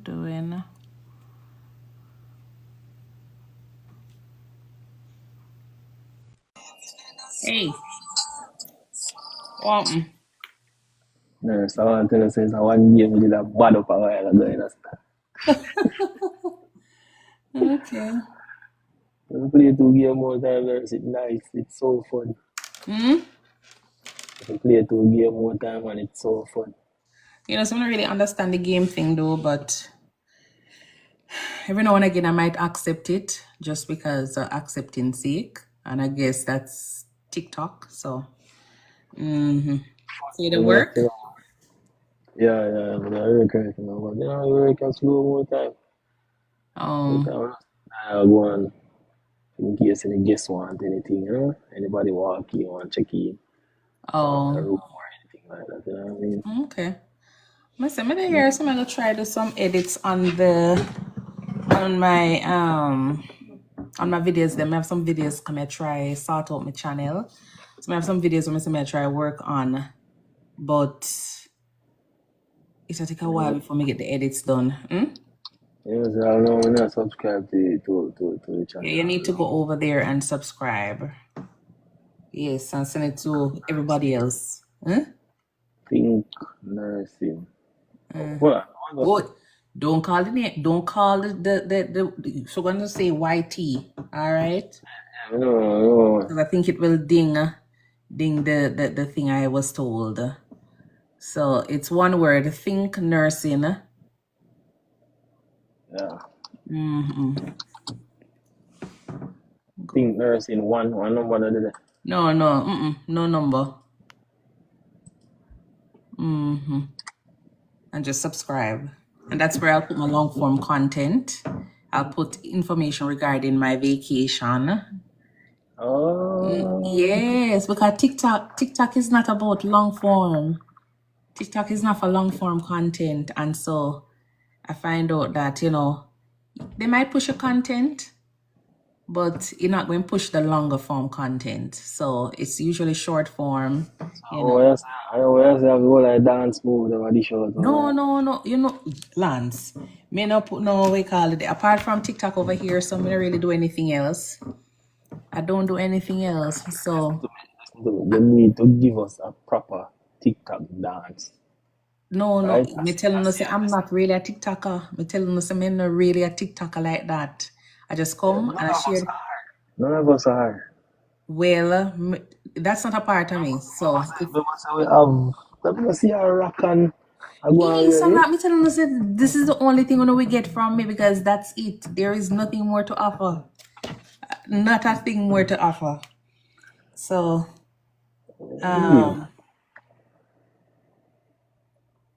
there's not a thing more to offer, bro. Remember, so when I grew up, them way they when we can dance and them stuff there, you know, for a long time. I never grew up so to start that now, you know, my late, you know, years, not going to really work out. But I'm going to do the trend. I see them doing this trend where, you know, the Nicki Minaj trend. I go still want to rock up my tent too.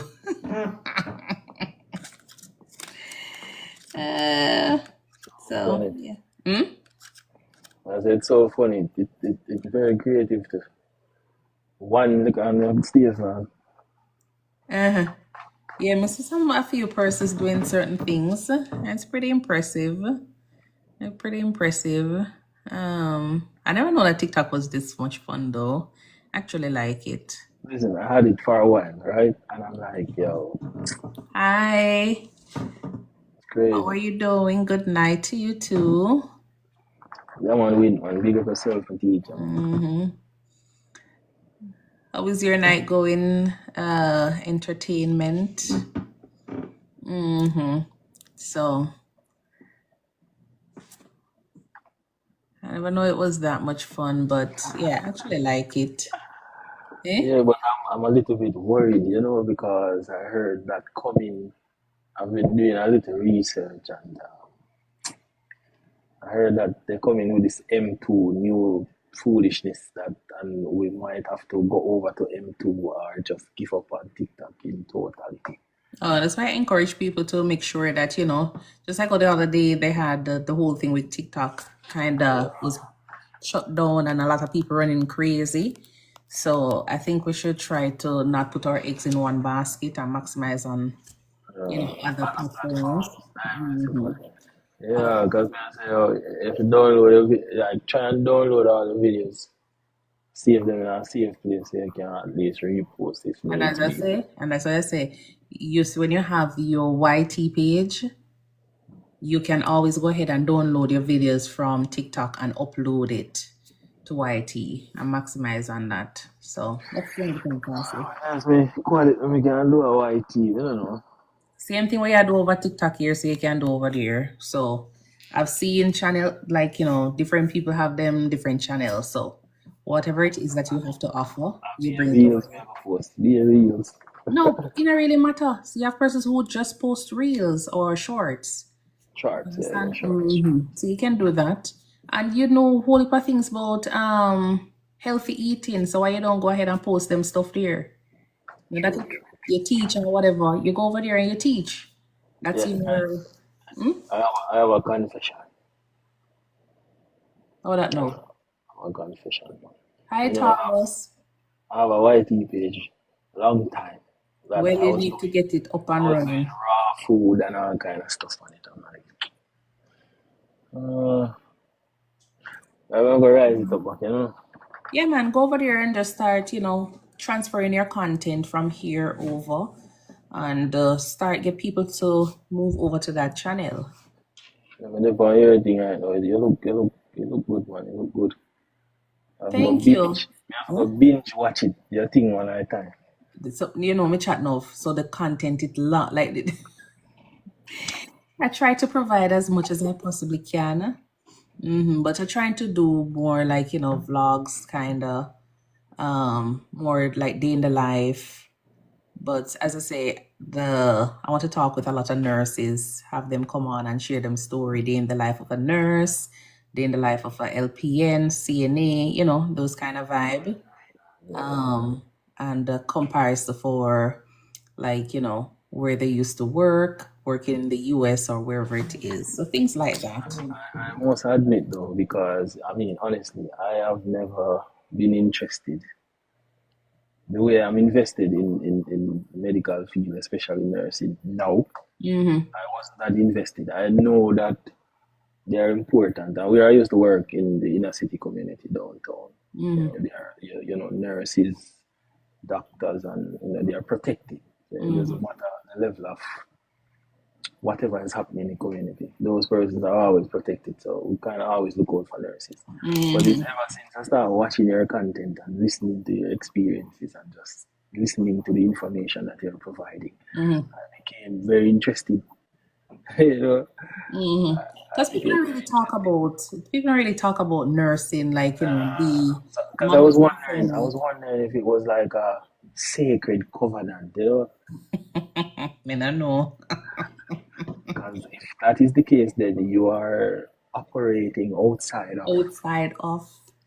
Yes, now you can talk about it. As I say, I share my content with the hope that people will get a better understanding, idea of, what it is like being a nurse. Because a lot of times you might hear people talking that them go to the hospital and them waiting for how long, and doctor never see them or the nurse never see them or they never get the treatment that they're supposed to be getting. And there is just so much bad things you hear sometimes about nurses, or about hospitals. Nobody really paint the true picture of what exactly is going on, and then with social media, it's good, but at the same time, people always show like, the softer life of a nurse in a sense. They don't really talk about like, what are some of the things we're going through? What are some of the experiences that, we have on a daily basis that make some of us probably burn out so quick, lose interest in the job and all of those things. It is very important that we hear these things because we are not hearing it, and so we cannot develop the appreciation for it because Exactly.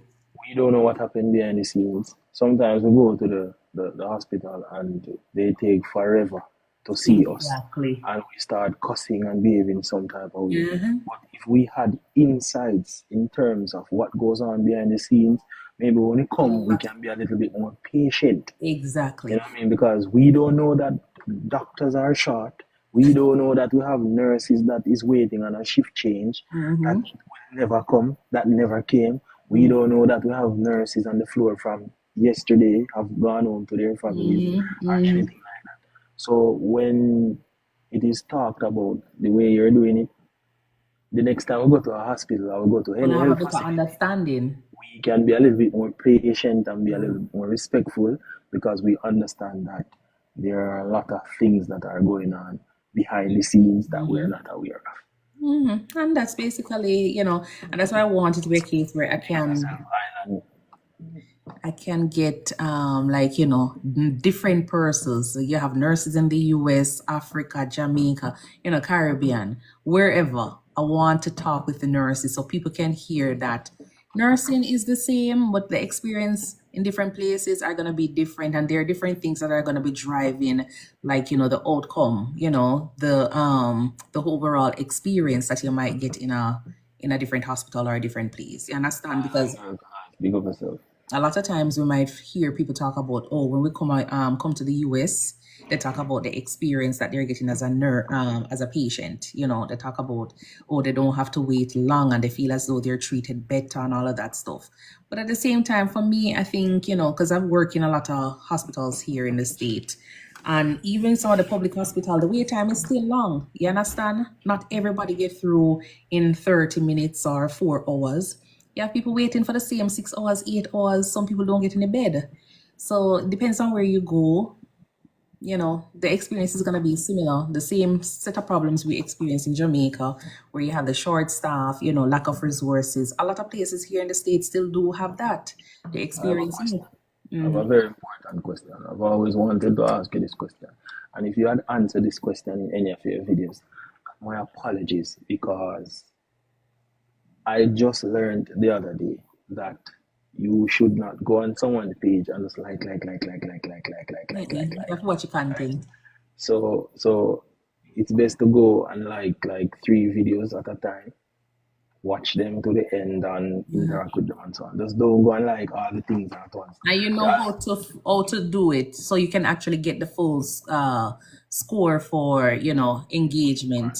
There is a thing under the page, because as I said, my videos are long, but you can actually speed up the video. And I learned this on another person's platform the other day, where she actually literally just speed up the video. So like this young lady, like this,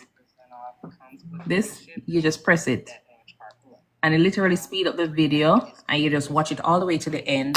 And then that's why a lot of times I just go on and just, like the video after I've watched it. Like it, favorite it, repost it. And that's how the algorithm apparently understands that you're a real person. And then Star boy. Because so the question I wanted to ask you, because you see when 2 people come together with chat enough, we're not done. So maybe we need what you call the people that where control the flow. moderator. A chairperson. Oh. Okay, so this is the question.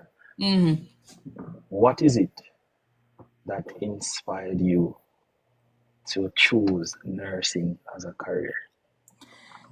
Oh, I don't know if you remember when I was in primary school. You remember me admitted Yes. No, You always say you want to be you wanted. I don't remember if you say you wanted to be a nurse. All the time that we did young. Remember, I was in grade 3 at the time. So grade 3 was when I actually, decided that this is what I wanted to do. But at that time, you never really say you wanted to be a nurse because you know the role of a nurse. It was my experience in the hospital that, made me wanted to wear the white uniform, the white hat, and, and the experience I had with the nurses. So from there, and then growing up in church, I realized that there was this lady, one of my friend, her mom was a nurse as well. And, nurses just always had this look. I love how they look, they look very professional. And I just picture myself as one of those persons. I wanted to be out there caring for people, and it just become a part of me. And that was just it. That's amazing. All right, so the next question would be, if not nursing, what would it be? It would have been teaching. That's my second love. Yeah, well, little teacher look with it, like, yeah, kind of give off a little teacher vibes, Yeah, he would have been teaching because actually when I started NCU, when I started NCU at the time, I wanted to do nursing, but they told me I needed a strict HNS, human and social biology. But I had straight biology, and the young lady told me that I couldn't get into nursing. So I was like, when you're poor, you don't really want to waste time. You just want to start something. So I said, all right, then I'm gonna just start with teacher education, and that's how I started business education because I love business as well. So I started out with business education, and then because I know I really wanted to do nursing, I went back to the enrollment office, and was there saying, I don't understand. I have all the subjects for nursing. I have a grade 2 in bio. Why do I need human and social biology? Because they always say that they prefer the, bio. And they were like, no, we prefer the straight bio versus, you having human and social biology. But at the time, the person who had told me was a student worker because at NCU they have a lot of student worker, and that was just it. So how long did you spend in business education before you went back to admissions? So because I knew I wanted to do nursing, I started with the first semester. Most of the time, first semester is general education courses. So I started out with those, and then hold on there. How am I do this thing now?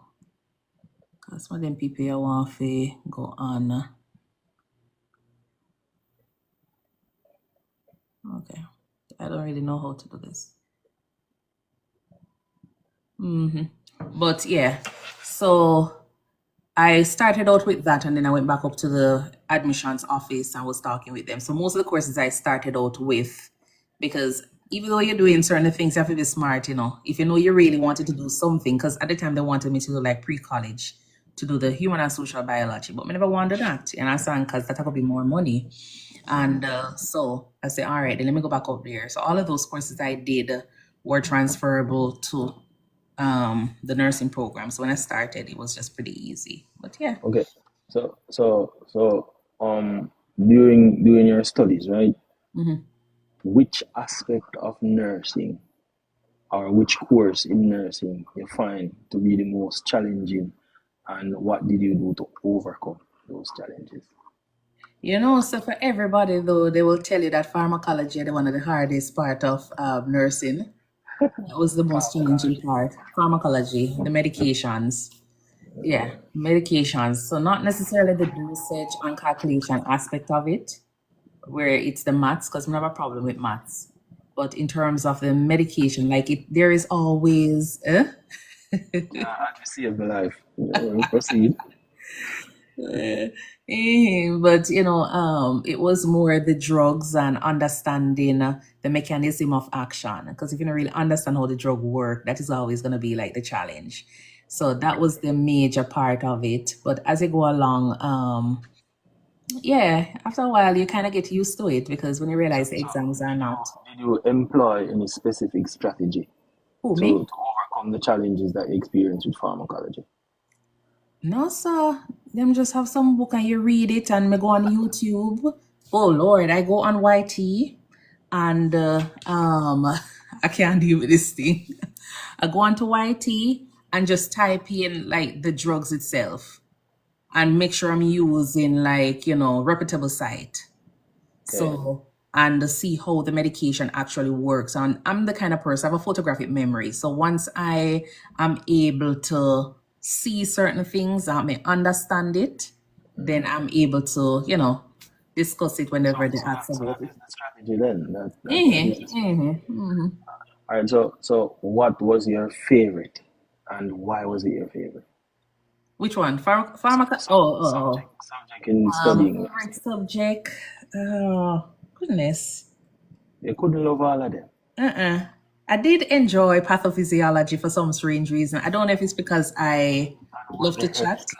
Pathophysiology is like talk about the disease process itself. Okay. So I did actually love that. Why? I don't really know. I just know that I read and I understand it and I was able to explain it. And as I say, the more you explain and you understand, it's like you can visualize things happening in the body. And that was just it for me, because if you don't understand pathophysiology, you don't really understand anything else. So that is the foundation.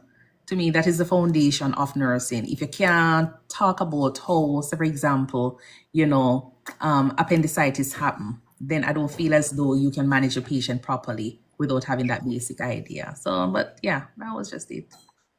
Mm-hmm. So Yeah. it's a really cool profession, you know. Nursing. But I like to see the white, but I don't love the white for myself.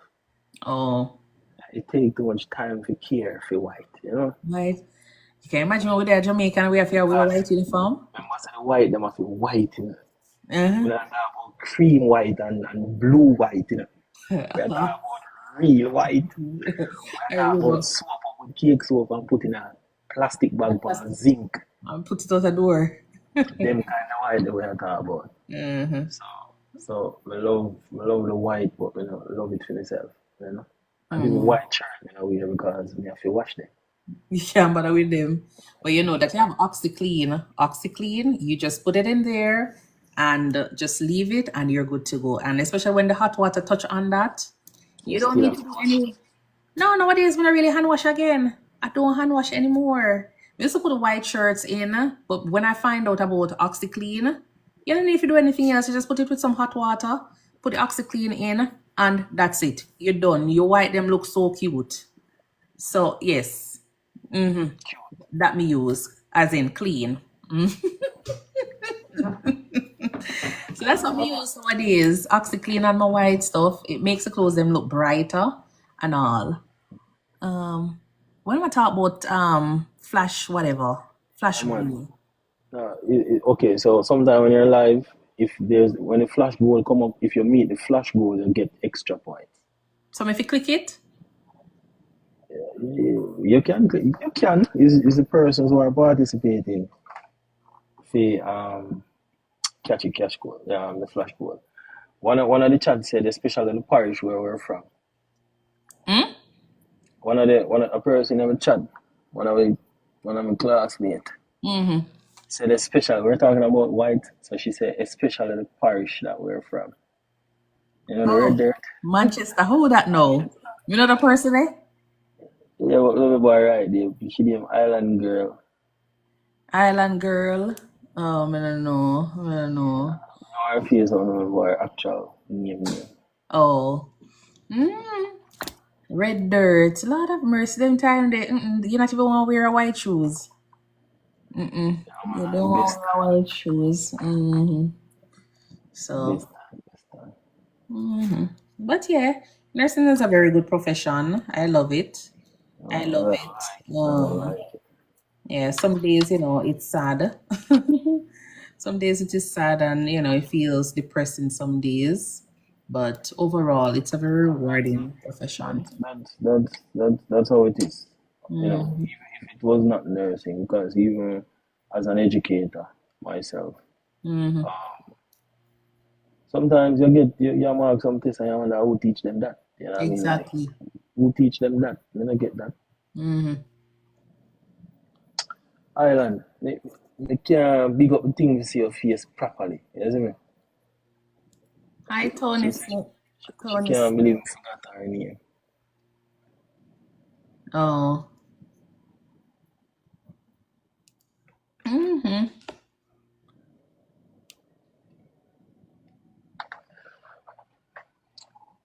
Sorry, man. Forgive me, man. A long time, we are look there. You know, see, look. We are get Who that they know? Who that know? We are get up in that age. 2 years I left for 40. Dolly. When you are 40, you are dolly. Yeah, man, you are 40, done, man. Done. Jesus. Done. I think me alone I complain about age. But guess what? That's why I gym, Yeah, me a work out. I guess what? When me a 40, me a the hottest 40. You know what I'm saying? I hope you never start late. Nah, man. I see guns them, man. Long time I do this. Yes, man. Yes, man. Yes, man. Big up yourself, Island. You see that? You see that? You see that? All right. Let Island, you know me what I'm saying? make a mute you little bit, Dre. Yeah, yeah, yeah. Mm-hmm.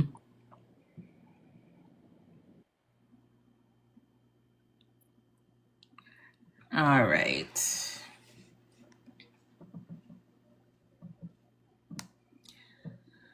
Hi, Nikisha Brown. Welcome. How are you doing?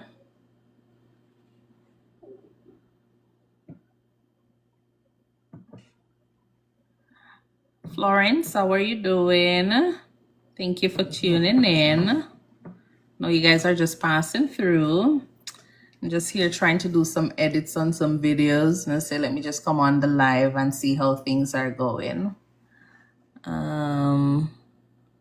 Yeah.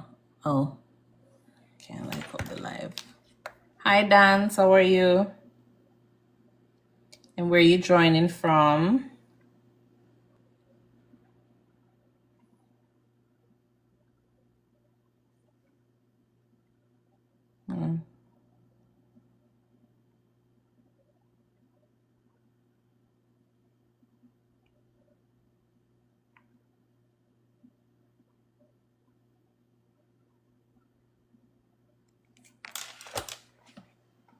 Hi, Marsh B.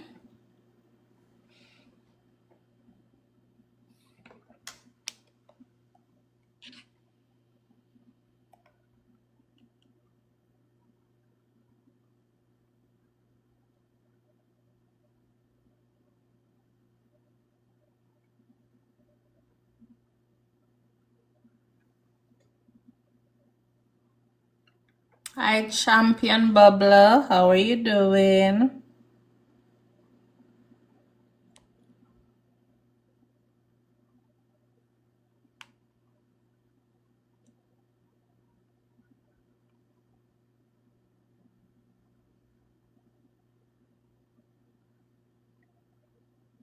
Well, I think I probably can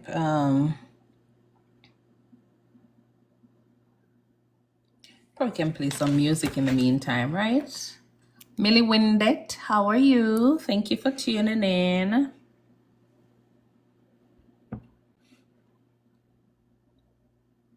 You can always go ahead and ask any questions, and I'll answer.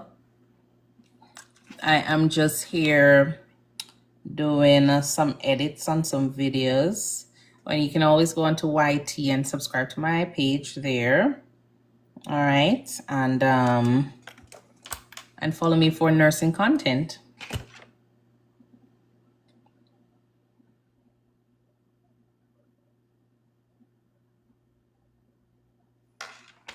How do I do this?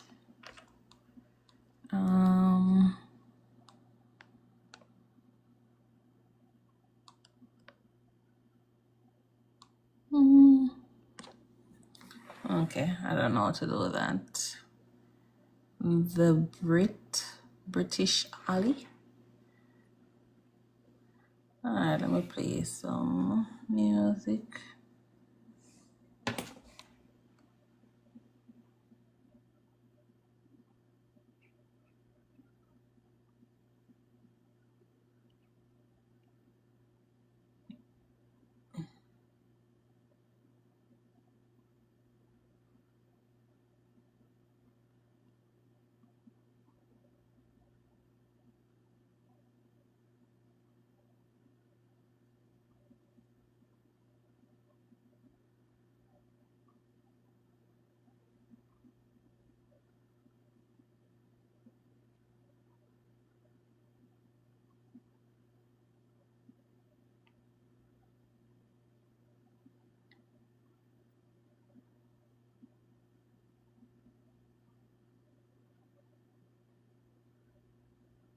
It's very, it's pretty okay. All right, because you have some family members who are so involved in the care of these patients, and because of that, you can see the results. So have to give it up to those family members. Yeah. So that's just it every day for me. Derek Graham, welcome. Julia, welcome. So, yeah, and then, like the worst part about being a house call nurse practitioner for me is a lot of times the home environment for these patients, it's not well taken care of. And we're talking about, it's not only the elderly, like you have persons who are probably able-bodied, like, my age group, and the place is just a hot mess. You understand? It is awful. It's like nobody cares about the environment, and just imagine you're going in on a daily basis to see these patients. And so some days it's just a big turn off, and I'm not like, when it comes on to the elderly, you have I can understand patients who are not able to do certain things, or based on their age group, they're not able to do certain things, and the expectation is that at least they'll have one and two family members who are able to help them. Sometimes they do have them, but they're not helping them any at all, and that's just the sad part about host call service, because a lot of times we go into the homes of these patients, or these patients will come to you in the clinic setting. And when you're going out to give your best, you show up, looking your best, but we don't really understand what is going on at home. And that's the beauty about host call service. You're able to go in and see, all the different things that are contributing to why the patient is not doing well in terms of their health. Why are they not able to follow up with their primary care provider, their specialist? Why are they not getting their medications? You go and you see that they don't have any food. So all of those things, you can see the different things that are affecting these patients, and why, the prognosis oftentimes looks so poor for them. So that's the beauty about house call service. You're able to see other things that, the patients are not going to be telling you, because you tell them when they come to the clinic, you say, okay, then we're referring you to this specialist, and they will say, okay, but you might not see the patient until one month time or 6 months time, depending on, the frequency of your follow-up. And you don't know what's happening with those patients, because the plan is for them to be seen by someone else. And so during that time when you're not seeing them, you're thinking that they're being followed up with someone else, like another specialist. But a lot of times they're not doing that because they don't have any money for a specialist evaluation, because some of these specialists are very expensive, to go in and see them. So they're not doing that. When you talk about their diet, what they're supposed to be eating, they can't afford, a proper meal, things that are considered to be healthy. You realize that a lot of these patients are eating those tin items, those tin foods that has a lot of salt intake. They're eating a lot of chips. They're drinking a lot of sodas. And the list just goes on and on in terms of the unhealthy, foods that they're eating. And all of that is just contributing to their condition. You understand? You're giving them medication, or you prescribe the medication, and you think that these patients are taking the medications, because every time they come to see you, you say, are you taking your medications? They're telling you, yes, they're taking it. Taking it when? Not every day. They take it when they feel like, or when they do have it, But when you go into the homes of these patients and you say, can I see your medication bottles? You'll realize that the medication bottles are expired all 10 years ago. You understand? So that's just it. The medications that they're taking are expired, or the bottles are just empty, and they will tell you that it's either food or medication. You understand? And in the real world, if you and I were in their situation, you have to decide between whether or not you're going to be eating or you're going to be getting your medication. A lot of times we're going to choose food over medication. And that's what you realize a lot of the patients are doing. They're buying food. And when you talk about buying food, we're not talking about, as I say, healthy foods. We're not talking about that. We're talking about, stacks of sodas. We're talking about stacks of chips. Those are the things that they're eating because it's just affordable for them. But the ones that do have their insurance, some of them, you know, their insurance plans do offer like they will get like some money, like they'll get probably like a $250 per month or something like that to help with purchasing healthy foods, and they can only order healthy foods. So just like you have the food stamp where you're able to buy certain products, it's the same thing with the cards that they get or the money that they get. They have to be buying healthy things. So it's not a case where they're going to be buying the sodas, the canned foods that are so salty. They have to choose things that are healthy. And so some of these patients will go ahead and use that. Some of them will definitely trade with other persons, those extra money because they need other things. They don't want the healthy food, so they go ahead and trade with another person so they can get money to buy the same salted chips and whatever. And then a lot of times we sit down and we say, how are these patients not getting better? And when you look at it, it's because of all of these things. They might get the money to buy food or healthy food, but they're not doing it. They're doing trade-off, or they're switching their insurance to another insurance plan that will allow them to get that money, even if the money is less than the amount that the insurance company that is giving them. So for example, an insurance company is going to give them $250 to buy healthy foods. They prefer to get an insurance plan that is going to give them $150. That is a little bit more flexible. They can buy whatever it is that they want, so we have to look at those.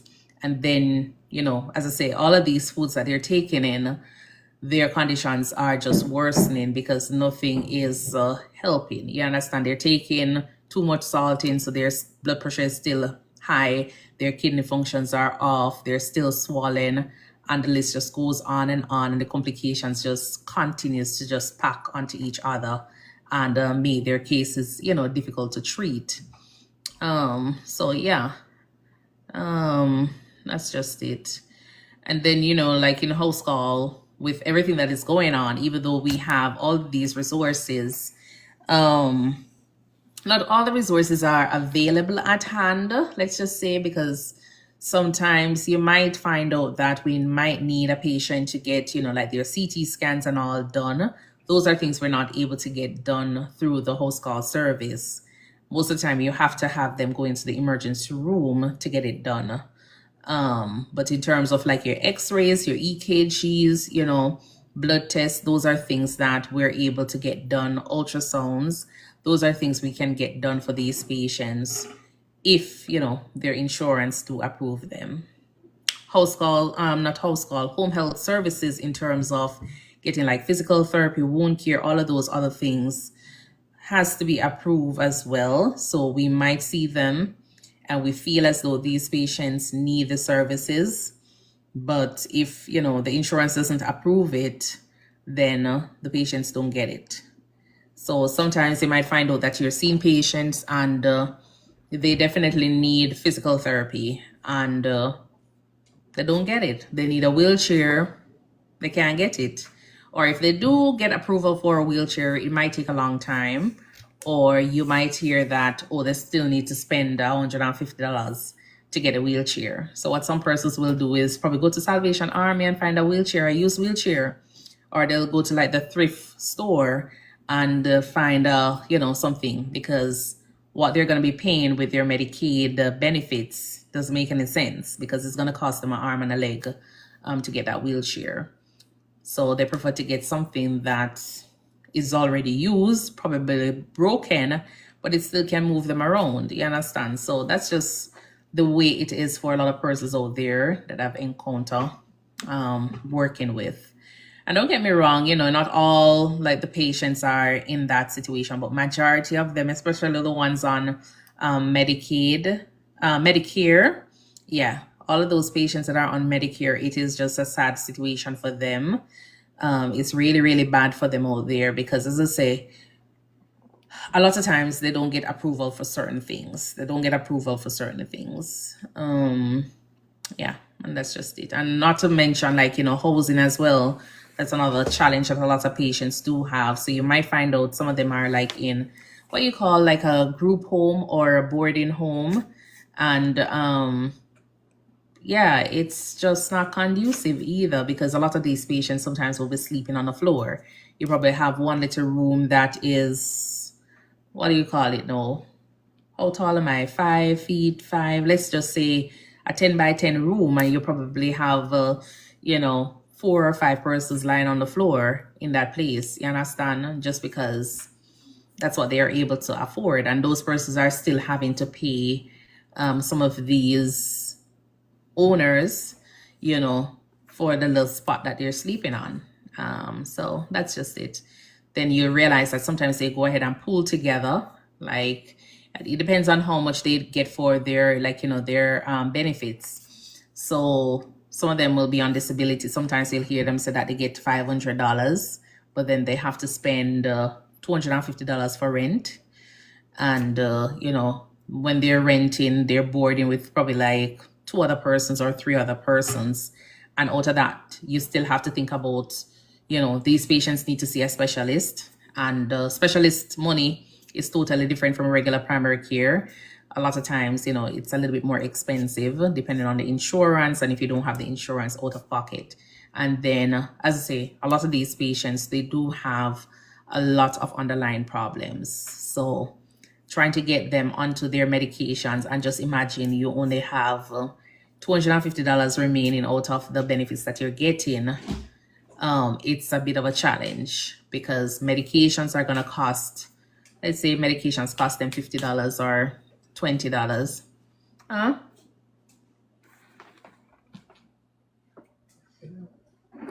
Medications will cost them that amount. So sometimes it's just, a bit of a challenge there for them. Give me 1 second. How let me do this thing.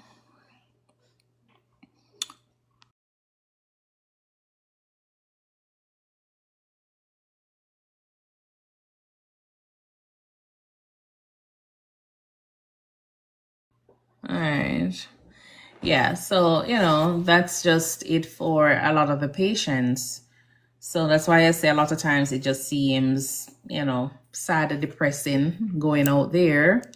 But you have your days when you have 1 and 2 patients that will make you smile. You understand? Like the other day I met this lady.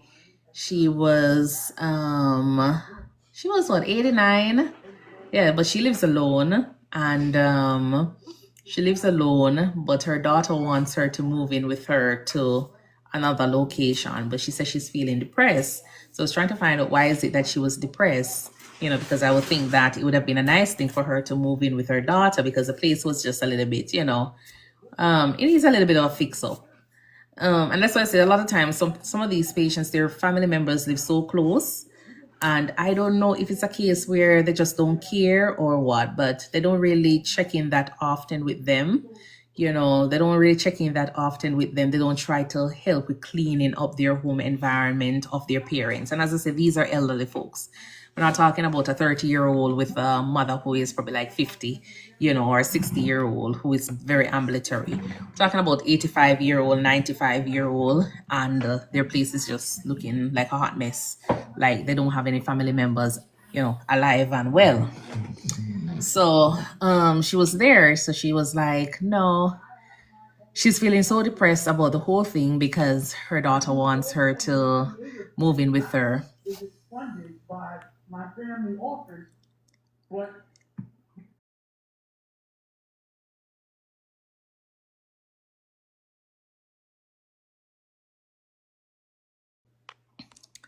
so she finally was there saying this, because I was asking her, do you want someone to talk to regarding, you feeling depressed? And she was like, oh no. She's like, yeah, my daughter wants me to move in with her. But I told her I want to stay here because how am I going to see my boyfriend? So I started laughing. I started laughing because I'm like, huh? So she's like, yeah, how am I going to see my boyfriend? My boyfriend is going to be, coming out. So he needs to know where I'm at. I'm like, oh my word. Oh my word. But, everybody needs love and, companionship. And that was no different for my 89-year-old lady. She was waiting patiently for her boyfriend. So apparently her daughter told her that the boyfriend wasn't going to be home until like, 6 months time. So she was like, yeah, she's not planning on moving in with her daughter because he's not going to know where she's going to be at. So I'm like, okay then. But I kind of understand because, as I say, a lot of times, we have our elderly folks and family members are not there. And sometimes they're there as well. But you have to think of it that these persons are a little bit depressed because of the fact that a lot of them are not working. Just imagine you have persons who have been working for, decades. As I said in my other video, they've been working for decades and then they retire. You send them home. They don't have anything to do. They don't have anything to keep them occupied, and so they find themselves in that phase where it's like they're wondering what's next. They're feeling so depressed. They're feeling alone and that's just it. And so if you have somebody who is living in a home for, or a house for a community for the last 50 years, that environment is so well known to them. And that's the only thing that they know. So when you take them away from that one little, environment that is so familiar for them, you're going to put them further into depression. You understand? You're going to put them in depression. I have a patient who is something similar to that. That patient's relative moved her from another state, like thousands of miles away, you understand, to this state. And when I met her, she was like all, talking. She was using her walker, pretty, heavy weight, but, she was able to do certain things. And in the space of 2 months, it's like this lady was just going downhill. Like I did lab work on her thinking that there was something else going on. Her labs came back perfectly looking fine. You understand? This lady just literally stopped eating food. She stopped drinking. She not getting up. She don't want to lift her hand. She don't want to do anything. And she's just like lying there, just fading away, wasting, in terms of her muscle mass and everything. And it's like we just eventually they admitted her to hospice. And I cannot see, how is it that this lady moved from one stage to the other, so fast. And as I say, I've been doing labs on this lady just to find out if there is something that I'm missing. No, this lady is just depressed. She wants to go home. And I'm not talking home that is like 6 feet under. I'm talking about home back to wherever they take her from. You understand? And that's just it. So we have to always take into consideration that in as much as, yes, we're thinking that it is best for the patient, we have to try and, put ourselves in these patients' shoes, because a lot of times we're doing things in the best interest of these patients. And it's just, sending them to the grave a little bit faster than we expected. You understand? Because as I said, this lady stopped eating. They have to literally be opening this lady's mouth just to get her ensure and telling this lady to swallow. So, a lot of things we're doing, it's going to be benefiting the patient, but at the end of the day, some of it is actually hurting our patients out there. And I think we just have to try to find ways and means of, figuring out how we can help them a little bit better. Because, we always say that home, it's always good to nurse patients in their home. And once the environment is good, it should be okay. But we totally understand that there are other factors in the home that might not be like, conducive to the patient's health. And we want to try to get them out of that environment. But, if we can implement things to help with ensuring that, they're safe, they're getting their meals, they're well taken care of in their home at the same time. If that's something that we can afford or we can try to, get for our elderly patients, I think a lot of times the outcome will be better for them. Yeah, and that's just it. Hi, David. Welcome, welcome, welcome. How are you doing?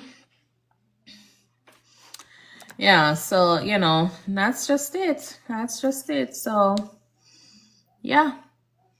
I see 4 persons on the live here. If you don't mind, just type in where you're from or just say hi.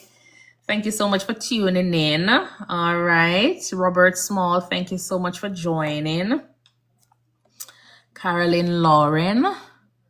Yeah. But as I say, there are days it is something like that. But other days, there are some, enjoyment, some fulfillment with what I'm doing in house call. Initially, I tell you, when I just started, it was like it was awful, because sometimes, you know, I feel as though, depending on the company, you have some companies that are just like, you know, what you gonna call it now, hungry for money. You know them way there.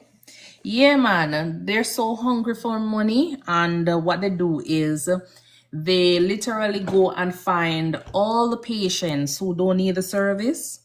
It's like they go and find them from wherever, get them on the service, and then they have you go to see these patients, and a lot of times the patient don't want to be seen. You understand? A lot of times the patient don't even know why they're on the service, but because, you know, they always say money is the root of all evil. So because we know that, or they know that, because me just I learn, you understand? Because they know that, you know, when it comes on to like Medicare, Medicaid patients, you know, I don't know what's happening, but I think they find that these patients are out there. Everybody have that insurance. You can always basically just rinse and repeat those insurance. You understand? So I feel as though they just go out there and just take up these patients. You see them 1 or 2 times. The patients don't want the service.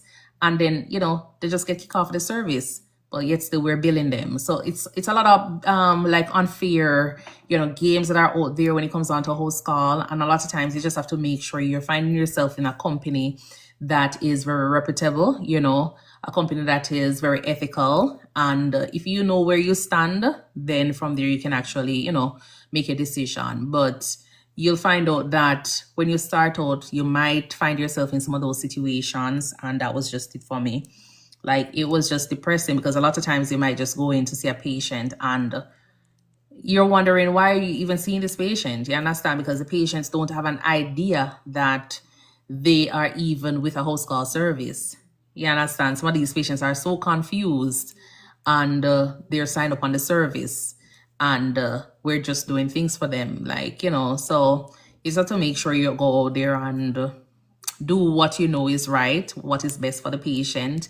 If you're with a company and you are not, you know, how you practice is not in keeping with what they're doing, you have to make that decision, and, you know, woman it up and man it up, and just go when it's time. And that's the only thing I can say. Because if you follow some of these companies out there, yeah, man, they will ruin your license, you know, they will ruin your license. And I don't think it's worth it. You understand? If you're out there and you're a nurse practitioner, you find yourself in some of these situations, in as much as, yes, you want the flexibility, in as much as you want the autonomy, and sometimes the money is a little bit better, the work time and everything is good. You know, if you find yourself and that is all that is out there they're offering you, and, you know, that is not something that you want, the only thing we can say is go back to bedside nursing, because that's where I was in terms of, you know, me calling today. Because if I'm going to be going to different companies and finding out that this is how they're doing, this is how they practice, this is what they're doing, then I'm not going to be tied up in those kind of things. You understand? I'm not going to get my license tied up in this thing so I can go prison back way. No, sir. I work too hard for it, and I want to kind of stay on the path that I am on. You understand? So if you're in a situation like that, you just have to make the decision to make sure you choose the right thing, and then from there, you understand? But otherwise, it's okay if you find the right patients who are wanting the service. You understand? Because not because you present something to someone, it doesn't all the time means that they need it. You understand? Everybody have can make their own decision. They made their own decision as to what it is that they want. And if somebody doesn't want to get their blood pressure, you know, managed or control, the same thing for their diabetes, you can't force them to do something. You understand? At the end of the day, it's their decision. It's not like they're confused and we're their power of attorney, or, you know, we are dictating that this is it and we just implement plan. No. Everybody has a right to choose, and that's just how it is. So if they don't want the service, they just don't want the service. Can't force them into something, and then you as a nurse practitioner go there to see the patient, and you get cussing from here so to Jericho without you knowing what the problem is or why you're getting all of that. And that's just it. You understand? So yeah, Welcome, welcome everyone. You can go ahead and just double tap your screen, all right, to give the video a like, and you can also share, and remember to go ahead and follow. And I also have my YT page. You can go over there and subscribe. It's Think Nursing. It's one word. It's the same thing as my channel without the number 1. All right, I do have long form content over there, so you can check out that page. And yeah, I'll be talking with a lot of nurses, or trying to talk with a lot of nurses, or sharing their story, their insight into nursing, their experience or journey itself. So if you're interested, then, you know, just head over to that page as well, and be an active member on my platform. All right. Well, you know, it's 11:37, and I am gonna run. All right, I'm not working tomorrow, but I'll probably pop on and say hi again, because, you know, TikTok keep on sending me messages telling me that you need to go live. Yeah, man, TikTok coming like is a different, like every time I always say it, you know, TikTok is like so, like they're like a dictator. Yeah.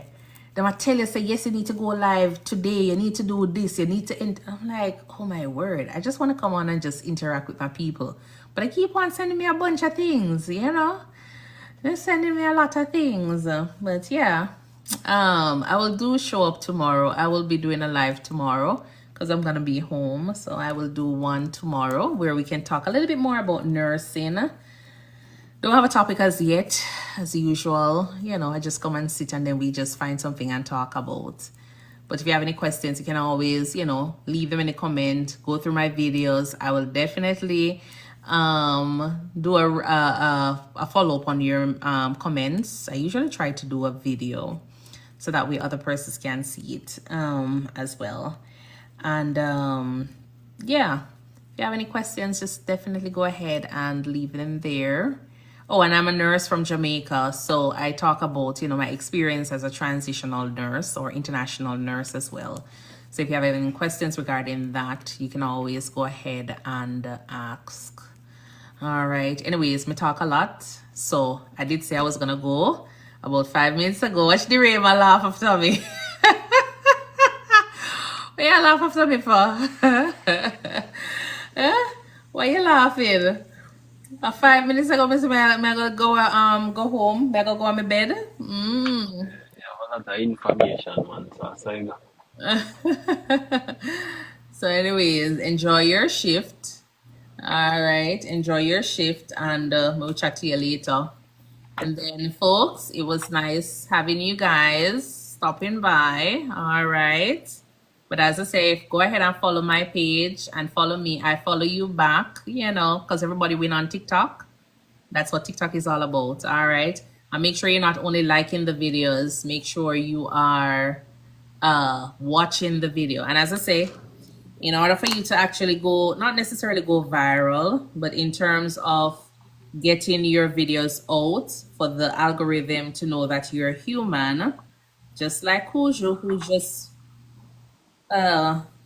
like my video. Let me use that one. You're gonna go to this little thing here, and then you just press it, because as I say, I talk a lot. So if you're not really interested in all of the videos, you can always just press on this little thing and it fast forward the video.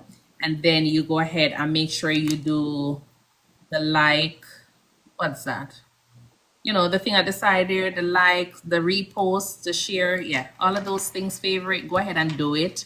So, so you can get the points. I guess it's like a points. Yeah, you just do it to show that you're actually interested in the content, even though a lot of times we might not be interested. But if you start watching the video, just don't watch it, so your channel or your page can actually get sent out as well.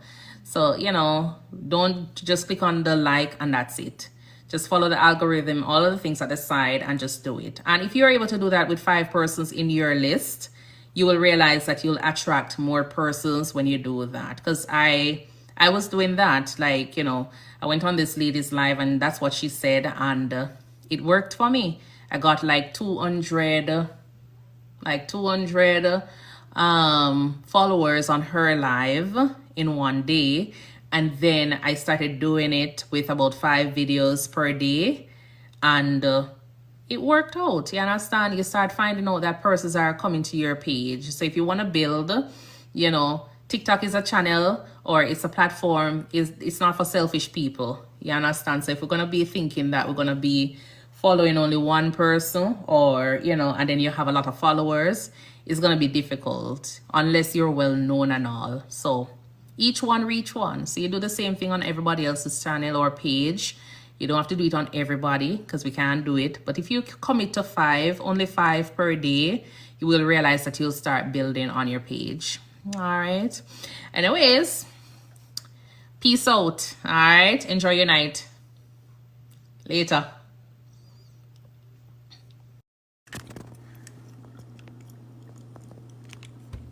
Let's see who is on.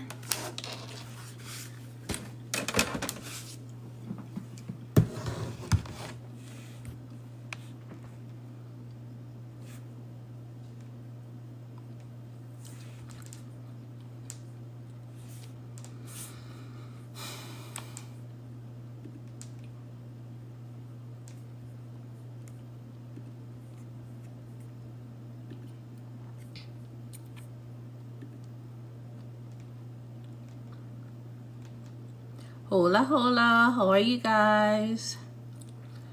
CJ Johnson, Janice, Marvin, how are you? Why are you not sleeping yet? Hi, Kay. Sugar Cake, BSC. Hi, Charles. How are you doing? I never really planned for any live, you know. I was passing through on some person's live, and then this lady captured me on her live. I accepted the request because she said, it's been a while in terms of, you know, we've always like each other's content, and we've never like, you know, been on a live before. So I said, all right, let me just accept the live, and we're over there chit-chatting. So I said, why not come on my live after? You're just coming from work, Marvin. Okay, cool. Our time now, 9:20. Pretty late, but okay, better for seeing you. I hear you, Charles. I hear you. Nice having you here. Praka, Dawn, welcome as well. Oh, let me remember to go ahead and share the live, all right? Hope you realize you're a star now. I hear you, sir. Yeah, remember to go ahead and double tap up the live, and what else again? Yeah, like the live and share the live. Let me go ahead and share mine. I'm gonna go ahead and share this thing. Oh, it's a big share button there. All right, even if it's one person, but I don't really have anything like, you know, plan. So whatever it is that you want to talk about, I'm here for it. All right, but how was your day been? How was your day? Mine wasn't bad. You know, mine wasn't bad. Big Don, welcome. Percival Scott. Anyway, bless. Not a problem. You too, Marvin. You too. Yeah. So my day wasn't bad. Kind of prepping for tomorrow. With the patients that I'll be seeing, and I'm charting as well, but it is not bad. All right, Angel or Angela Chambers, welcome. Mosey, welcome. Makiba.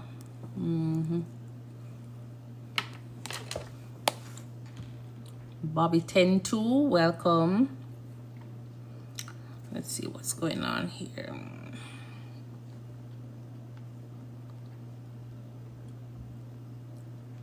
So where are you guys joining from? For all the persons that are here, where are you joining from?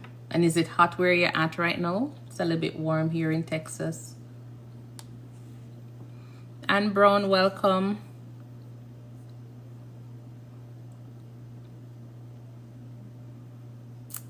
CJ says graduating high school next May. Congratulations.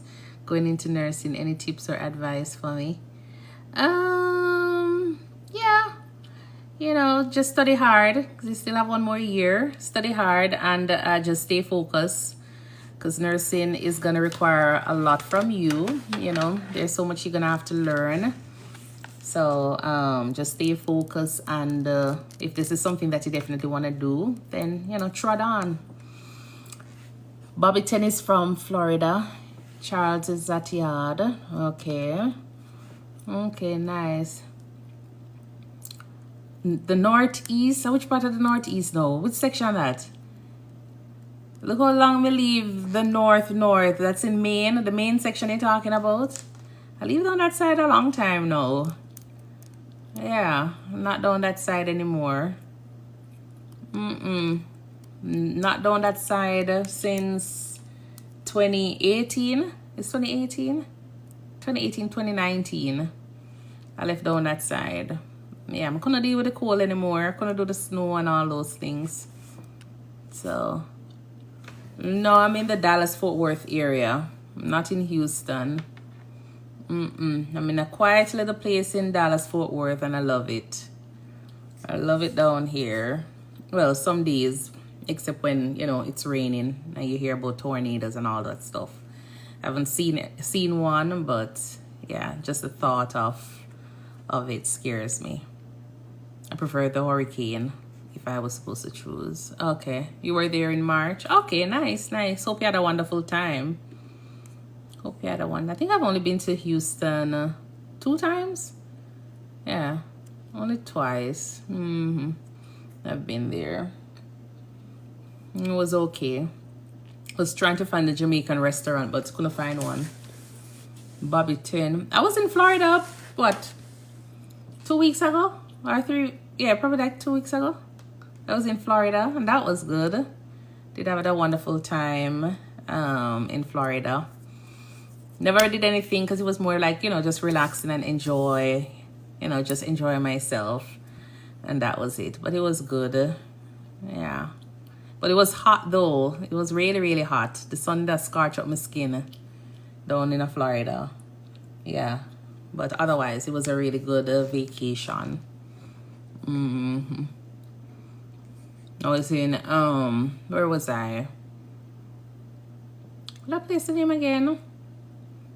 Kissimmee? I was down by Kissimmee for my little vacation, and that was good. I'm in the DFW era since 2019. So much years that. Do the maths, got the brain kind of tired right about now. That's so long. And it has been good. It has been good. It's very cultured down here. I like it. Or I should say I love it down here. Initially, when I was thinking about places to, you know, move to, I was thinking about Florida, but then I was kind of concerned about the hurricanes. And, yeah, man, a long time. I was concerned about the hurricane and the flooding and all in Florida. And then I was thinking about Atlanta.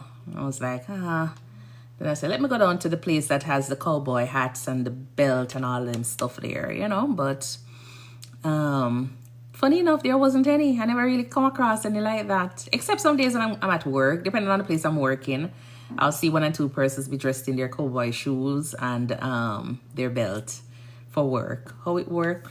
It does work for them. Yeah, but it has been pretty good. 6 years of the month already gone. Or 6 months out of the year already gone. Okay, yeah. So it's been a while. It's been a while since I've been down here. So, yeah. Yeah, so where are you from, Mel? Melva Watson Blake. Your name is long, like mine. Oh, and remember, if you haven't followed, can you guys just give me a little, like, you know, thumbs on the, like, top of the screen? Top up the screen, like, give little hearts. Yeah, just a little hearts, you know, make me feel a little bit special over this side. while I'm talking. Thank you so much. You're in Jamaica. Okay, nice, nice. Yeah. Fort Lauderdale. No, I'm not coming back to Florida. I'm coming back to Florida for until probably like next year, them time here, or probably end of year. I'll probably take another trip down there, but I don't think I'm going to Fort Lauderdale. Kind of like the little Disney area down there, so yeah. So I have a 6-year-old, you know, so I have to make sure that he's happy when I go on vacation. So the vacation is more for him to enjoy himself, and you know, I just work along with him. So I have to go to places that are gonna entertain him. Yeah, it is. It is. But it done out your money though. Yeah, that place will done your money. Thank you. Thank you for joining. Oh, call to hearts. Thank you for that heart me. Thank you for that heart me. Yeah. SeaWorld. I went to SeaWorld twice because I was trying to finish the entire park, and did it in one day. Well, not one day, but I did half one day and went back the following day to kind of finish off. But I never went on any other rides because one year I went on the rides and that was it. One ride is enough. You understand? One ride is enough for me. I don't understand how some people go on some of those rides, but one ride on probably a few of them is okay. But yeah, it was good. I went to Disney 3 times with my kids. Okay, nice. Yeah. And if you guys well, I have this thing. No, I don't even know how to find it, but I had this little package where, you know, the different kingdoms. Yes, I had this little thing that had like some special that I got with this timeshare. I was gonna tell you guys, but I think it's on my YT page. You can look on it at ThinkNursing, and yeah, you can just get one of the little coupons with some discount and go down there and enjoy on yourself. You understand? Might require you to do 1 or 2 little things, but you don't, you know, you'll probably still get a little discount when you go down there. So yeah, but it's pretty nice. It's pretty nice. I would encourage anybody to, you know, make sure you take your little kids down there just to enjoy the park. All right. Hey, cuz, what go on? Mr. Omega, welcome. Gayushi, welcome. All right. Yeah, and then I was kind of disappointed with the Jamaican food. You understand? Because me run go down there thinking that I'm going to find a lot of Jamaican places, but everybody have a name. You know, they put a name, so it's Jamaican food, and everybody can cook. You know, it's not everybody can cook. So I went down there and ordered oxtail and you're looking at me glowing. Probably did filter. Have a little filter on, you know. That's a good thing about social media. You can put on a little bit of a filter so you don't have to always, you know, be wearing makeup every single time. Yes, so that's a good thing about it. I can just jump on now to TikTok and be like, okay, let me do a little live, you know. So I like the little filters that them have. So if you see me wearing them or posting 1 or 2 videos, I'm probably just like enjoying the different filters or whatever pops up on my page. Oh, it's not that bad, you know, but the filter is not much on. It's not much, but you can see a little bit. It's me, yeah. This is me. Yeah. My breakout since I go on my little trip in Florida. I'd forget my makeup removal products, and it never did go on too well for me with the ones that I was using because it's already late. But anyways, yeah. Hey Ali, what's up? James Borrow, welcome. Yeah, so how are you guys doing? What you know up to for the night? What I want to talk about?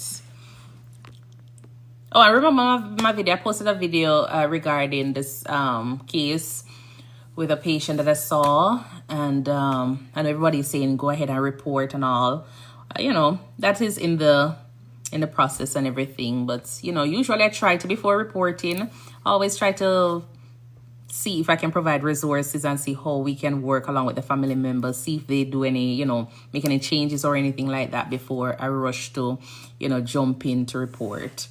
As I say, I haven't had much encounters with them, and that was just it. But for the two times that I've seen them, you know, it's just concerning. And so this time I was like, yeah, that's enough. Are you Jamaican? Yes, Shav, I am. Where are you from? Hi, Dexter. Welcome. Mrs. T19992, welcome. Yeah, so that was just it. But, you know, in host call, I've been seeing like so many persons, you know, treating their loved one like unfairly. The treatment not good at all. It not good at all. It not good at all. You understand? They paid me some days when I go out and see them.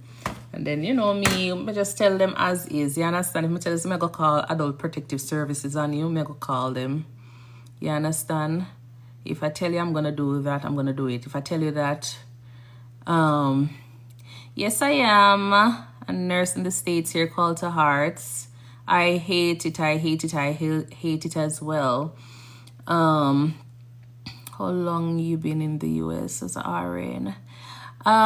Since 2016, November of 2016. So probably like what, 8 years or so.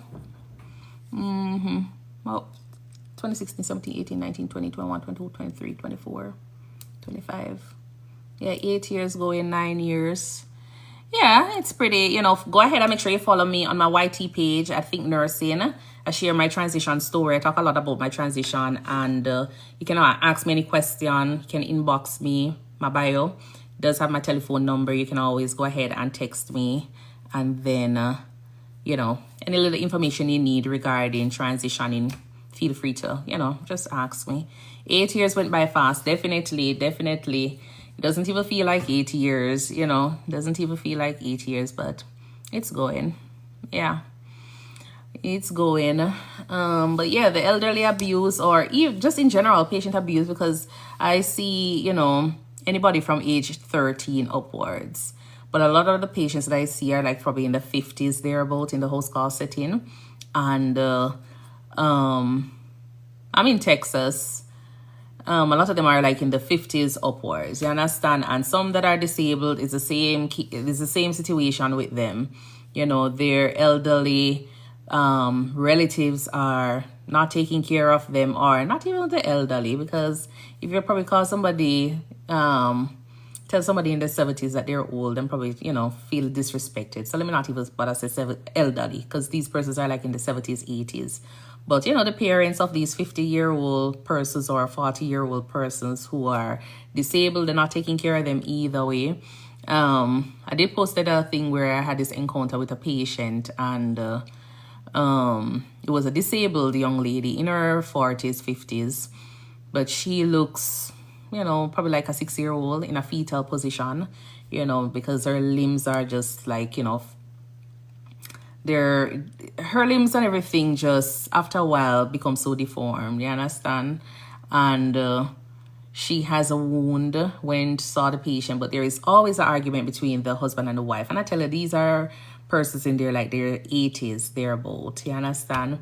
The wife doesn't want anything in terms of like medications for the patient, pain medication. You can see that the lady is in pain because she's always groaning, and the dad wants the pain medication, and it's just a big argument at home, you understand? So I went at one point and did the evaluation. That was the first time I was meeting them.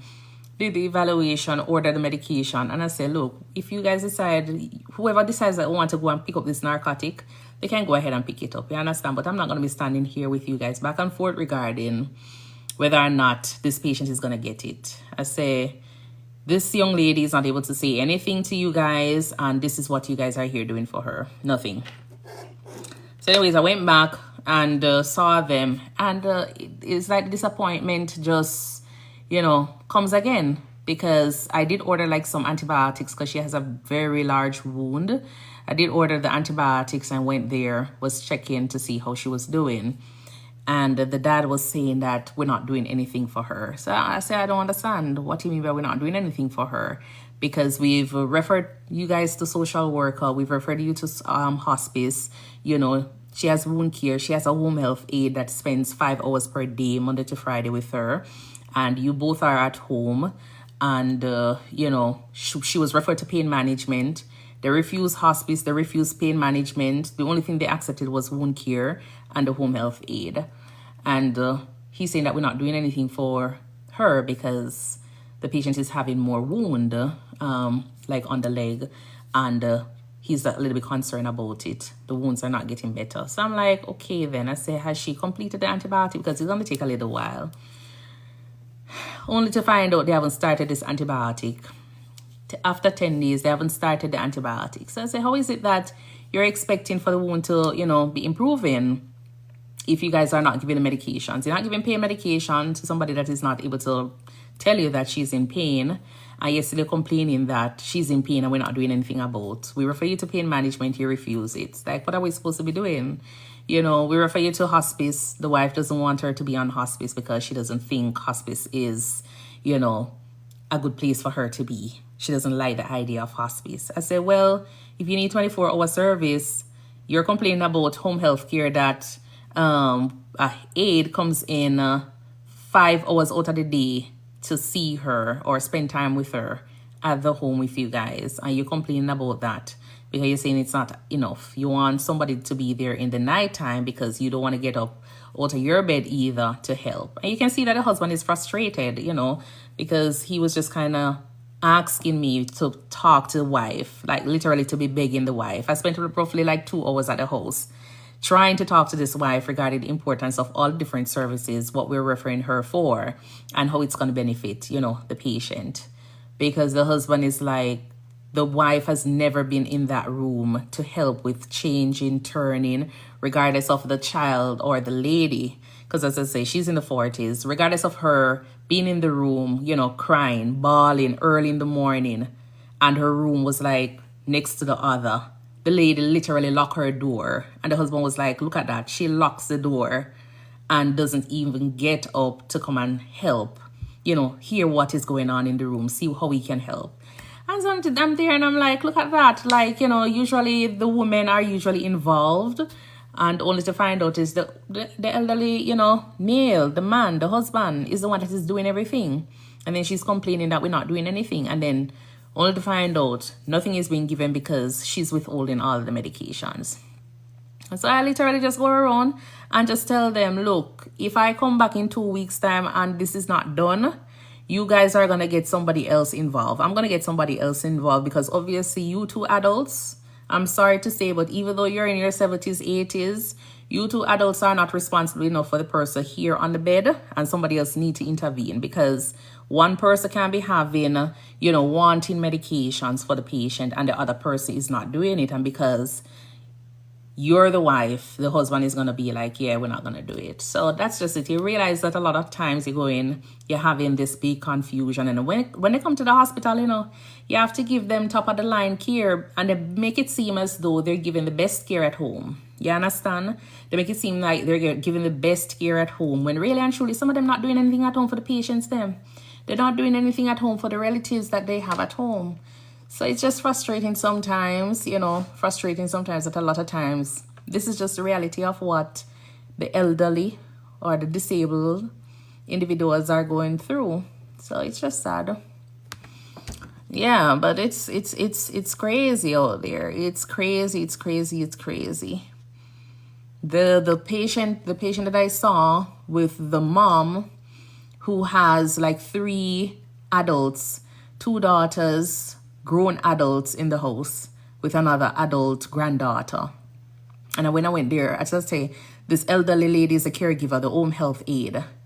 And she is like frustrated with the family. Like she's so frustrated because she's like, I left this lady on Friday afternoon in this gown. And she come back Monday morning. And this is the same pattern, like every Monday morning she coming back. And it's the same thing. The lady has not been changed. She's like covered in stool. I guess because the last time I spoke with them on the phone, that was, you know, they decided to go ahead and probably just change off or something. Because I tell them if I come back and I hear that she has another sore, then we're going to definitely be doing something about it. Because it can't be a case where we're relying solely on home health aides to come and take care of patients. This lady is literally cleaning the patient's room, and she cleaning the living room. I say, is that a part of your duty? I said, that's not a part of your duty. Your duty is upstairs. So I don't understand how you are taking mop and mopping down staircase and you're mopping out living room as if like you are being paid to be a home health aide for the entire house. No, she's like, yeah, nobody does anything. I said, that's not your responsibility. Look the other way. Go upstairs and sit down with the patient, and when it's, you know, it's time for you to go, you go. But you can't come here and expect to be taking care of a patient up there and I go downstairs, go wash your plate. Like, that's not how it goes. You understand? And if we keep on doing these things as home health aides, you know, we're setting the trend for other persons, you understand, for family members to take advantage of you guys when you go out there. You understand? So know your role, know your job description when you go out there, so people don't, you know, take you for idiots, let's just say. Don't go out there and make it seem like, you know, you're supposed to be cleaning people's bathroom. No, you go, you take care of your patient, the one patient that you have, you take care of the patient, and that's it. You can't have grown adults in the house not doing their, you know, their chores that they're supposed to be doing for their home, and then you're supposed to be coming there making what, $10, $12, $15, and then you are cleaning people's bathroom plus taking care of the patient and I broke your back at the same time when them lie down in a bed. As I say, I had the results to discuss, and neither one of the two rooms were able to even say, hey, I'm inside here. Nobody was able to say, okay, then let me answer the call and hear what it is. And it's not like, you know, you just show up to these people's house. It's not, you know, you don't show up to them house like that. You know, they give you the go ahead to show up for appointment at whatever time. But yesterday you go there, you don't have anybody to talk to. They don't come out and say anything to you. Or sometimes if they do come out, not this family, but if they do come out, then behave like them don't even see you. You understand? They don't even see you. They just see somebody in them house and they just know that, oh, you're here for this relative. And even if the patient is not able to talk, and even if you're trying to get information over to them, like, hey, I'm Stacy, I'm the nurse practitioner, the people that walk past like, you know, you're a ghost.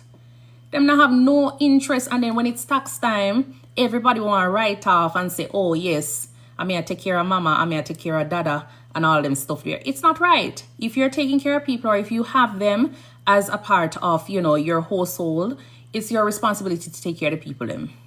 It's your responsibility. So until now, I cannot get through, the office cannot get through to any of the relatives who booked the appointment for this patient. It was a good thing the caregiver was there. As I said, the caregiver goes in early in the morning, and so she actually cleans up. Like, this lady had to be cleaning off wall, take off the sheet and everything off the bed, gown and everything, blankets, have this lady sitting down in a little gown, cleaning up floor and everything. Because nobody not going to the room. Nobody don't go in the room for 3 days. You understand? 3 days to see whether or not this patient is basically doing well. Let's just say. They probably just bring food in there. They just probably bring food in there and just give her. And if she eat it, she eat it. But I don't know. But as I say, like, you know, you have to, when you go out there, and I know a lot of times as nurse practitioners, you probably go out there and you know, sometimes you probably have a tone. Make your tone be heard. You understand? Because you're doing your job. Because if you leave it up to some of these people, the patients, them just stay right there, die from hunger, from starvation. You understand? Lack of care and everything. Bed sore would have killed them because nobody is doing anything. They're just waiting for a nurse. They're just waiting for the home health aide to come and see them, and expecting to be doing everything that, you know, you're supposed to be doing as a home health nurse plus more. So that's just it. But, you know, I enjoy what I do some days. You know, I enjoy what I do some days. Some days, as I say, it's frustrating, but you have to, you know, you just have to be strong. Strong when you go out there and, you know your grounds and let them know exactly what you're up to. And sometimes you will see results. Sometimes I will tell them fire you. Yeah, sometimes I would tell her that them fire you. Like I had this patient, she said that she fire me. Well, she never really tell me that she fire me, but I guess, a lot of people don't really understand the host call service, and host call service is something that you have high turnover in terms of providers, because remember, as I say, healthcare here is a money-making business, and if one practice is not paying good, people are going to jump. You understand? People are going to be leaving. When it comes down to ethics and all of those things, depending on the practice, people are not going to be staying or hanging around. And so you might find out that you have high turnover. So patients are not happy about that. I'm not really happy about it because I don't like to switch providers. You understand? So I kind of understand the patients. If you're working with someone for a while and then to hear that there is a new provider, you might not want to, continue with them, or you probably just get upset because you lose somebody that you already build a relationship with. And so I met this young lady, and she was explaining her concerns and everything. I said, I understand, totally understand, but she was already upset with the practice. She's upset with the practice because they're always changing staff, and I'm like, you have to talk to the boss. You understand?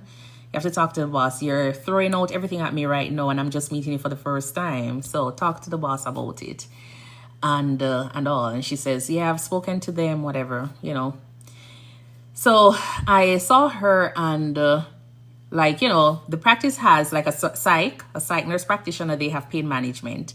And I did let her know that in terms of like her psych medications, pain management, those things, I'm going to go ahead and have the provider see her for that and order those medications. Because when it comes on to especially controlled substance, I'm not going to be ordering controlled substance like that. Like, no, no.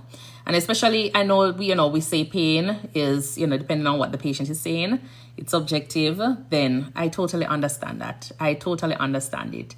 But I don't feel comfortable ordering pain medication around the clock, like, every 6 hours, and be ordering for, like 30 days supplies. No. I leave that to pain management. If pain management is available, I let them do that.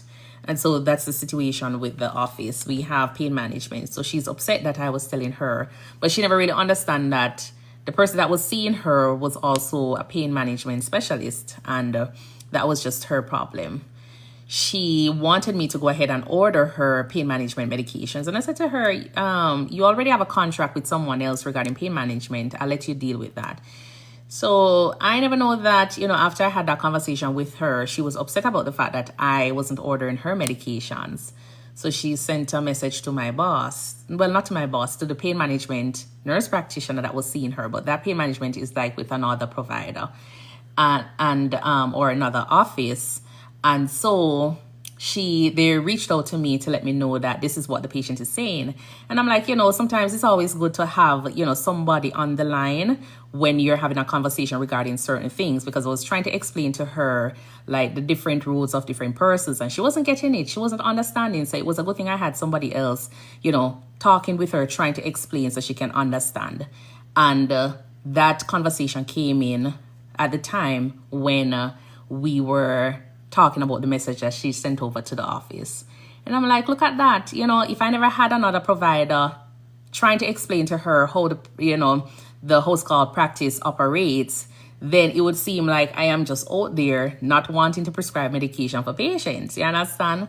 So she told him that she was about to fire me last month. I'm like, people don't understand, So if you were about to fire me, you're gonna be on my schedule. They put her on my schedule for today. And I'm like, no, I'm not gonna go and see her.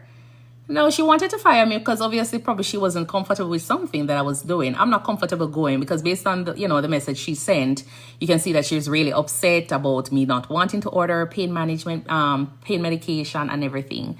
So I was like, no, I'm going to feel so uncomfortable going. And that's what I always tell people. If you're in a situation, especially because you're a nurse, you're dealing with certain things, medications and everything. You don't want it to be a case where you go out there and even if you give the patient water to drink and something do happen, and you and that patient had a situation where the patient was like, didn't really like you, let's just say. You understand?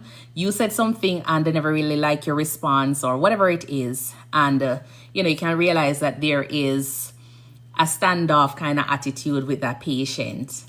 excuse yourself from the situation. You understand? I do that all the time because I don't want to say that the water that I give the patient, even if the patient was supposed to have, knock on wood, a cardiac arrest, a natural course of whatever is happening, I don't want it to be said that I am the one that, you know, did something. So I always excuse myself from that.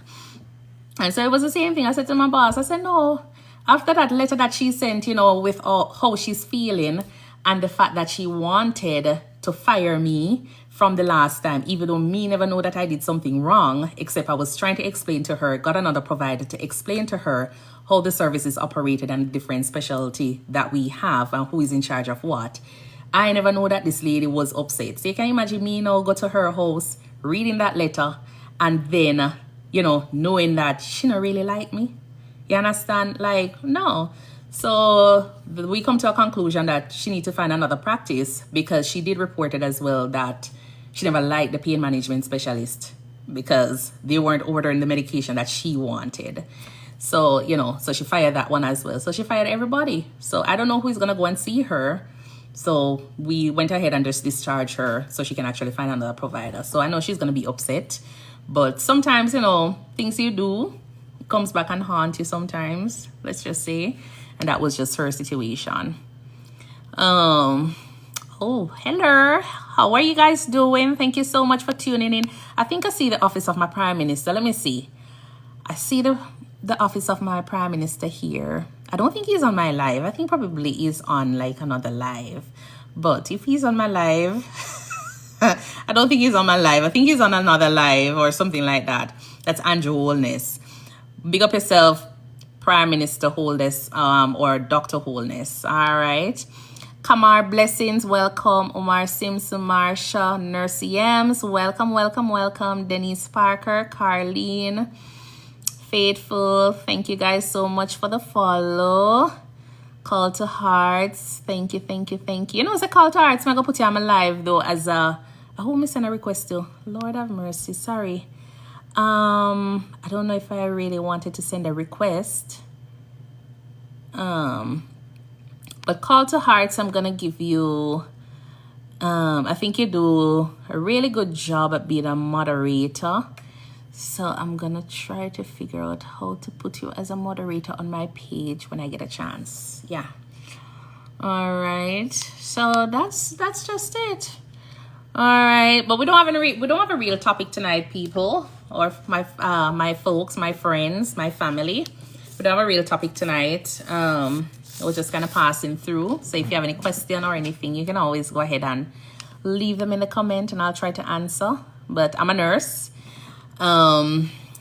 Jamaican nurse. All right. That's where I born and grew, trained in Jamaica.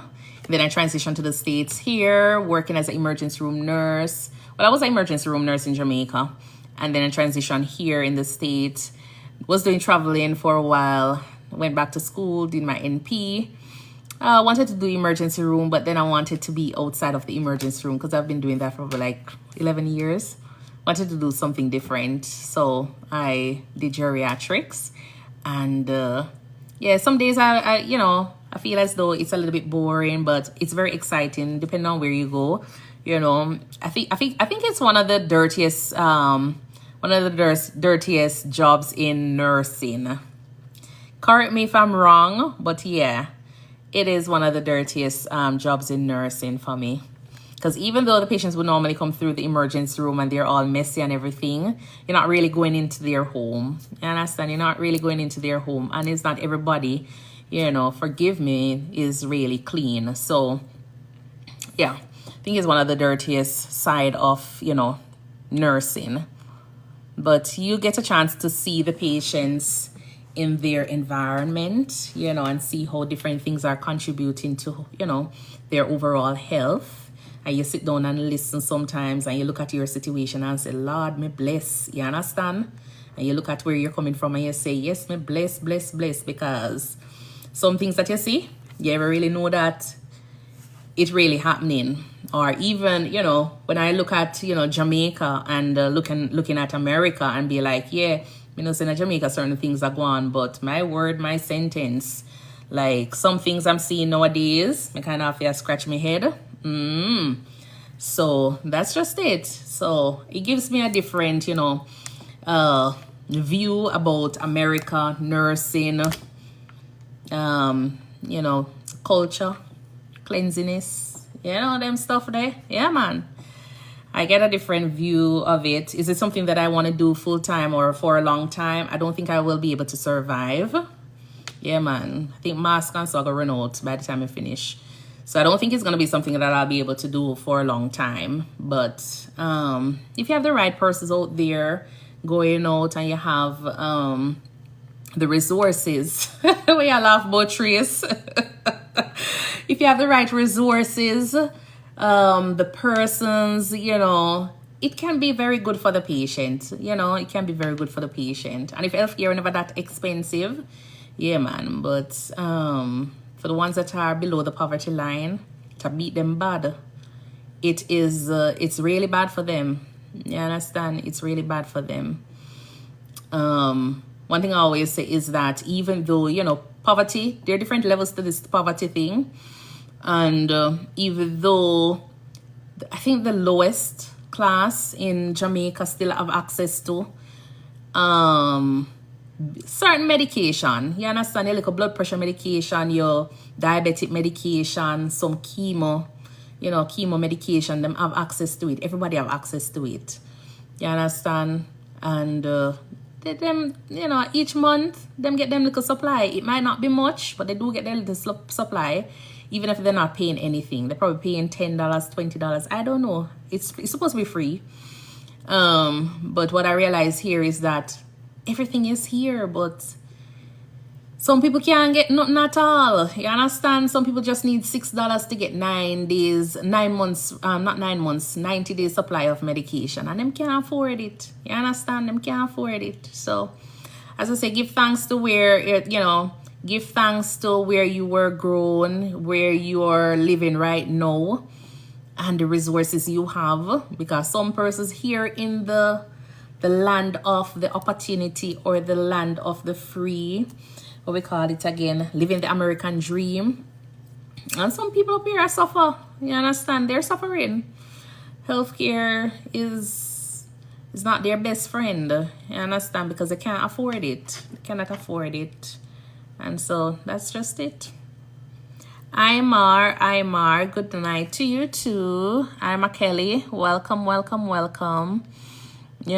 So that's just the situation out there. So every evening, like, I'm coming home. Yeah, I usually don't really come home, when I was working in the emergency room, like, I know what to keep up here. Like, certain situations that happen or cases that I see, I know what to save up this side and when to talk about it and when to write it down. But usually for me, as soon as I step out of the hospital, that's it. I'm done with work, you understand? But nowadays I realize that I'm reflecting a little bit more on the things that I'm seeing. The things that I'm seeing out there, I'm reflecting a little bit more on it. And just seeing that, you're putting in 100%, you're giving 90%. And you realize that probably like 10% or 20% of what you're doing really, or what you're ordering, is actually coming through for the patient, So I sit down and I think about it, and yeah, it's just sad. It's just sad. The resources are there, but a lot of persons don't have access to it. Yeah. Mad, welcome. I want to get them name here from. Oh, and forgive me, if you follow me and you don't have a face and you don't have an actual name, I might not click on your name. Sorry. I just kind of find it weird to be following somebody that doesn't have a face and has a bunch of X and Y and numbers. I do appreciate you following me though, So I just assume that when I go on your page, you're not actively doing anything on TikTok in terms of providing content or anything. So I think probably you don't really want anybody to follow you, so you don't really give a name and whatever. So if you don't see me follow you back, that's the reason. All right. But I try to follow everybody that follows me. All right. I try to do that because, as I said, TikTok is a win-win situation for everybody. So if you're posting content, you have a name, you have a name and you have a face, then I will definitely follow you. All right. And that's just it. Yeah, but anyone has any question? Thank you guys for the likes. Oh, 6,000. Thank you. Thank you for the likes. All right. Hi, Naomi. Thank you so much for tuning in. Do we have any nurses here? Lati, where are you joining from? Sherry Perry, welcome. Blessed Kia, how are you doing? Blackberry 2. You remember Blackberry phone? Let me see that name. The last Blackberry phone I had was a Blackberry. What was it? 9690 or something like that. Yeah, and I left it in New York one summer. Yeah, I left it in New York one summer after vacation. Nothing but missed up because it was a small, you know, the small ones, or 9650 or something like that, 9950. It was one of those small ones, and it was so cute. I never had it for that long and leave it, but I couldn't go back for it because the plane ticket was more expensive than the phone. Sherry Perry, thanks for joining in with me here. Sherry, you're from Trinidad and Tobago. Nice, thank you. Tamara Rogers, Charlene Isaacs. Is Charlene Isaacs related to any Isaacs in Jamaica? The Manchester area to be exact. All right. Yeah. So Blackberry 2, did you get your name from Blackberry phone them time there? Faithful is a nursing assistant in Jamaica. Okay, where in Jamaica are you, Faithful? Welcome, Badman.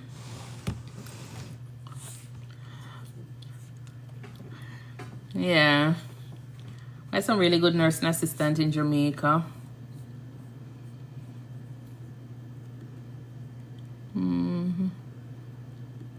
Manchester, let me see your face. Let me see if I can go on this thing and look at your face. Carlene Foster. I know you. You don't work at Mandeville. Oh, okay. No Blackberry. Okay, nice. Yeah, I'm from Manchester, Faithful. Used to work at Mandeville Regional. That's my little, place. Invite such man. No, so you can know the names, you can know the Jamaicans when them come on here, when they pop up. Just by the name. Hargreaves? Okay. Yeah. You can know the Jamaicans them. Because we all alone say such man. Where's such man there? Not me, But yeah, especially the younger folks. When they say, where's such man there? They might ask for somebody specific. So there's somebody here named such man. Like, Kevin Buchanan, welcome. It's just Eva, welcome. So did you work today, Faithful? And guys, I need to figure out how to pin this thing. When you get a chance, follow me on YT. All right, that's the other, YT at ThinkNursing. I do share long form contents, nursing, travel, and little lifestyle. I'm not really much into certain things, but I'll highlight one and two things, on my channel. So you can definitely go over there and subscribe and follow me. All right, and you can ask me any questions regarding nursing. All right, and I'll try to answer one and two questions regarding travel and lifestyle if I can do it. But as I say, lifestyle, I'm not really into as I say, I don't really do much makeup and them stuff there. But if I'm putting on my basic makeup, I'll probably do a video. Yeah, because it's lifestyle. It comes under lifestyle. But yeah, I'll do a little bit more traveling later on when I'm a full-time content creator, because I really want to do full-time content creation. And I want to have my own foundation. I want to give back to, communities, give back to the poor. So things like that I'm into. I want to talk with the nurses, have them share their story growing up. So that's what my actual YT page is supposed to be focusing on. It's supposed to be like a podcast where I hear a day in the life of a nurse. We can have a sit down and talk, just feature a lot of healthcare workers and have persons hear different sides about nursing. You understand? Some people can come and talk the raw truth about, you know, what it is like being an emergency room nurse, a house call nurse practitioner, you know, a gynae nurse, things like that, so you can have a better idea. So if you have somebody who is like you know, in high school and want to hear what it is like, they can hear the exciting part about being a nurse. Not every day hearing about, you know, the different traumas that we talk about, or whatever is happening, the abuse, or, you know, the disrespect, but hear more about what we really do in different departments and how you feel, how you balance, you know, nursing school or university, getting your postgrad, things like that, how you balance personal life with your work life. I want to hear about it. And especially persons who have, like, you know, channels, and you really want to highlight that as well. I think it's a way for you to go ahead and showcase that. Well, so let me tell you, people just have some names. Well, Adriana, welcome. Invite one, not me. Spotter, welcome. Spotter 037. King Yashua, earned it, welcome. Empress Shanti, how are you doing? Empress is from Manchester as well. Kevin Buchanan, all right. Tohini Williams. Yeah, so things like that I wanna, you know, I wanna do on my page. I don't want it to be something like, you know, I don't want people to come on there and give me no fake smile and all them stuff there. So I really want you on the platform. I don't want anybody to come give me a fake smile. I want you to be yourself. So if you're one of those persons who want to just come and share things and everybody can sit down and watch it, you know, definitely go ahead and inbox me so we can actually have a conversation, and I'll highlight it or share it on my platform. All right, so that's about it in a nutshell. Yeah, I want to travel to different places and, you know, visit different communities and highlight it, what it is like being a nurse in Ghana. Yeah, man, I want to travel. I love travel. Might not be able to do a road trip. But I want to travel to different places and just see what it is like, you know, talk with nurses in those areas and see what it is like. How do you deal with trauma? How do you deal with, you know, anything? What is the setup like in your emergency room or on the floor? What it is like being a tele nurse in Ghana or the UK? Things like that I want to, you know, highlight on my channel. So if you're a nurse or if you're a home health aide, you don't have to be a nurse, somebody working in the health field, you know, then definitely reach out to me so we can have that conversation. All right, invite Marie Porter, welcome. Bless K33, welcome. Milka, how are you doing? Anyways, you know that I said that I was only going to be here for a few minutes. Because every time I come on this live, we end up talking for hours. Yeah, because I like to talk, you know. I'm not really a social media kind of person. I'm a very shy person. Yeah, I'm very shy. But I actually enjoy, you know, a little chat here. And the good thing about TikTok is that it makes it feel a little bit more real, you know. And yeah, it's like, you know, I can see you guys over there even though I can't really see you. Like, I know you can come on my screen here and eventually chit chat with me, which is nice. So yeah, Tony, welcome. Crystalline, welcome, and thank you for the follow.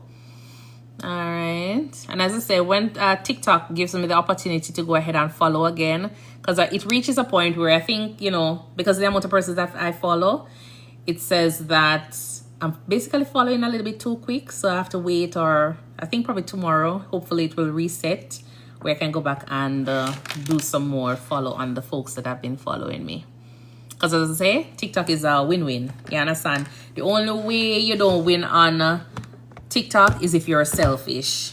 All right, so that's why I say make sure you follow what the thing says, the algorithm says, because they say it's an AI generated thing, and if you don't behave as though you're a real person, you're not gonna get any views, especially if you are trying to build your page or your following. If you want to make money, you're not gonna make any. So it doesn't make sense to go on, you know, a person's page and just like it. I do appreciate it, but I'm just I tell you, say, even though I appreciate it, I'm sure you're on TikTok and you want to earn as well. Even if you're not producing large volume of content, I'm sure you want to even get a cent. Come here, tell you, say, I have 83 cents in my my little balance, you know. I saw it a few days ago. I'm excited about it. You understand? So can you imagine if you were doing other things? Because TikTok annoying, you know. Let me not even say that because I don't want the algorithm to say, you know, I don't want to make no money. I want to make money, but I'm just I tell you, say TikTok is like, you know, when you're in college, not even college, because college you're kind of there on your own. In high school, and people just now your back I tell you, say you need to do this, you need to do that. That is TikTok. You understand? That's TikTok. Every day TikTok has sent me a message. So I'm just saying, if you're not one of those persons who's going to follow all of the instructions with TikTok, you might not be able to make anything. But if you definitely want to, you know, make money on TikTok, you have to follow the people them instructions. You have to follow TikTok instruction. And even if you dedicate yourself to just 5 persons account for the day, and you just go through and say, okay, 5 person. Because, you know, on the section of the phone, it says you have like 99. I think it goes up to 99. Notifications, you get like 99 notifications. See me tell you, TikTok is checking to make sure that I am here. So me have to do a puzzle. So even if you decide that you're only gonna do 5 out of the 99 and you do it correctly, you can make 1 cent. 1 cent is better than no cent. You understand? And if you realize you start making 1 cent and then the next day you realize that 10 cent, it's gonna motivate you. So just do what the algorithm asks. You touch the little thing up at top and the heart turns red. That's 1. And then you put a little comment. And as me say, you don't have to say anything, you know, big. You can talk whatever is on your mind as long as it's something that people can read. And, you know, it probably just encourage the person to click and say, okay, them like a comment. Whatever it is, just go ahead and say something there. And they say 5 words. 5 words, it seems like a sentence because it's an algorithm. It's the AI. It's going to make it seem like you are having a conversation with somebody. So just say something, and then you favorite the video, and what I'm saying again, you repost it, and yeah, repost, share that. That's all you need to do, and you just do that 5 times. 5 videos out of the 99 persons that post videos each day, and you're done. You understand? And eventually it's gonna be sending out all of that information to different persons, and they start finding your thing, and you hopefully will start growing on TikTok. And that's how I started out. You understand? I went on this lady's live, and that's what she said. She said, go ahead and engage, and this is what you do. And I just dedicate myself to 10 videos. Sometimes it's more than 10, you know, because I go through. But what, you know, if you dedicate yourself just to 5 videos and you still can go through and scan and like, you know, watch the videos, just press the little like button. As we say, it's not taking anything out of us to press the little like button. But if you can dedicate yourself to 10 videos or 5 videos each day, you can actually, you know, start earning and get more following to your page. You understand? Not saying it come into my page all the time, but me just tell you, say it work. So you can try it and see. Anash, welcome. Q Anash, welcome. How are you doing? Bell Black, welcome. Yeah, so that's what I do, and just try to, you know, come and just provide content. And then the other thing about it is that, you know, if you are, even if you don't have anything much in terms of content to provide, just come out here and talk. You understand? Somebody might like you. Trying to get paid. Well, when my own reach $1, I'm gonna cash out. I'm gonna cash it out and see where it go. Yeah, man. It says that you can cash out at $1. So I want to cash out and make sure that everything is okay with my account. Because I'm gonna start making millions on TikTok. Yeah, man. Well, I want to know where it's going. But yeah, definitely just do that and see how it works for you. And if you don't know what to say when you come on the live, it's just like me when I just started the live. The first time I come on the live, everybody just passing through. And you just talk. Find something and talk about. You understand? If you want to talk about your lunch that you had, talk about your day, whatever it is, just go there and talk about it. And remember that, you know, you are the content. You are the content. So if you work as a receptionist, talk about it as a receptionist. Talk about a patient or somebody who, you know, get you upset or something. Just talk. And you realize that 1 or 2 persons will come and start asking questions, saying hi. And eventually will be a little bit better the next time. So, you know, don't be shy like myself. But yeah, I was in that position. And no, I feel as though, and then as I say, you have the little thing called enhance. Right down here. Yes, there's a little thing called enhance. So even if you don't feel as though your face is ready for the camera, just zoom it all the way down and make sure you wipe out this section and just come and smile. You understand? Smile and look out until somebody says something to you. And if you can dedicate, what is it, 25 minutes of your time, that counts as a live. So you just need to be on the screen for 26 minutes. And that counts as a live. And then the next time it builds you as you go along. You understand? It builds you as you go along. And then eventually you'll have following. People start asking you things and you feel a little bit more comfortable. You know, just talking. And you'll eventually find content. Because I'm telling you, when I just started, even though nursing is what I do and I know that's what I want to talk about, some days I really know what I'm going to be. You know, I don't really come out with a topic, or even if I have something outlined, it's like you feel weird just coming and say, oh, I am Stace, and you just start presenting like you're doing a presentation in class. No, I don't want that. I want it to be a case where I show up and I'm having a conversation and I enjoy myself. Like when I enjoy my conversation now, I want it to be like that. Because when people see you like this, they're a little bit more, they want to come and sit down and hear you again. So even if your language is a little bit off, some people will just come and sit down and listen and start asking questions. And, you know, you will realize that you have true followers. But when you come and you fake up yourself, you understand, you make all the little stuff here look different and people can't recognize you, a problem. You understand? So just come and just enjoy yourself while you're on the live. Talk. And that's it. You understand? Eventually, nursing content will come out. Or if you're a teacher, that will come out.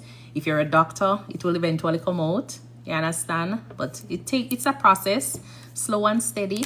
And then eventually it will look a little bit more polished. And, you know, if that's where you're heading. If that's where you're heading.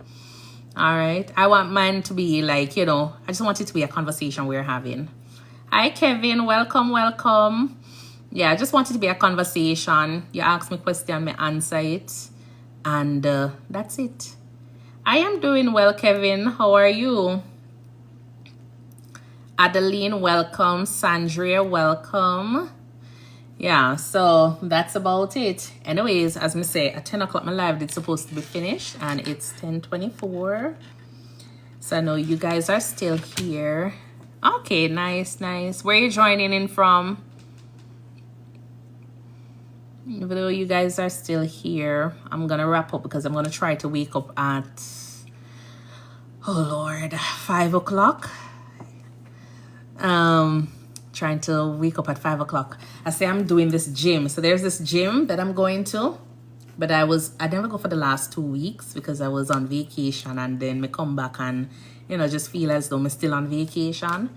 So I never go for the last 2 weeks. So I decided to go this morning.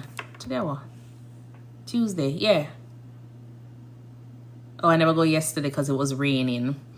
And I wanted to go to the morning class. So I went this morning. I mean, I tell you, the people them beat me bad. Like the people them like, I love cardio. I don't like anything with weights. I love cardio. So I love to do the running and the jumping and all of those things.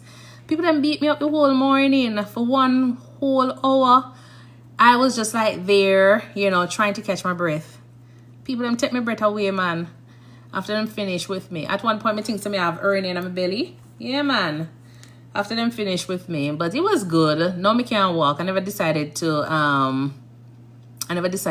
is the when I go to the gym? Yesterday evening I went to the gym. Yeah, I wanted to go to the gym in the morning. So I went yesterday evening. Me not go today because I can't walk. My legs there, the field, it's like I'm starting back from scratch. Yeah, so I never go today. I'm gonna go tomorrow morning because I went to one of the classes in the morning, and may I tell you, say the people them on the morning class is just like the energy that night shift have at work. If you're a nurse, is the same kind of energy in the morning. I don't know what the people them drinking before them come in, but may I tell you, I'm the most unfit person at the class. Everybody just full of energy. So them say run down, so me just run them down too. You understand? But I like it because you have to have somebody there to keep you motivated. Because if you decide to go to a gym or a class and everybody is unfit like you don't want to go back the second time. You understand? You don't have no reason to go back. So I'm gonna go tomorrow morning. So I'm gonna wake up at 5 o'clock. To go over to the gym and run down the people them in the gym, the class, because there's a lot of cardio they do in the mornings and I like it. So I'm looking forward to it. But I'll tell you, but you know, see me, when I start see me wearing my little, the little thing up here, so I'm belly out a door and all them stuff there because I have abs. That will never happen in terms of, my dressing. But yeah, man, that's the goal. That's the goal. Every year I tell myself that's the goal. But I want to drop like 20 pounds. 20 or 30 pounds. I think 30 pounds is going to be it. Yeah, I want to drop 30 pounds. And then I feel like I am, at probably like 180. Yeah, that's where I'm heading. And then from there. So I'm going to do a diet. I'm going to do a water diet, a watermelon diet as well this weekend. I'm going to start because I'm trying to do a fasting. So I'm going to start with the watermelon diet, but I only can do 7 days. So I'm going to start with the watermelon diet and then is a juice. And then I'm going to do the water diet after. So hopefully on the TV, I see where the guys, they did it for 21 days and in 7 days, they've lost like a lot of weight. So I'm going to try to see if I can do that. And then, yeah, I'm kind of worried about it because I just feel as though I kind of go maga down a little bit too much. Yeah, I'm going to get very slim. And, sometimes when you get too slim, you're worried about certain parts of your body. Yes, so I'm kind of concerned about it. I'm not really concerned about the belly part because that's the part I really want to work on. The tummy. Yeah, I'm going to blame it on pregnancy. We always blame it on pregnancy. Even when the kid's 30 years old, we still blame the belly fat on pregnancy. So I'm going to blame it on pregnancy and I'm going to blame it on night shift eating. So I'm going to try and work on that again. And then from there. But yeah, pray for me. Keep me in your prayers for that diet day. Because I'm not that, when it comes on to dieting, I'm not that 100% disciplined. But I'm going to be disciplined this time around. Yeah. Orlando, welcome, welcome, welcome. Sean Thompson, welcome. KKGKB. Fabia, standby. Oh, Stanley, welcome. Yeah, so that's what I'm going to be doing. So I will keep you guys up to date on, what's happening. Yeah, but whenever you guys start seeing my face, shrinking and you start seeing my cheekbones and kind of start having, the look, the Kim Kardashian look. Tell me, make sure not tell me when we start look like Kim Kardashian and starts my cheekbones a little bit more, pronounced. Yeah, man. Then you know that something is going on. It's not going to be any Ozempic, nothing like that. You understand? Ozempic and them stuff there. If you really need to take it, then God bless you and God go with you. You understand? But, I'm not going to be doing any form of medications or anything. I'm the kind of person that even though I do prescribe certain things, no, I always try to go the other way. Anything natural, try to start with weight loss and then from there. But me nothing say I'm going to be taking any medications for weight loss. Me nothing say me that, morbidly obese. So even though probably the BMI is saying something else, me not really feel it. I've seen other persons that are a little bit bigger and they've done their little exercise and they did well. So it's just discipline and, just starting. That's what we need. And that's what I'm going to be doing. All right. I tell my patient every day, eat properly and exercise and do this. So it's my time now to say to myself, you need to go to the gym and run a little bit more. And you need to do some more jumping jacks. And you need to do your jump rope and all them things there. So that's what I'm going to be doing. All right. Anyways, I said I was gonna go around 6 minutes ago. So, but anyways, thank you guys for tuning in, and I will see you guys in another live. I will try to put it in that little section on my thing there. Good night, faithful. You know, where they say the thoughts or something like that, what you're thinking. I'm gonna try to put it there, but I want to try to see if I can go live a little bit earlier in the evening. And then talk about different things, you know, regarding nursing or whatever you guys put in the comment section. I'll try to. But if you have anything that definitely you want me to talk about, feel free to go ahead and inbox me, or you can put it under any other videos, and I will try to just do a live or do videos and post it so you can have it. All right. But until then, Terry, realize you're joining late. Amazing Grace of M, welcome. Oh, of Mercy. All right, welcome. All right then, I will see you in the next video. Enjoy your night. All right.